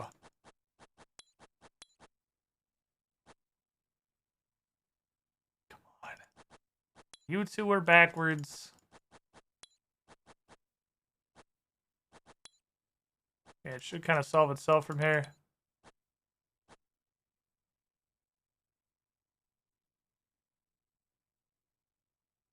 Okay. And if we get into this situation, it's because something's wrong. What's not where it goes? These two.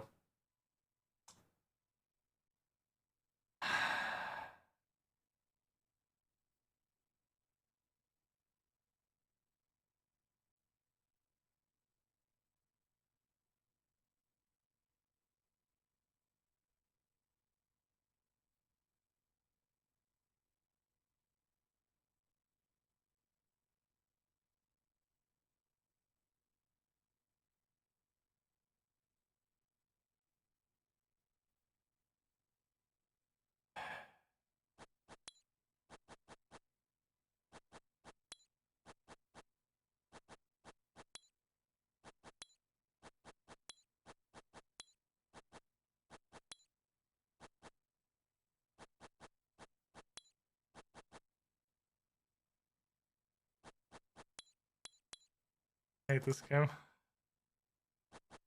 I hate this fucking game. Why do I do this? Why are we here? How did I do that? How did I move? That's some Rubik's Cube shit. I got the row below it intact to just move up one during that process. I'm not sure how I did that, but if I can do that again but backwards, we're in a good place. I promise you I can't. But like hypothetically, if I could, that'd be just fantastic. Let's unfuck these two.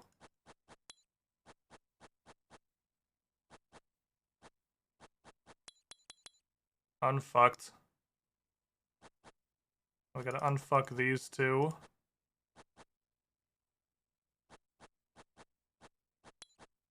I think it's a little awkward. Because I'm really bad at just trying to swap two of them. We're gonna swap. There we go. Two pieces are next to each other. For some reason, I still can't really put together. Okay. This bitch go there. That bitch go there. That bitch go there. Easy done. There you go, you little fucking piece of shit. Take a... What's wrong?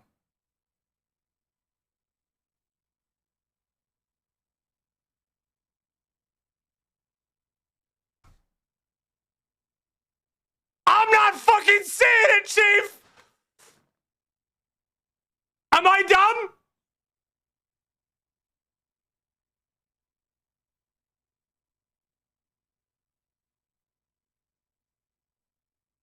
Oh my fucking god! Ah! Okay, I hate this shit! Fuck this piece of shit!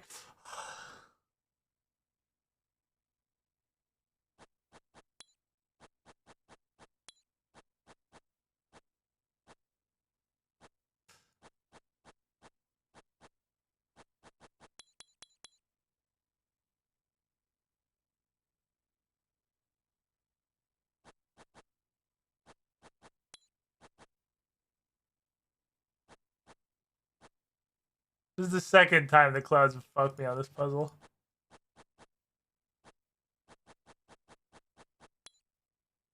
This is the second time.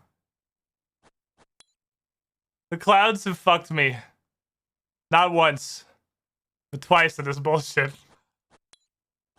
Twice. God fucking damn it. Okay. You go live over there. So I can't possibly fuck up and put you on the wrong side. Thank you. That's how I slider puzzle for 5 minutes. Yeah, you want to see me do it again? Where's the... Oh, you're down here. Like, where's the piece that goes there? You got ran out of fucking town. I don't know what happened, but you got straight up ditched.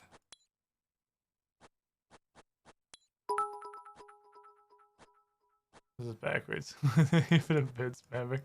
Why? Unbackwards yourself, please.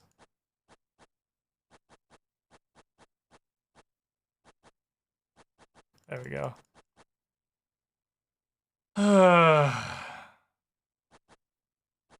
You go there. You're next to that. Just accept fucking up the bottom. Everything's gonna get fucked. When you fuck up, everything gets fucked up. It's the wrong one. It's this piece. This other tiny, slightly slopey hill. Well, Larkin, I hope you've enjoyed confirmation that you should never fucking play RuneScape. There is, to be fair, an automatic solver for these, like there is for absolutely everything else in all of RuneScape. Because the secret is that apparently nobody likes playing RuneScape. So everyone has attempted to automate as much of the game as physically possible. But you know, I can't really blame them for this one. You suck. I can't really blame them for this one. This is Hell World. Can you get me my road back over there, please? It's all coming together. It's all coming together.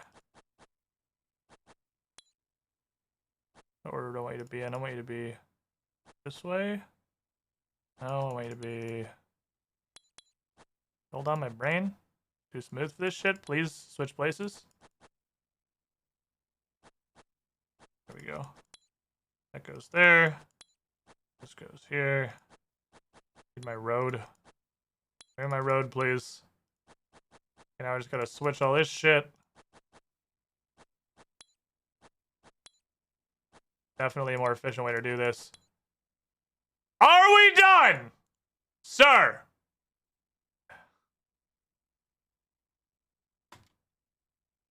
Thank you, God.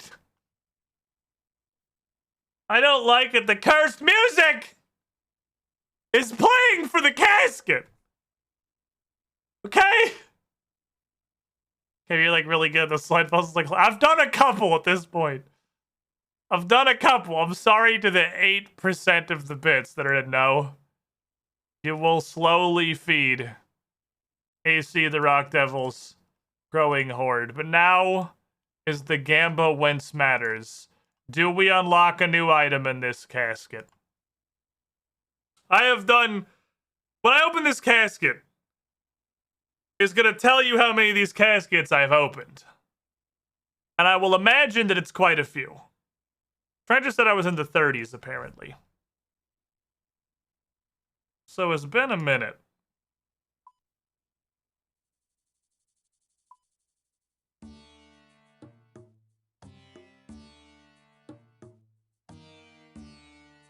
They were at 34, so this one your high score, so fair enough. They don't all have a slider puzzle in them. I would say probably half of them do. And it's also not impossible to have to do multiple slider puzzles in a single casket. If we get the new collection log unlock pop up for any reason when I open this casket, believers have it. That's how it works. That's how it works on the casket, Gamba. Oh, guys, this is gonna challenge me. That is now 250. Everyone's waiting. Everyone's scared. No one wants to put their points on the board because they knew the $250 dick is coming. They can't fight that shit. Hoedown? Is Hoedown a song? Hoedown. Oh, it's like... It's not Hoedown like a farm jig. It's Hoedown like... I don't know. It's like GTA. That's also the track my mind was on, but I was trying to think of a thing that I could say. Oh shit, Hoedown. Oh, it's the Farming Guild music. I didn't know it was called that. Alright, see, AC has plopped onto disbelief. See how we're gonna redistribute the world's wealth here today. Alright. Solid 2080 odds on no. 150k of which is actually a Sakna.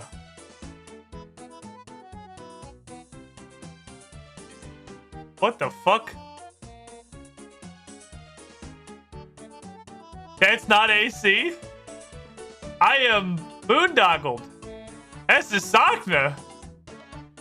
Staying against the 20-man wall of believers. These are the people who bet against AC get richer. I cut into his profits. Win-win. Casket! Give me a vestment stole so that I may never again be fucked by that one clue.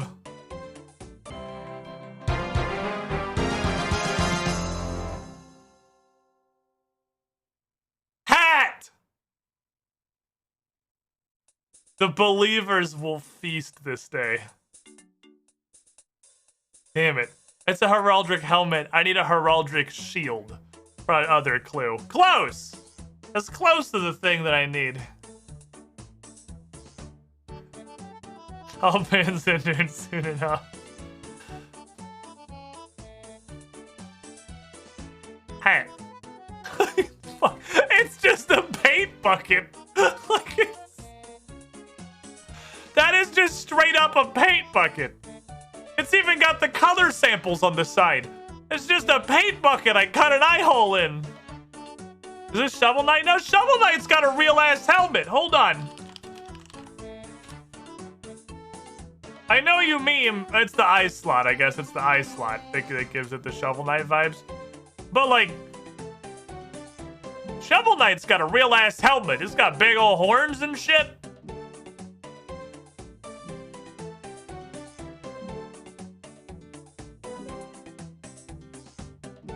Fuck it.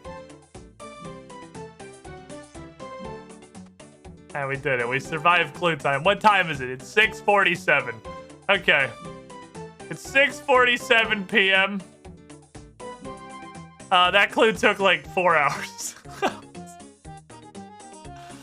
We got there. We got there eventually.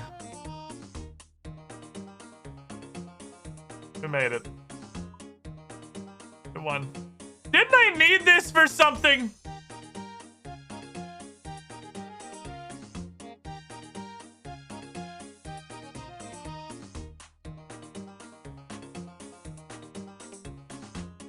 I feel like I needed this for a clue. I'm gonna put that up here. I think we needed one of those. Can I go touch Konar's chest a bunch of times? Because I just realized it's a thing we can do. Let's go touch Konar's chest a bunch of times.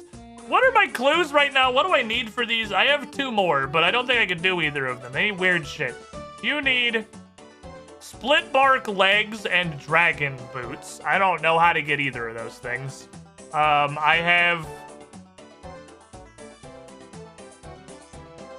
know I have, it's in my house. I have like split bark gloves and a split bark body. And I have no idea what I got them from. But imagine they also would drop the split bark legs. I have no idea how to get dragon boots. I would assume the dragon boots are more Slayer levels. We had this talk before. This is get 1,000,000 Slayer levels. Is a rune longsword cool? I mean, it's a longsword that's made of rune. I got one right here. Like a longsword, but made of rune. Rune's just like a metal. It's like steel, mithril, adamant, rune. Runite. It's runite ore. And then I guess orichalcum is apparently what dragon is. So I need orichalcum boots. Maybe some like master sword shit. Now, dude, we got some neat shit. There's some neat weapons for sure. But none of them are something longsword. I'll stand by the leaf blade weapons look cool. There's my fucking flail. I have several flails, actually. There's a couple of weapons that do actually look kind of neat. I can get a giant fucking anchor. I think the leaf-bladed sword, like, it's lumpy as fuck because it's RuneScape, and RuneScape looks like garbage. But I like the design of it. If you pretend it wasn't a RuneScape weapon, it would probably look cool. The wilderness sword is a thing. You know, if you're into the fucking crazy-looking swords, that's a pretty crazy-looking sword. I have a flail. It's just a flail. It's exactly what you think it is. It is kind of like a Makahito. Sort of, yeah, like, but metal, and those are typically wood, right?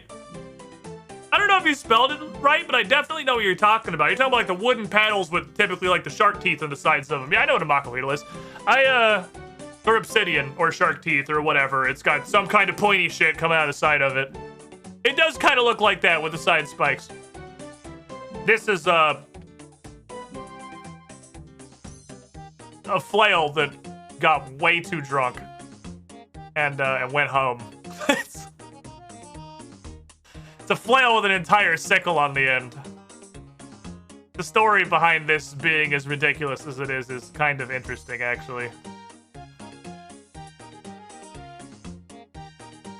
The master clue needed dark mystic chest, black mystic top, which I really hope is the same thing, because I have a dark mystic bottom, which I'm hoping dark and black are the same thing, because like it is black. It's got some red on there, but it is black.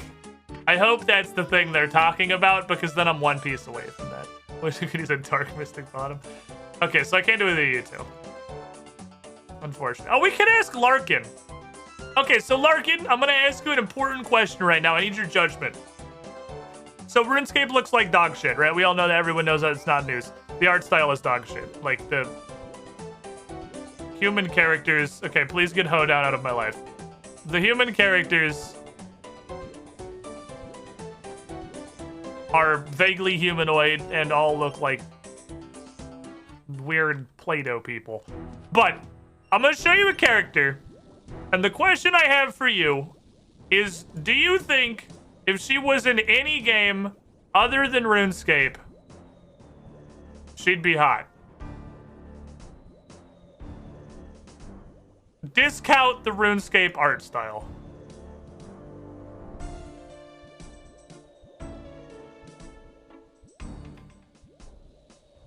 Konar here.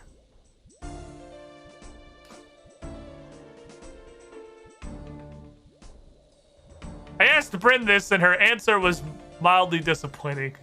Jig time. Country jig. Let me hit some fucking country jig. Here we go. She got, like, real fucking long arms. She's pink-haired Mystique. Well, she's like Slenderman. She is, like, mostly humanoid. What, and then... Wait, time pixel right now? If you got 5,000 channel points. Like... Let me touch her chest a bunch of times. Awesome. Not great. Alright. Fine. Alright. Not great. Terrible. Alright. That was underwhelming series of chest touches. So she is the only female of her race that I'm aware of, by the way. And because it's always fucking funny to point this out. Keep in mind, that's what the females look like. This is what the dudes look like.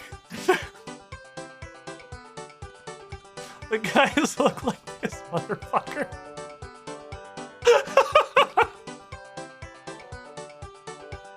He's like... It's so funny. It's like that one Ogloff comic. It's like that one Ogloff comic where like all of the fantasy races band together to wage war on humanity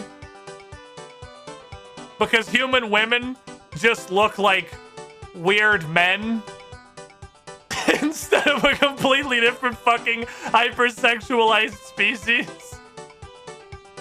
Oh, it's funny. They literally sucked out their life force. Okay, wheel. Let's go to the wheel. I gotta mute this. Oh, I'm sorry. I gotta mute this. We gotta go to the wheel. Someone wants a fucking wheel spin in here. Alright, well, our last wheel spin took 4.5 hours. So I'm here to tell you, if I can't guarantee we will wheel you to completion. But for your 20,000 channel points, I will give her a spin. And we'll see what we're gonna go do. If it's clue time, I have to go get more clues. I don't currently have any clues. I gotta go get more clues. Don't do clue time again. Hey, we can get some more Gamba. I'm down to bonk some barrows.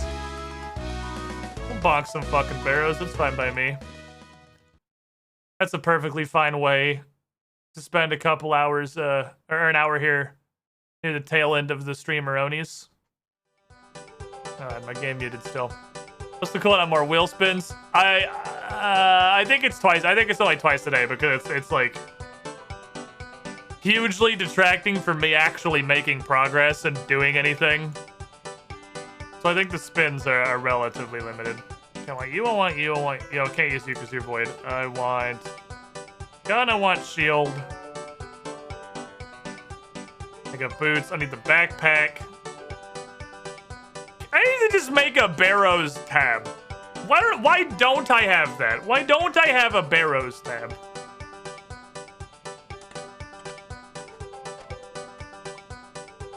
It's a thing we should have had a while ago. Have one up places with the clue stuff. There's a lot of stuff in this game that is not just go click on the monster. Oh, Bratwurst got run out of his own sack. Oh, you hate to see it. The criminal was victorious. That's truly fucking unfortunate.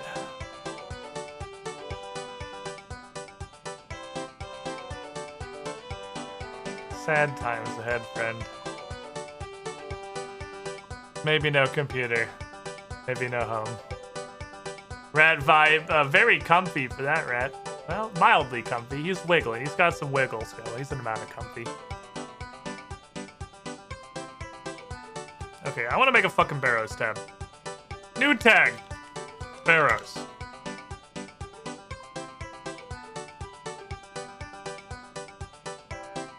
Okay, I can tag stuff on my inventory. Tag this, tag that, tag this, tag that, tag this. Literally take everything off my body. Tag all of this so I can find it later in the future. Make me a fucking bank tag. And then I'll have to remember how to change the icon.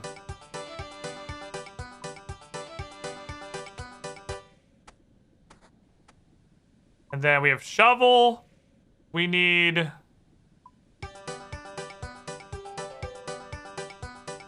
Please help, Darok has come for us.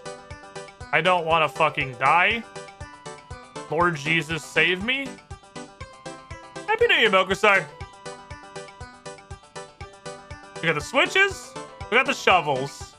We need the rune pouch to be able to teleport back to my house. This is why I'm making a fucking tab. I need the death runes. And then, like, some food. Is that it? I feel like that's it. Change icon. What icon should I put on Barrows? I feel like I should do one of the helmets. Carl's Quaff. There. Loops. Do you stats to blast? We do use stats to blast. Yeah. I didn't take the staff somehow. I missed the staff.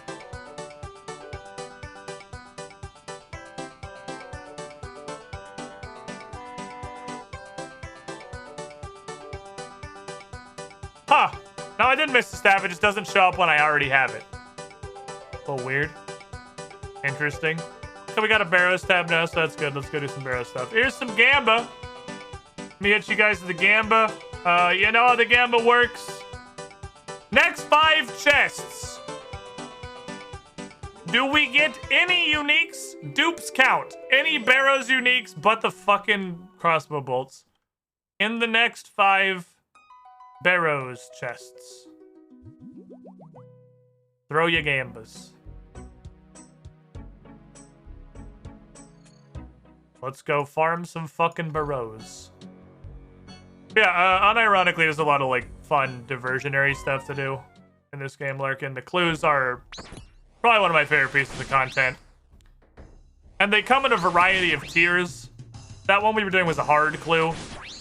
Beginner clues are literally in free-to-play RuneScape. You can do them free-to-play. They'll never take you to a members area, and they require extremely low stats. All the way up to master clues, where I have had a master clue in my bank since I made the account. I'm pretty sure that's the same master clue we've always had. Honestly, a lot of the quests have really cool puzzles and shit, too. Doing most of the quests. Doing most of the quests without a guide, I would say, is pretty fun. Some of them are absolute ass cancer. Any quest that takes place on or at any point references Karamja is not going to be a good time. If the word Karamja is said, just fucking open the OSRS wiki. But otherwise, you got a lot of good times, honestly. But in between that, there's the clicking on dudes for 300 hours. Trying to make your numbers big enough to do the higher quests. I don't hate it. I'm having a good time. I'm enjoying it. The thing is, it's a great secondary game. Like, as long as you're not running fucking Extreme Trials or some shit in Final Fantasy, I can literally play both. Like, Final Fantasy's usually on this monitor, and then I have RuneScape over here on the side monitor. Doing whatever pointless grind. Like 200 hours of woodcutting or something stupid.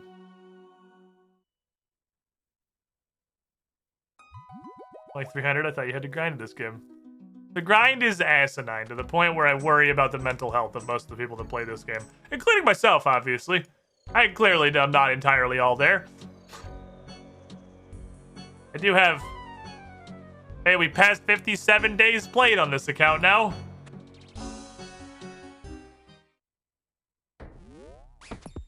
And we're here. 57 days played and I'm here. We got our first 90 somewhat recently. 90 strong. And bonk goodly now. Happy New Year, British people!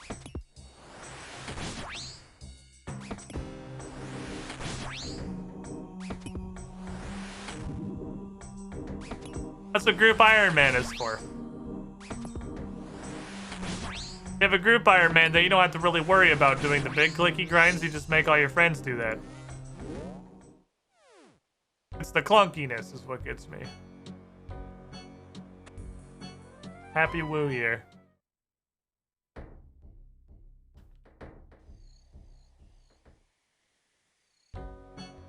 You saw the dog lurking. There's some neat fucking boss fights in this game. Some of the older boss content is literally this. Go to boss, click the I am 100% invulnerable to their damage button, and then wait for them to die. That is kind of lower level bosses. But some of the newer bosses go fucking ham. That crystal dog in the gauntlet is so fun. Gargoyles are super fun.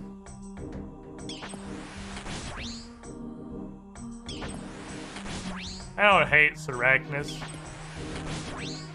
100% of any dislike I have for Saragnis is tied to just my general dislike of how you play RuneScape. The worst part of RuneScape is the controls. Or complete and total lack thereof. And 100% of my Saragnis-based frustration is like how shit it is trying to control this game. The boss itself is cool.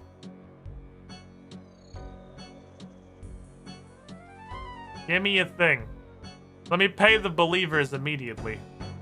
Gauntlet speed content. I really like Gauntlet. It's a good time. Oh, that door. Where are we at? Door? Door?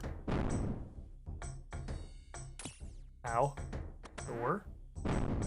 Door? Oh, Carl. Hi, Carl. How you doing?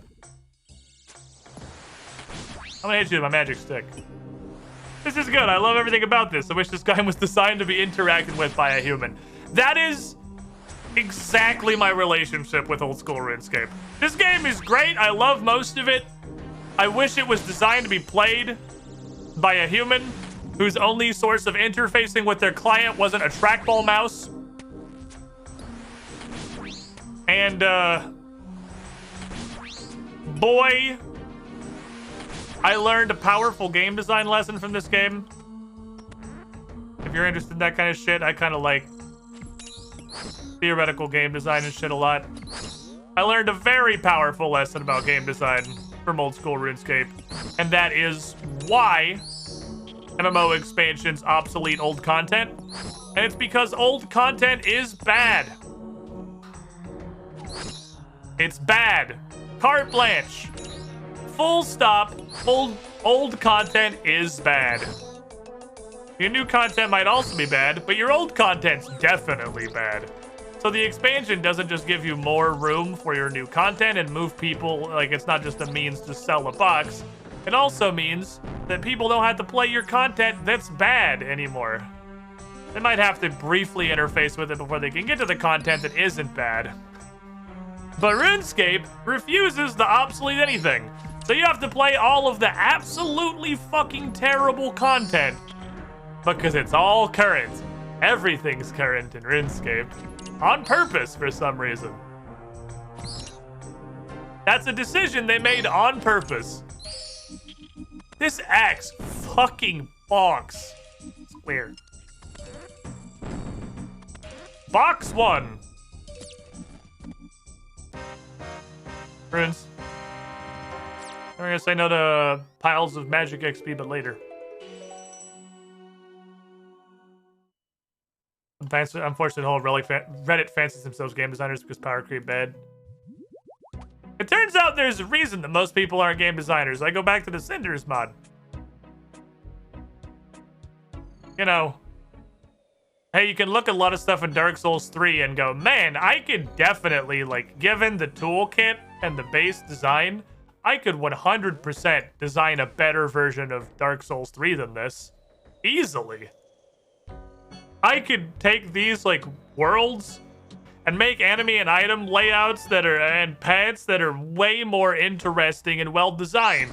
And then we played Cinders and I said, ha ha, you can't. You clearly can't. You can't.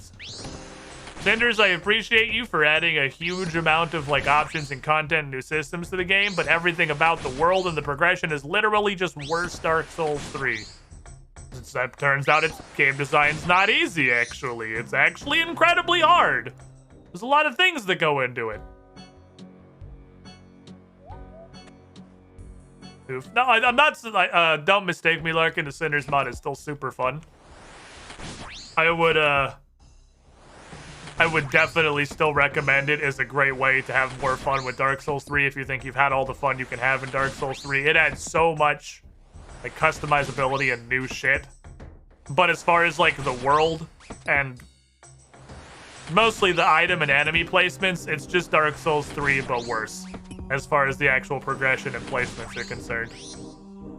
Like strictly worse in all cases. Every time they look at a zone and say, I could design this better than FromSoft, they were wrong. They were wrong 100% of the time.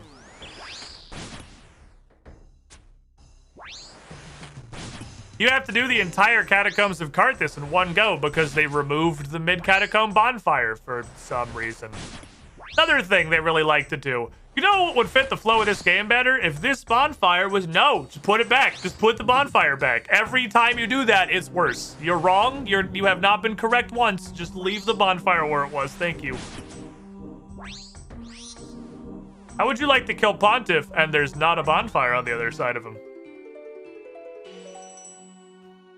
If you're interested in that kind of content, the Cinders mod is there for you.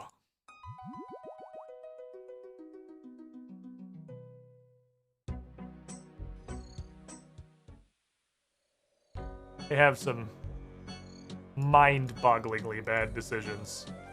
Which is, again, the same thing that I said about the original Dark Souls 3. So the takeaway is just that, you know, game design's harder than it looks.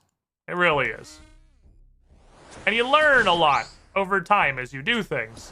Is what I would say, we're the second DLC for Dark Souls 3, not quite possibly the worst content Dark Souls has ever had as a trilogy.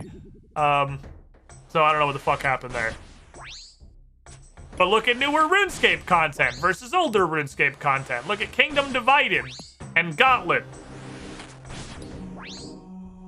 And these exciting new bosses versus Barrows. Where I touch the crypt, I push the I am invulnerable button, and then I click on the guy and wait for him to die. Barrows isn't even bad. Barrows is just kind of mundane. There is bad. Cowfight Queen is bad. King Black Dragon is bad. You can tell that they were bosses from RuneScape Classic on account of how fucking bad they are. Maybe, you know, maybe. Maybe. You can power creep those. And then we can just play the content that's good. The good news is, as far as I know, I have no reason I'd ever need to kill Cowfight Queen again. Because I killed her once for the diary, and I literally don't care what she drops. Like, even whatever uniques she has are probably trash, because she's old content. They're either trash or they are so hilariously overtuned that they are game breaking. And it's possible they're Group B. Like the dwarf cannon tier.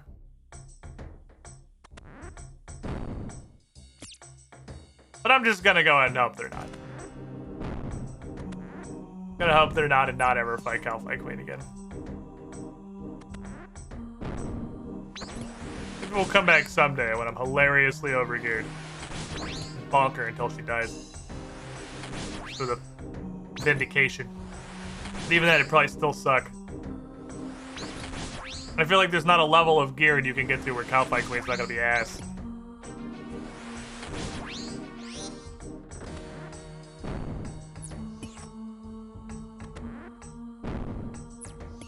Go to skeletons. I want to go to skeletons room. We should possibly power keep 103 down here as drop. When I kill an old school, like, classic RuneScape boss, and they drop several hundred iron arrows, I don't know what to make of it. Like, is it an inside joke? Is this a meme that I just wasn't around in the old times, so I don't understand? Is it a reference to something?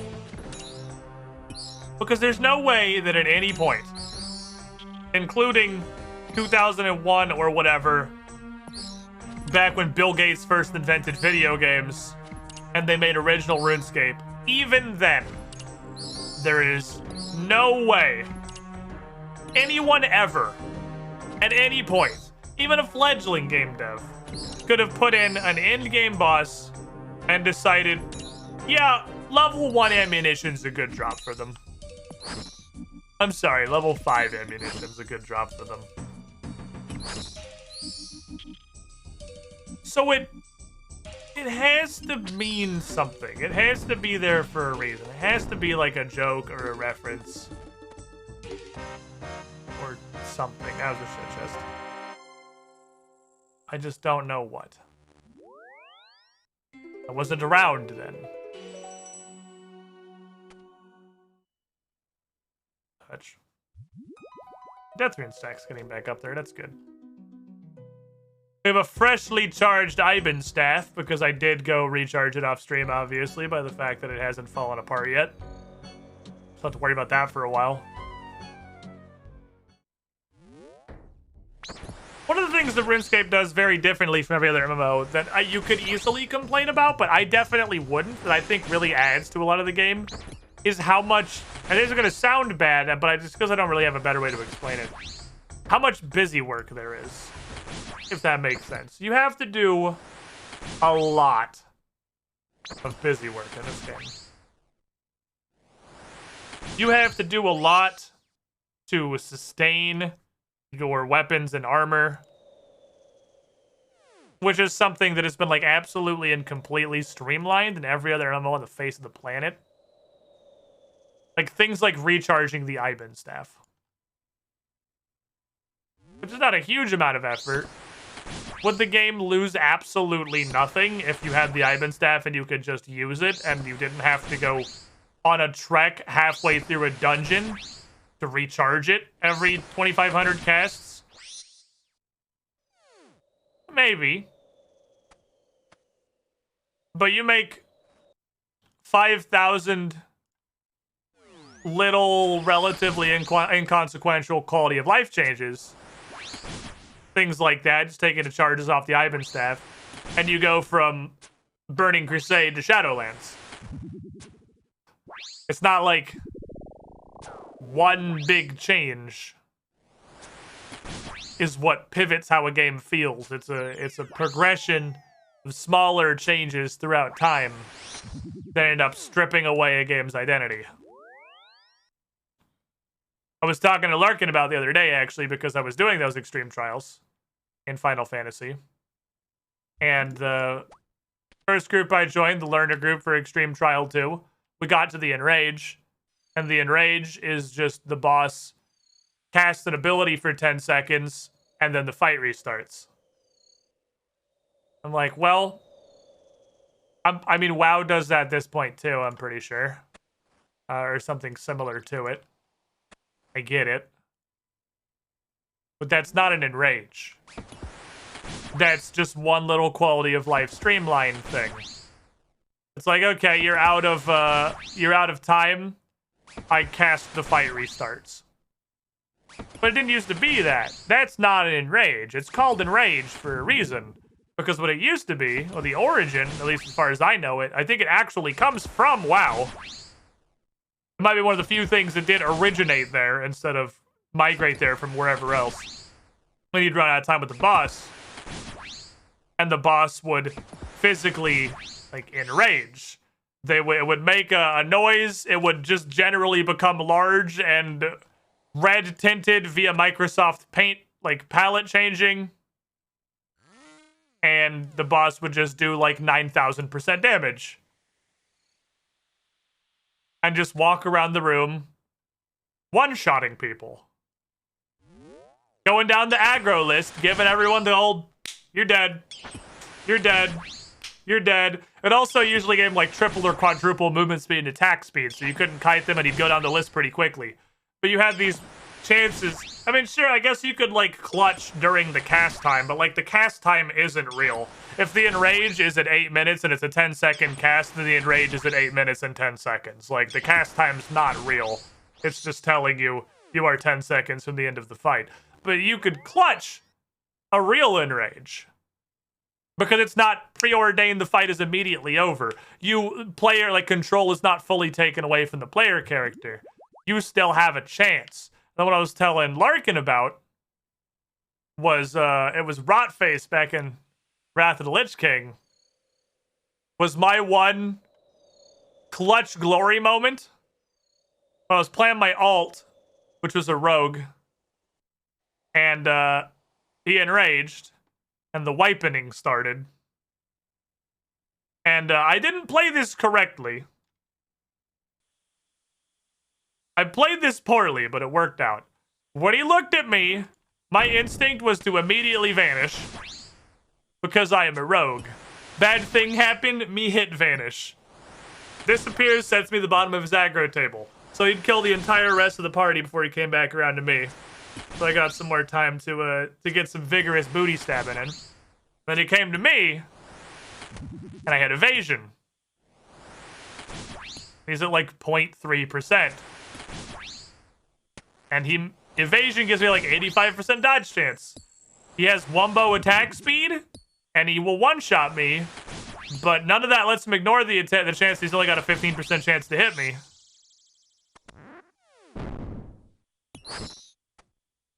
Dodged, string of fucking autos, and killed him. It was a great fucking moment. That shit doesn't happen anymore. Because it's just a little bit of streamlining. But the boss just like, okay, I cast reset. There's no more interfacing with the fight. The fight is over now. You just don't, it's just a little bit, there's a little bit of character. A little bit of flavor, just a little bit of what makes that MMO an MMO, a little bit of what makes it interesting. Just not taking that away in itself is no big change. But again, it's a bunch of little things. It's a bunch of little quality of life changes that add up to strip away a game's identity. And that's not wrong. So, like, I get why the RuneScape player base is so resistant to change, but Cowfight Queen is shit, removed from the game. Then, well, thank you for coming to my TED Talk.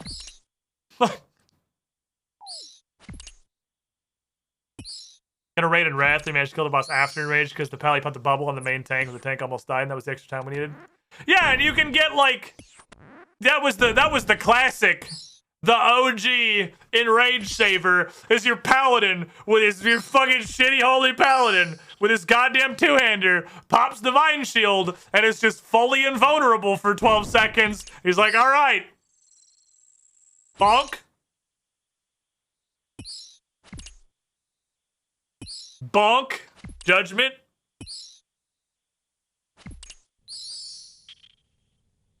Bonk. It's off. That's like the original clutching system, right? Fuck. I can interrupt that before I got to the door. That was the OG. That was how it began. I want to say some bosses still that, but all examples I can think of just nuke the raid. I haven't raided since Warlords, and I don't think there were a lot of hardened rages in Warlords. Well, okay, I say Warlords, I mean Heimal and like half of Blackrock Foundry before I was bored out of my actual mind and quit WoW again. I don't think there were a lot of hardened rages in there. And that's the other thing you lose with giving everybody a hardened rage is the slow descent into madness fight, where there's not a hardened rage, but like there are mechanics that will slowly spiral out of control. And it's about if you're coordinated enough and good enough to survive them for longer at a higher tier of insanity, then you get functionally more time to DPS the boss. I'm sure that most of them at some point did hardened rage. I don't fucking remember. It's been a bunch of years. I'm sure they did. Most of the time, you weren't wiping the hardened rages. You were wiping the slow descent into madness mechanics. Then again, I don't remember the specifics of literally one fight in Warlords of Draenor. Timer on in Cataclysm at 20% removes your ability to heal, becomes untauntable with the big god in the raid. The one that comes to mind for me is Reliquary of Souls in Black Temple. Was that Black Temple?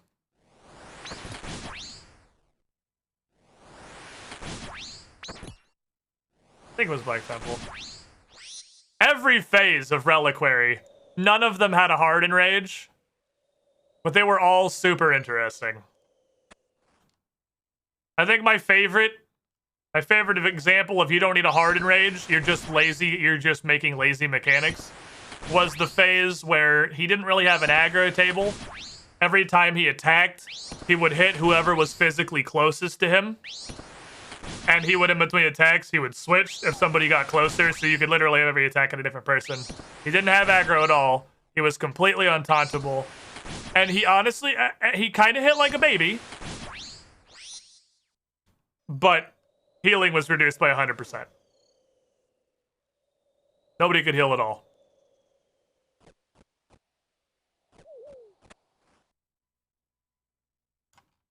So you had to rotate through your raid, tanking as many hits from the boss as you could before you swapped out and someone else came in and they'd start getting punched in the face.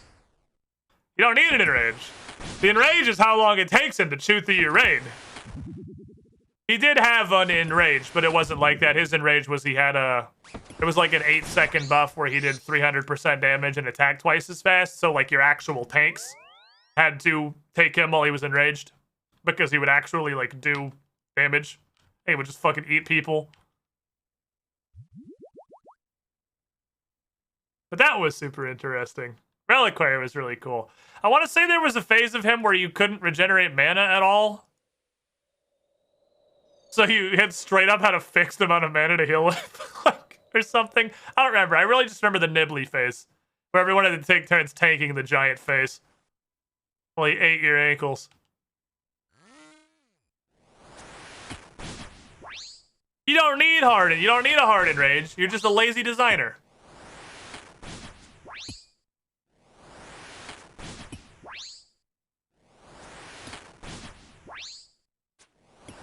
And what's funny is that back in the day, one of the most memorable enrages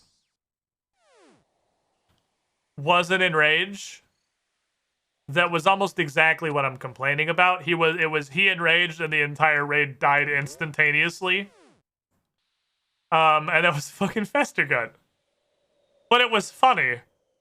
It was funny because it was a mechanic of the boss. It wasn't like I cast Phyto Reseto.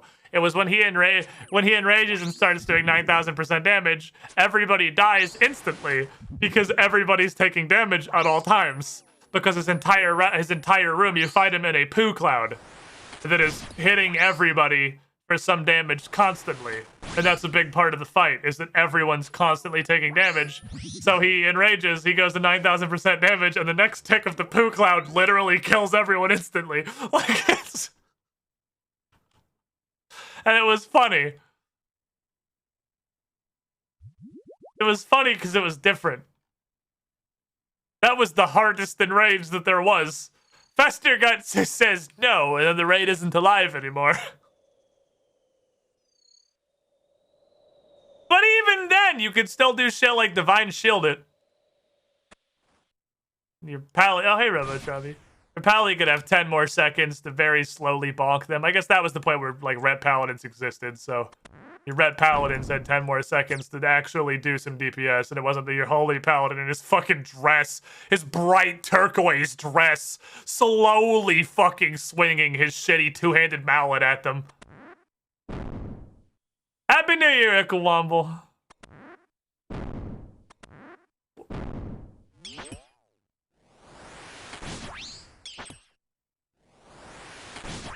That fucking dress. Cooler rage for trial 2 and you know what's sweeping over the whole area. That was my first thought. I'm gonna say this with some more words, but it's only gonna be mechanical spoilers. It's gonna be as little as possible. Literally all you had to do to make Trial 2's Enrage interesting is just make waves impossible.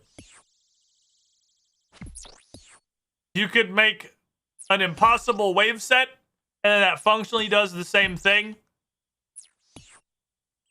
You could make a wave set that's like the X formation of things, but there's not a gap. There's all 3 waves. So you can survive that for a sec, but you're fucking dead. You could have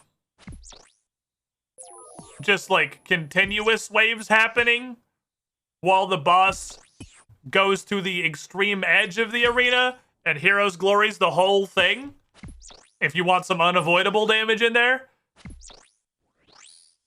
You could do a bunch of stuff with the mechanics that are already there. But I mean, that's dev time, and just like nobody does that anymore. Again, it's not like Final Fantasy exclusive, that's just the modern MMO. You hit the enrage timer and they go, I cast reset. I'm pretty sure WoW does that at this point too. It's just modern Memorpicus. It's not a Final Fantasy specific complaint or a this fight specific complaint. That's just, again, you pick out little bits of intrigue, little bits of identity, little bits of interest, and they're just little quality of life changes. They're just little changes to streamline the experience. And before you know it, you're in the loot chute. And every dungeon is a literal straight line that has double trash pull, boss, double trash pull, boss, double trash pull, final boss. And that's literally every dungeon with no changes ever.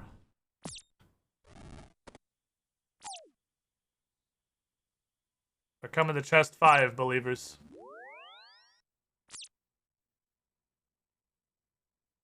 We're coming to chest 5. You do your best work in chest 5, believers. Haven't seen Trial 1's range. I saw it in the learner group. My learner group for Trial 1 got to enrage. I've seen each enraged once. Because if you have a learner group that can get to it, you were like, if you're getting to enrage in the, it's just, yeah, it's the same thing. It's he casts, I cast die, and then it resets. It's exactly the same thing. I assume they'll all be like that forever. He does I cast reset the fight, and then it resets the fight. He had the easiest one possible. Just do Astral with no holes. Problem solved. like, ta-da! Enrage. Oops, all behemoths. Like, this. It would have been so fucking easy to make it enrage. Oops, all behemoths would have been a really funny enrage too. Oops, all behemoths also. There's 2 fire lines, sorry.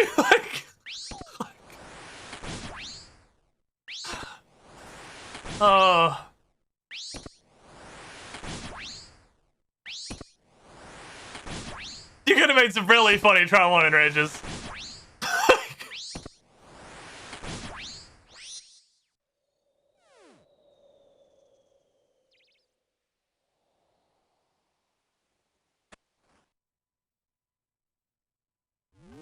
want to show you guys a thing.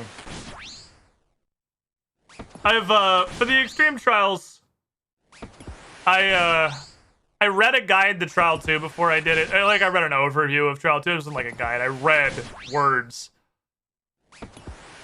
of an overview for Trial 2 before I did it. But I did that after I did it in a trust.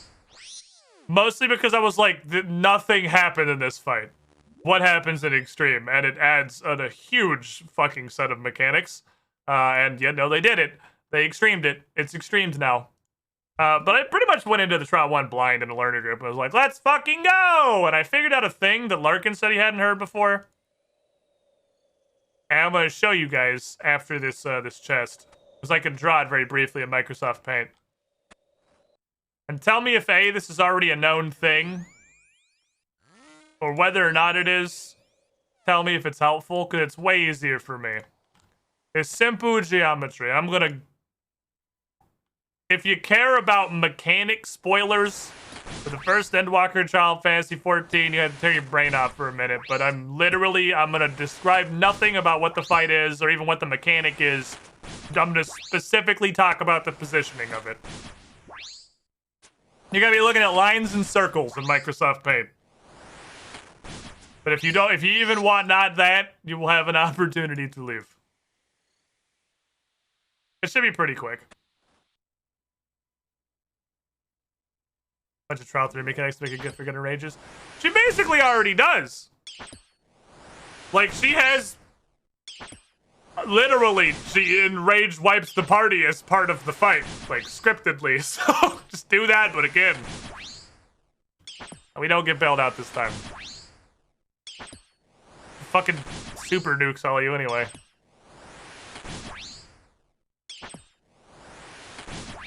In completely unrelated news... Can tanks have a different limit break? I appreciate that the fight designers at Square Enix have realized that the tank limit break is so bad that you have to design fights that explicitly force you to use it, or it will never be pressed. Can we just have a different limit break? Like, maybe at the point where you're designing phases of fights, we're like, okay, tank, you guys have LB3. Here comes the limit break. Open your mouth. And it literally says in text on the screen, hey, tank needs the limit break. Maybe just change the tank limit break to be something usable.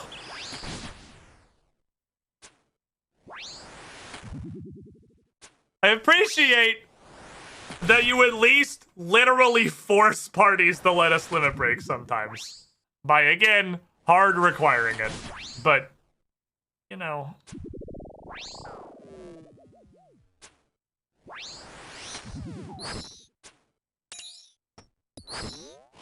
Stun the boss would be sick.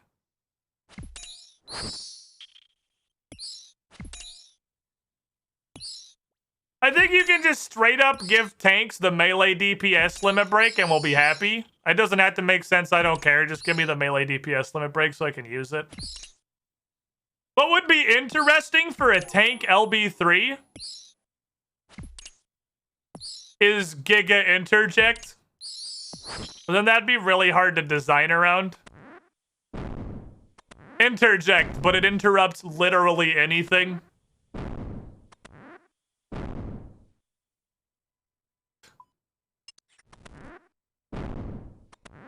Parhelion! No. Oh my god.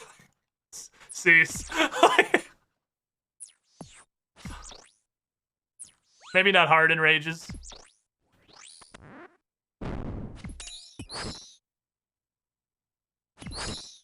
The boss could then even immediately start casting it again, but you could buy the time. Because a lot of big boss mechanics are like literally 5 to 8 second casts. Like that's several global cooldowns. Alright, believers. This is it. This is Chest of the Fifth. Your hopes and dreams channel points. Your squid bits. They all ride on the contents of this box.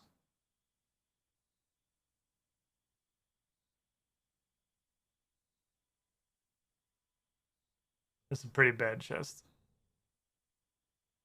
That's a pretty bad chest. Sorry, believers. But you know the odds aren't great for you. You must suffer your own choices. New Gamba's up. Let's do 5 more. I do want some Barrow shit. And besides, getting the runes is never bad. Do 5 more. Problem with tank LB is the same with healer LB. If you use it, you're probably not making the DPS check for enrage. So admittedly, my knowledge for current content is exactly the 2 extremes that currently exist. Those DPS checks are not tight. They are not even remotely tight. I had a trial 1 extreme, actually. It was in a fucking farm party, that we had to healer LB3. And we still, like, weren't even close. Like, we barely got to 2nd Astral. Barely. They are not tight DPS checks. You hit DPS, you hit enrage timers on the current extremes because your DPS are spending 30% of their time licking the floor tiles. And like in any situation, like if your DPS aren't going pop, what, pop, what, pop, what, pop, what the whole entire fight, like you're probably gonna make the DPS check.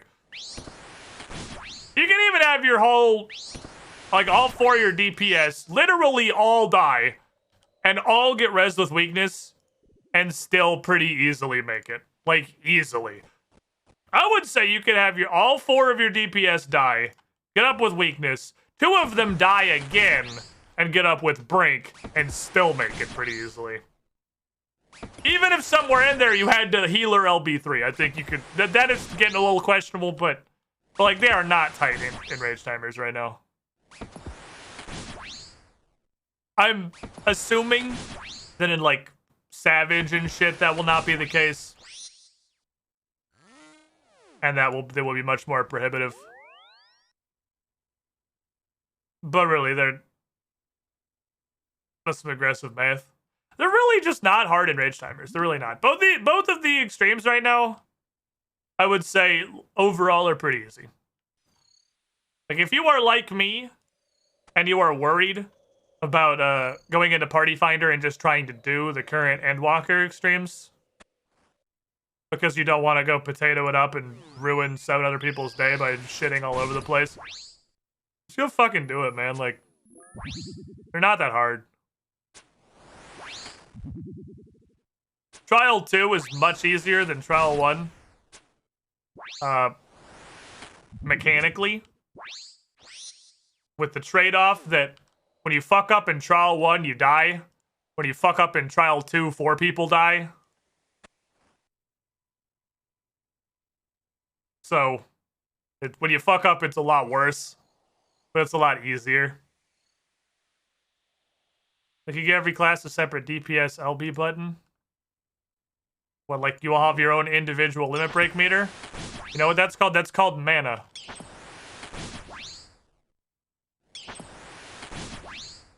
I was gonna show you the trial 1 thing. Fuck. Debunk this guy and I'll show you.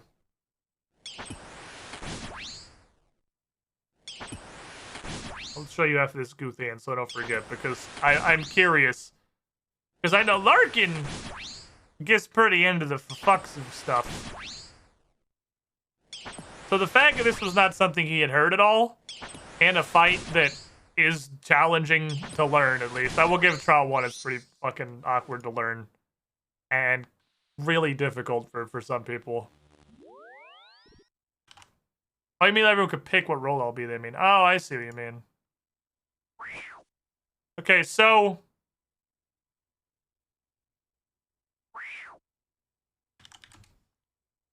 here's a square. Pretend this square is like an arena.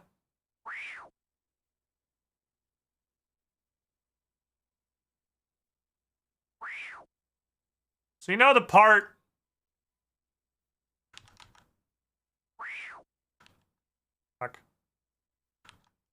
You know the part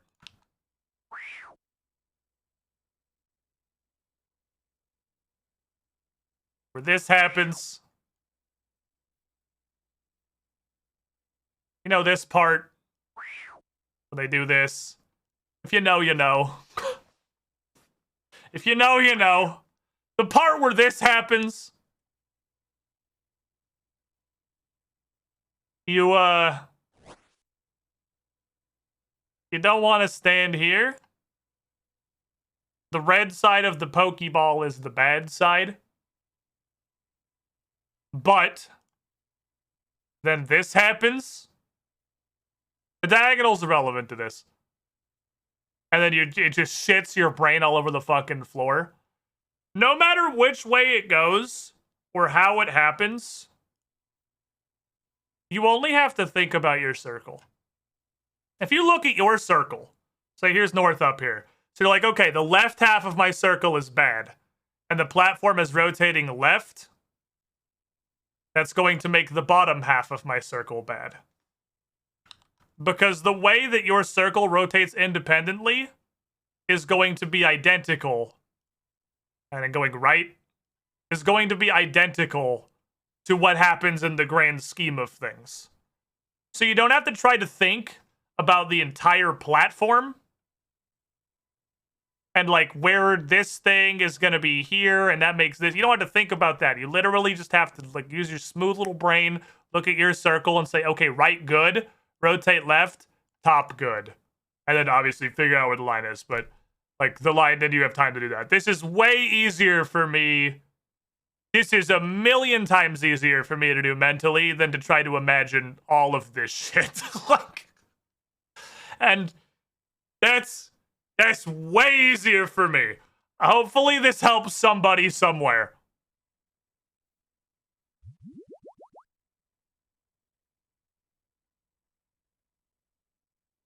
I can't help you with a diagonal. That one's on you. But I can give you one less thing to think about. Who the fuck didn't I kill? Is it Guthan?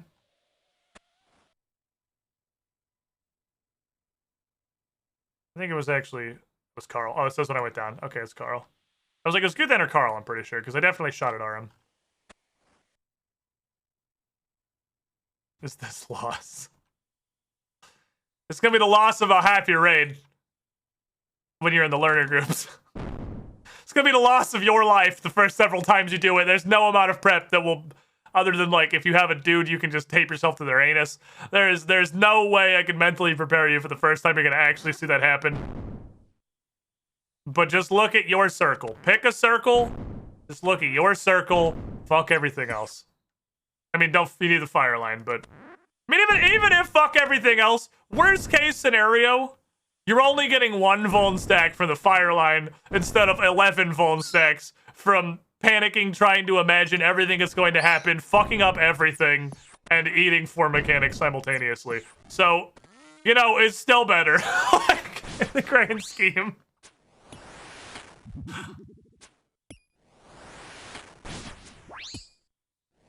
Yeah, maybe the healer can rescue you 3 inches to the other side of where the fire line's gonna be. I mean, she still strip me up, so when I look around for the lines, I see the arrows behind me and mentally put them in front, thinking the platform's gonna be the other way. Literally what I do is I stand on the safe spot before any rotation. I just stand on the safe spot. Kill these 2. So I'll just stand right here, and then it shows left or right, and I will move 1/4 turn. Like, that's an even easier way, right? That's even easier than what I said. Fuck what I said. If you're in your circle and you stand on the safe half, whatever direction the platform is turning, you also do that. That's even easier. That's even easier. Platform's doing this, you do this. That's even less brain power. And then look for the fire line.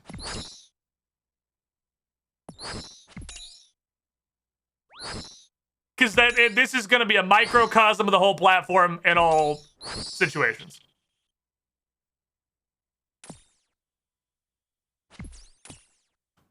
We have improved the system further. I will take all the brain power out of the fucking snakes if it's the last thing I do. Learning Final Fantasy mechanics I version to smooth this. Well, it's not like Barrows has any fucking mechanics, so I need something else to put my brainial energy towards. While I'm just waiting for this dude to do 4 monkfish worth of damage before he dies. This thing fucking bonks, dude. We might as well talk about mechanics in a different game. Because if you're here, if you're in the center of the safe spot, you see the right rotate, you see clockwise, you go clockwise, you're now in the center of the safe spot. Put the snakes out of your brain, look for the fire line. Hope you're not, and then move to whatever will be safe in your little hemisphere there. Easy. Way easier way to think about it. Hylian child. It's a Hylian child. It's funny because my Final Fantasy character is Gan Ondorf.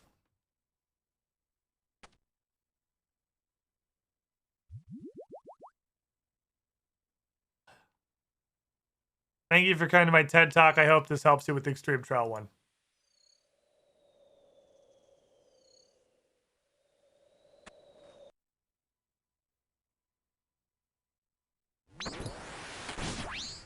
Now, if anybody could help me stop dying to the fucking astral meteors like a literal chimpanzee, I would thank you. I don't know what happens when the meteors go up, but I hear dial-up noises in my head. And the worst part of it is it's not like this shit where I'm sitting here desperately trying to envision everything that's going to happen. Trying to visualize the pre and post rotational board states to find the safe spot before I develop the patented just look at your circle forehead technique. I look up and I'm like, okay, it's here, and then there, and then there. Like, I'll plan out a route. I'll plan out a 3-step. Okay, left to middle to front center. All right, that's easy. Left to middle to front right. Okay, that's easy. And then I'll go to left, and then I'll go to middle. Why did I die? I literally don't know why I died. Like, it's the middle. You can't possibly misread the middle. Like, is there another mechanic happening simultaneously that just hits me sometimes that I'm not aware of? Like, hello? I don't understand why I died. I literally do not know what hit me.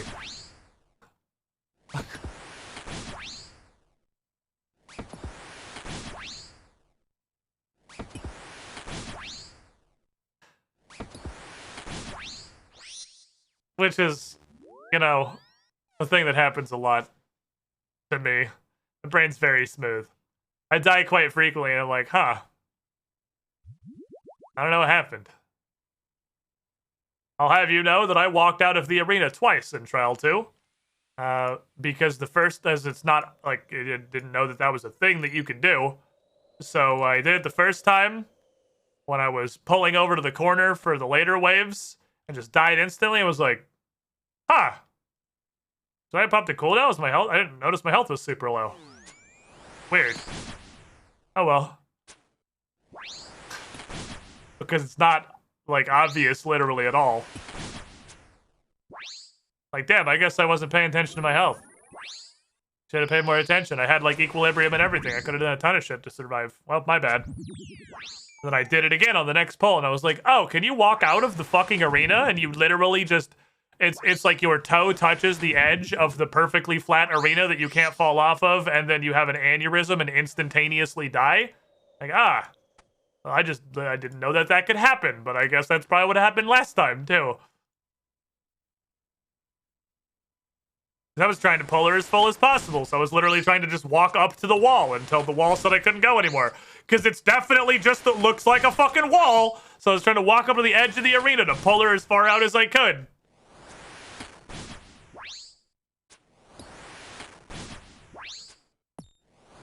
Piece of shit.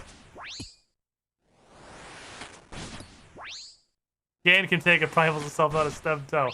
I stubbed my fucking toe so hard. I stubbed my toe out of existence, man.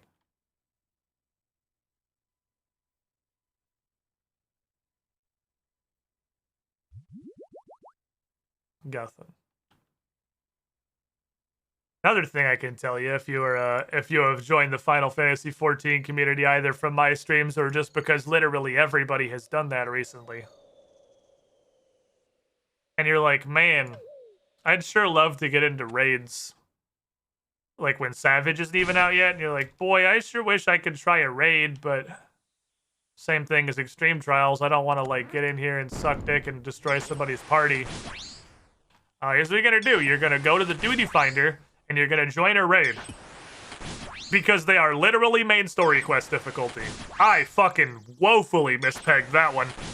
I thought the raids were like up with the Extreme Trials in the difficulty hell. Nope, that's like main story quest. You literally go in there with absolutely zero knowledge. You will figure it all out and you will be fine.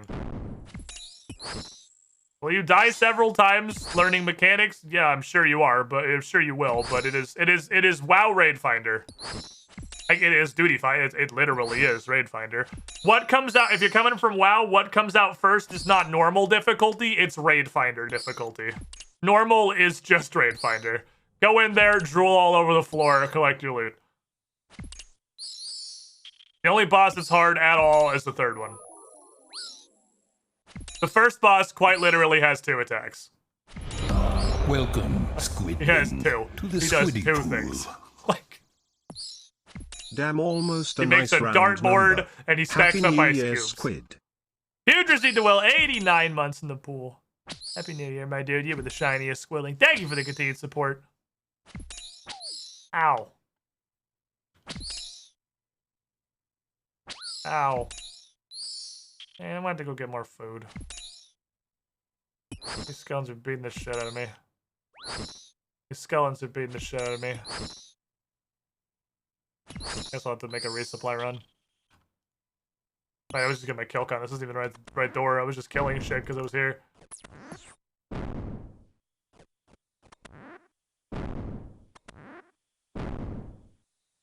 It also winds up for 20 minutes so we can have the arena. Well, that's part of the dartboard. That's a subset of dartboard. What the fuck's the door? Oh, it was a full circle. I haven't had a full circle in a while. I thought I missed it.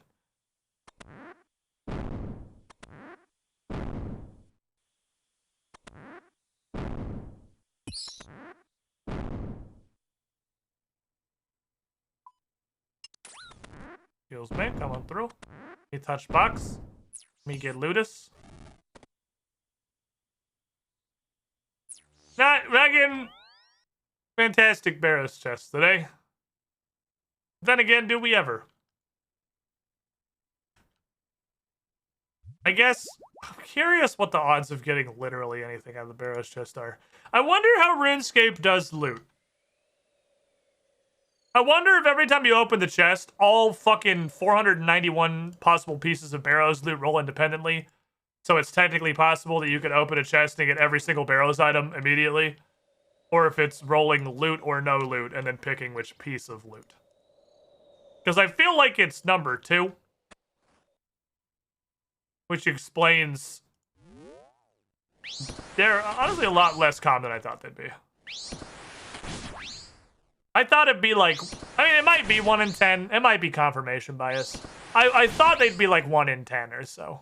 I'm kind of surprised to learn, ouch, it's significantly worse than that. At least it feels like it's significantly worse than that. But I guess I also learned that in Trailblazer, and I just keep thinking that it's not that bad. I don't know why I have Barrows in my head as not that bad of a drop rate. I got really fucking lodged in there. I'll be like, I'll look at the Barrows collection log because I know what's in there. 142, 1, 2, 3, 4, 5. So it's like 1 in 30. 6. It's way worse than I thought it was. Wow, it's like 1 in 25 or 30 to get a piece. Jesus, this game's drop rates are just abysmal.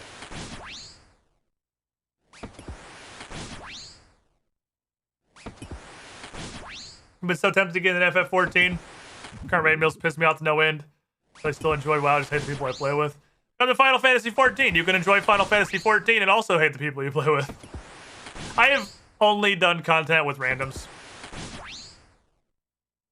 At Party Find, I literally just LFR'd the raid. And I Party Finder both extremes. That's kind of a nice thing about 14. I assume that's going to stop being possible with Savage.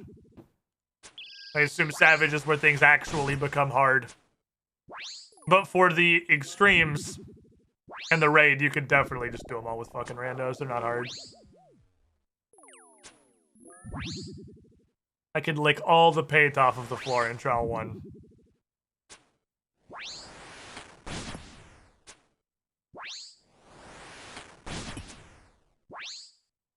Or worst case scenario, you can not enjoy the people, you can hate the people you play with, and you can also hate the game. You can just pretend it's League of Legends. Nobody enjoys playing League of Legends. You want to kill this guy before he just hits you for 10,000 damage? Thank you.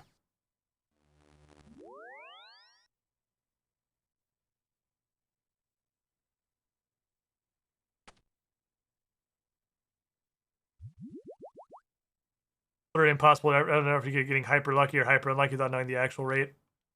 You know, you're not wrong. With a drop rate as low as like 1 in 25 or 1 in 30, I would guess, my guess is they're 1 in 30 and I'm a little bit lucky. That's not that low, actually. We're getting to like 150s. Like the law of averages will take over at a certain point. But the law of averages has a harder time taking over the smaller the number is. 1 in 30.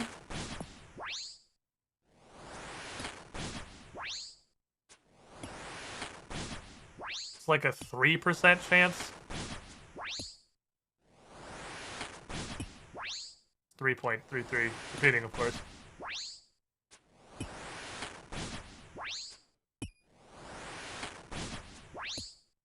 That's low enough it can take a while for the law of averages to really get its dick in there.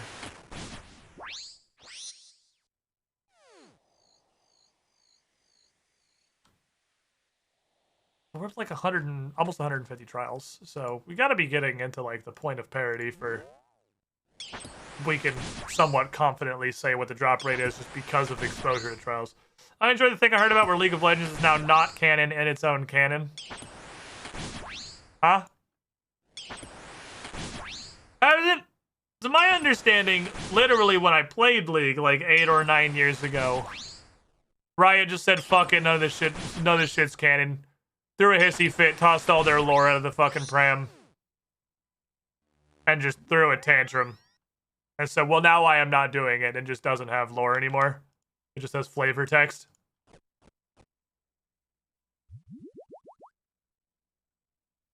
Does that come back around?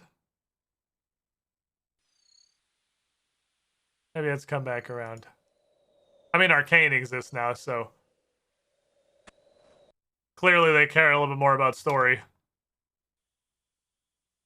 They've discovered there's money to be made in having a good story. I went too early. Is that just what Riot does their lore every couple of months? I'd throw a tantrum and then discard all of it? It's my understanding, yeah. But I have not kept up with or looked at League of Legends in many, many years. Please don't touch me. Thank you. Okay, hold on. I want to see something.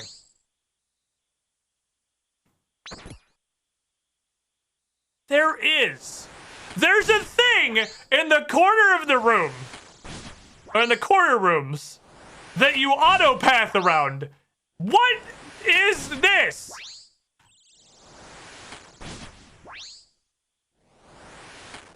What is this? What is happening? Why is RuneScape?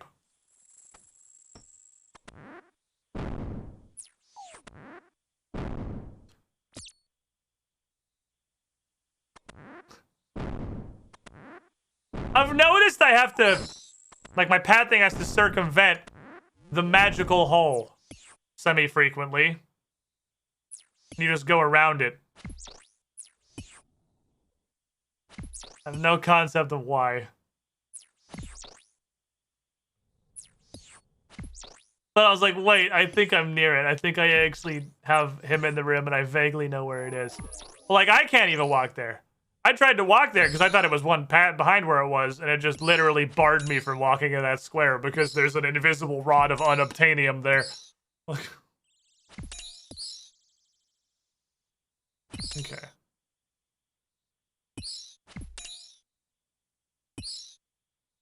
That sounds like someone breathing in the mic.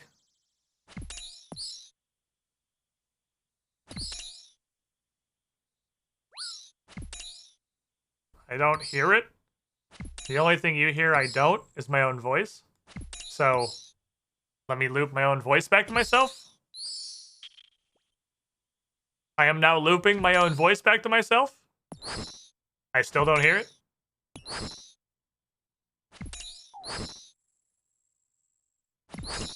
That's not your voice. Well, I don't think it was my voice, but it might have been on the track with the voice, because that's the only thing I don't hear that you're hearing. I looped it back, and I still don't hear it. I appreciate that's really easy to do on this router.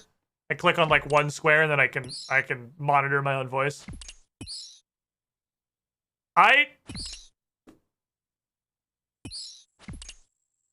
Is it the music?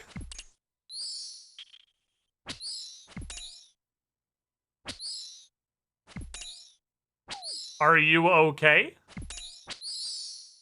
Is this a cry for help? You require assistance?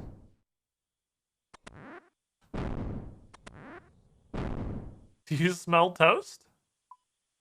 You alright, buddy?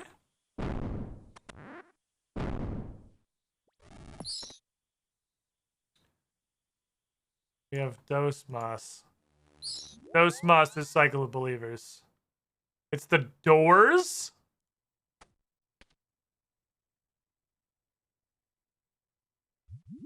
Now I'm trying to think about the door sound and breathing. I guess I could see that if you heard that door sound in an absolute vacuum. Like coming out of another tab or something. Oh my god, 5. I could see that being like a breathing. It's the ladders. I don't think it's the ladders. The ladders don't make us. Does it make a sound when you go up and down the ladders?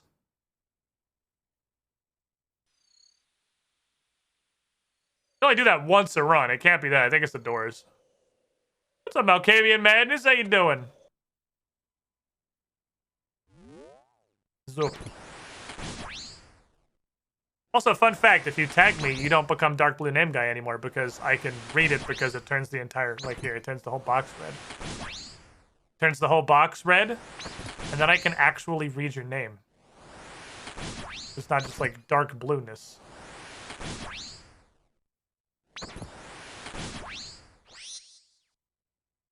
That's Twitch with Toledo and comment feature. You used to be able to type 3 asterisks, and Moobot would time you out. Because 3 asterisks was what it turned filtered words into. So whenever someone posted an illegal word, it would get filtered and then they get timed out. So you could just raw dog the 3 asterisks and block yourself. It doesn't work anymore. No, also mod can just bop you. Purge button exists. Do I have Elden Ring now?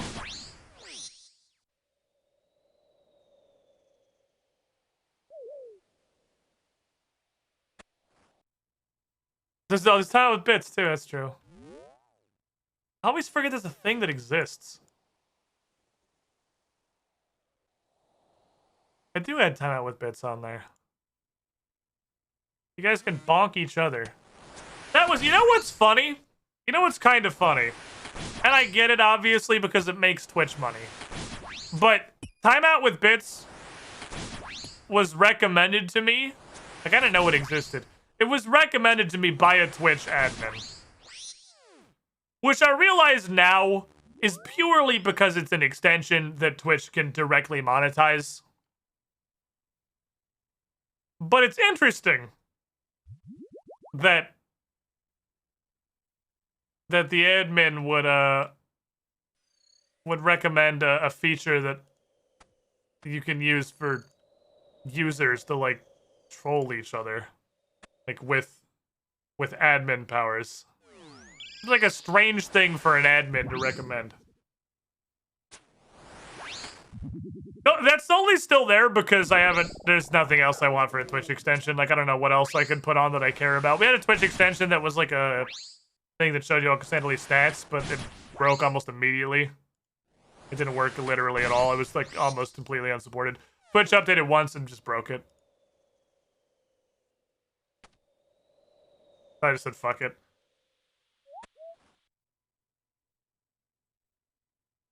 Alright, this isn't the crypt. You know, realistically, if I want to play Final Fantasy after stream, I should probably start logging in. But I think I'm pretty good on Final Fantasy right now. I'm not in a big rush to play more Final Fantasy at the moment. I'm kind of chilling. I would like to get my machinist to 90. He's 89. As soon as he hits 90, I'm pretty sure I'm going to be like 568 item level because I think I literally have all of the Trial 1 accessories of aiming that I absorbed through osmosis trying to get the fucking fending ones. Just greed rolls. No one else wanted them. I just do some Slayer tasks and shit after stream. My warrior, I think, is pretty. I literally don't think I can make my warrior better right now. My warrior is as stacked as he can get. I got the Trial 2 weapon. I got full 580 accessories. And I have a hat from the raid. I think the only thing I can do at this point is to get more raid gear. But there's the proper raids do actually have lockouts. You can't just spam them infinitely like you can the extremes. So I literally can't get any more loot from the raid this week.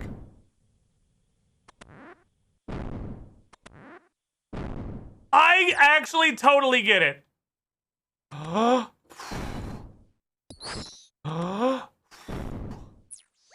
I see it.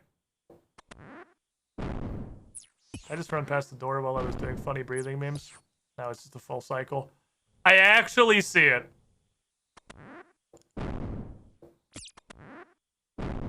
You're not crazy. You get a pass this time.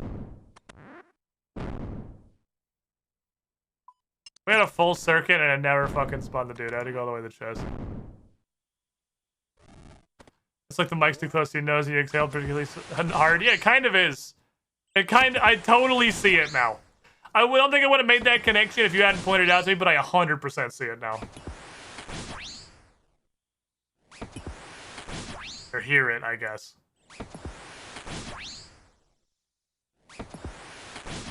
I literally don't think there's anything I can do to make my warrior better until the raid resets. Now I'm thinking if there's any shit I have left, but I really don't think there is. I think I'm just waiting for raid reset.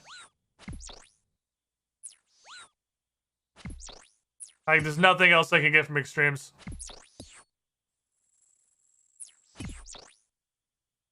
Can I just say, what in the fuck is Final Fantasy doing with raid gear? What is this system? The way Final Fantasy 14 does raid gear is the dumbest shit I've ever seen in my life.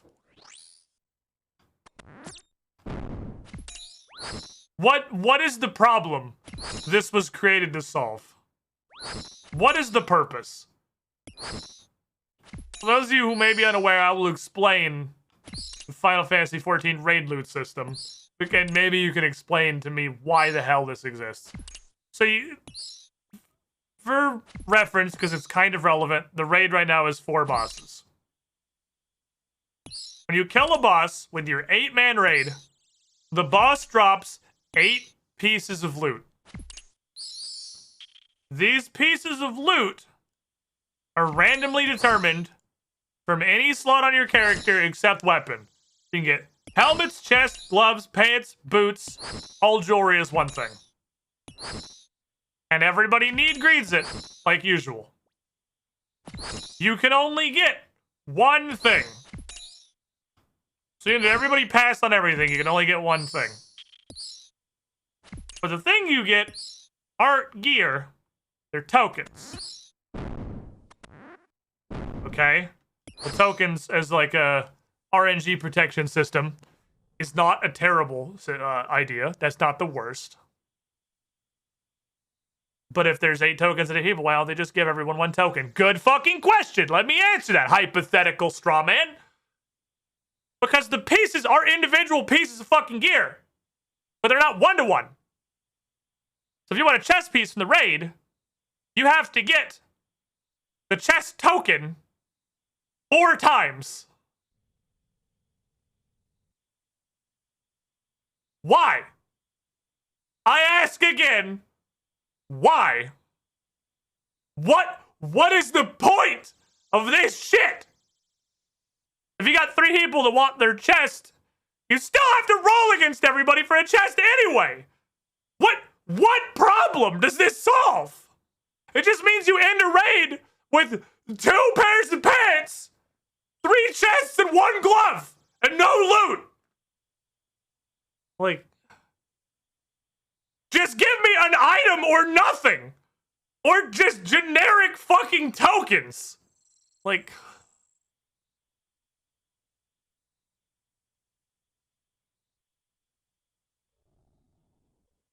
you gotta stop, dude. We got that one's covered. You gotta stop. How many pairs of pants does Varrock have?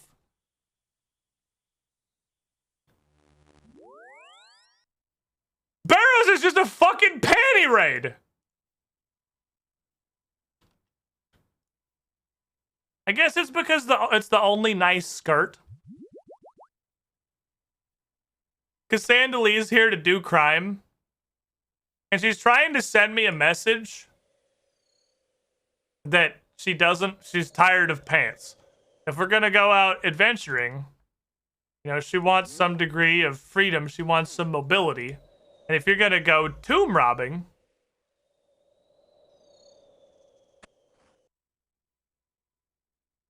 you know, you're opening the chest, you're looting it. This is why Varric does so much fucking damage to me. Because he's pissed. Because every time we come in here, we just raid his panty drawer. Literally all I do is steal this dude's pants over and over again. I mean, that's fair. I only wear basketball shorts. So, like, I can't blame you, Cass. It's not wrong. I just need you to steal something else. Look, we have... This is why Varric's fucking pissed, dude!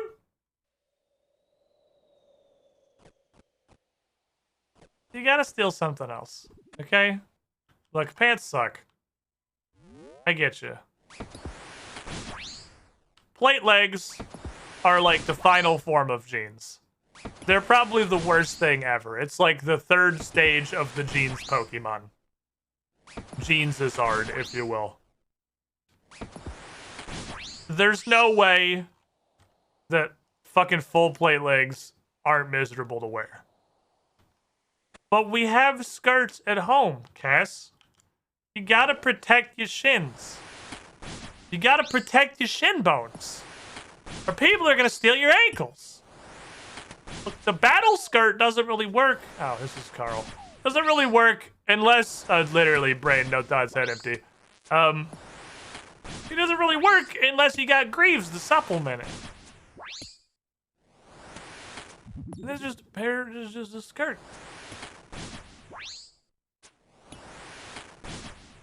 I'm afraid that if I alk it, she's just gonna get upset and she's gonna go back and steal more fucking skirts. I guess it does have Greaves. It does actually have Greaves.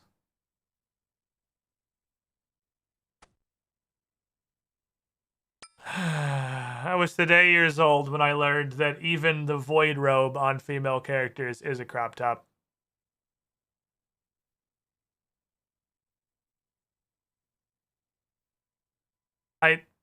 It's a full body robe.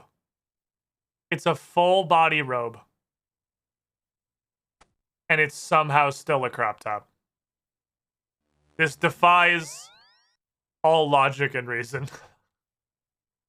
God fucking damn it.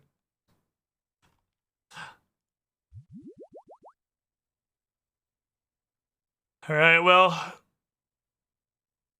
I guess I'm gonna go back to the board and cross Void Robe off the list of things that don't expose the female character's stomach which leaves us with just Rune Plate Body and Fighter Torso as the last two standing in the actual protection battle royale.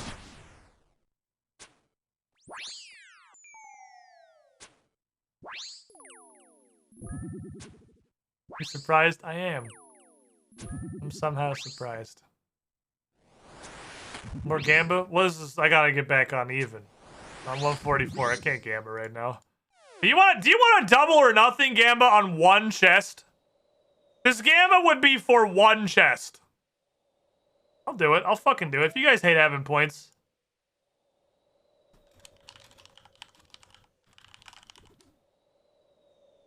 You guys really just hate having points. Which some of you seem to do. I will give you a double or nothing Gamba for exactly this chest. One Barrows chest. Only one. I actually fucking hit him with the crossbow. Holy shit. This dude's beer belly is cosmetic only, clearly. If I bet it all again, I can't lose.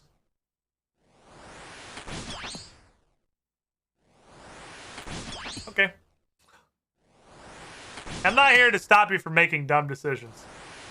This is 145, almost 150.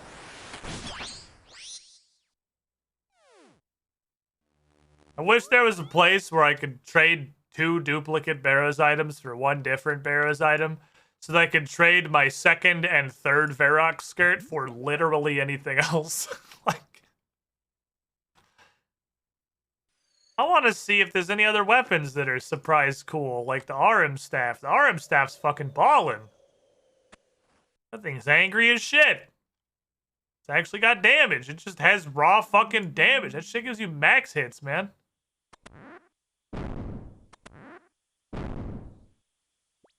Alright, chat. That box right there. That's your faith box. That's your faith box right there. Right the fuck there. It's too scared to feel anything else. You got an RM staff. I mean, I would rather have a spare RM staff, because Varrock skirt is nice or whatever, but it's pretty much just like Dragon Play Legs with prayer bonus. It's whatever. I don't really care about him. Like, when has physical defense ever mattered? He asks, having just put on a bunch of granite to run through a fucking crypt while I'm getting hit by all 3 attack styles earlier, and then last week, having run through the Shazian crypts while getting hit by all 3 attack styles in mostly the same granite armor, thus proving that there is a huge use case for defense stats. But fuck you is the point. Well, fuck this guy. I'm gonna bonk him. My fucking bonking hatchet. Bonk him over the head.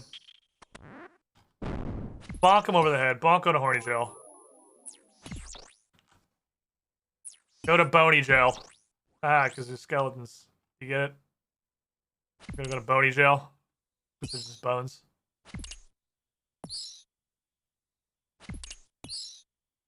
Realistically, let me put a Barrows item and like 100k in a mystery box that then is any other Barrows item. It could even just literally be the same Barrows item again. Yeah, reroll coffer, please. I guess, realistically, the thing to accept is that as an Iron Man, I will never have a full set of Barrows ever. It would take probably thousands of kills to hit the statistical odds of having 1 complete set. Much less any specific complete set. I guess the secret is just to accept that by playing the Iron Man game mode, I have opted into never being able to use gear that has set bonuses. Alright, chat. I'll even put on the lucky pants. Put on the lucky pants. I look like I'm ready to go fucking biking. Okay, I'm just ready to go mountain biking hard. I got my my sick Nikes on. Oh, it's not a crop top, actually. That's a band at the top of the skirt. There's a gold, like, belt on the Verax skirt. All right. Faith in humanity has gone back up a little bit. Anyway, you crazy motherfucker. Who's insane? Nice. 8 people are insane. Saiyanvox is super insane. You are betting on the back-to-back double or nothing. On a 1 in 30, you madman. You get what you fucking deserve. Are you surprised? No.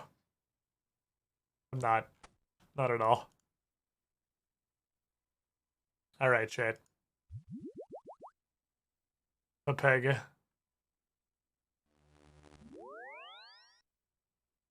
I think it is time that I go collect myself some delicious food. I mean to grab that. Access to a Barrows tab will definitely make gearing up for this much easier in the future. I'm going to add to my Verac plate skirt collection.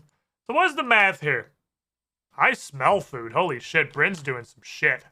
I gotta fucking go. This smells like banging. 1, 2, 3, 4, 7. 7 out of 145 is 4.8. So that's a little under 1 in 20.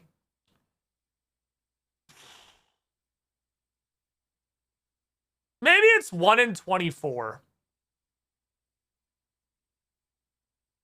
I'm sticking with I'm a little lucky. I think it's 1 in 24, 1 in 25. And I'm a little bit lucky. That's my thoughts. It might just be 1 in 20. And I'm a little unlucky. I guess, yeah, 145 if we want to look at it this way. I mean, that'd be if we want to just see the percentage. I don't know. Yeah, I don't know why I didn't just do it that way. But I think it might be 1 in 20 and I'm a little unlucky. I think it's 1 in 25 and I'm a little lucky. Because you can't look at Trailblazer stats anymore. But in Trailblazer, I killed about 100 barrows and got like 7 items. I got, I think, this many items out of Trailblazer barrows in 100 attempts at like a literal 16 times drop modifier. At 16 times XP, it was like 3 times drop, 5 times drop, something like that. Whatever the highest drop multiplier Trailblazer got to, I was still like, I feel like 1 in 10. So I think I'm a bit lucky on this account, which I'm definitely not going to complain about. We ain't going to complain about luck. Luck is good. Luck gets us things that are nice. But we're all theory crafting. I have literally no idea how likely these things are. Let's see. Any of my friends doing a cool New Year's stream? Like anyone that I know going the distance that their title would indicate? Oh, right, the Jasper's Game Day thing is happening. Right, the big Pathfinder charity. I literally talked about that. We're obviously going to raid that. I'm not going to, no raid message or anything, not to imply I give you guys raid messages anyway. But don't be super disruptive over here.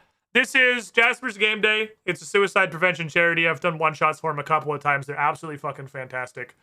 Playing some Pathfinder over on the Paizo channel. I think they're on break at this particular moment.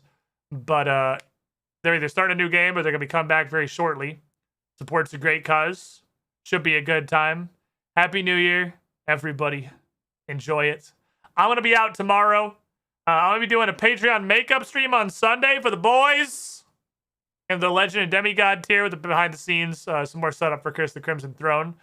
Because I tried to do it last week and doing it the day after Christmas. It turns out it was really stupid and nobody came. And that was on me. That was dumb. I shouldn't have done that. So I'm going to do it the day after New Year's instead. It's really 2 days after. Because like the holidays today. Nobody gives a shit about New Year's Day. And I got to set the stuff up anyway. Thanks for being here, everybody.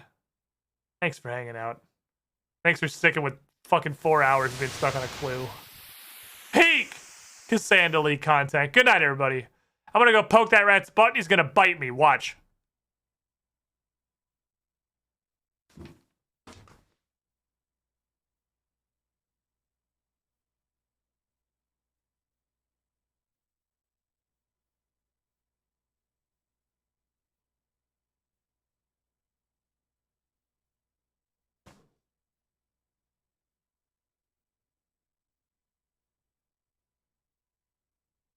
Hello, Mrs. Girlfriend.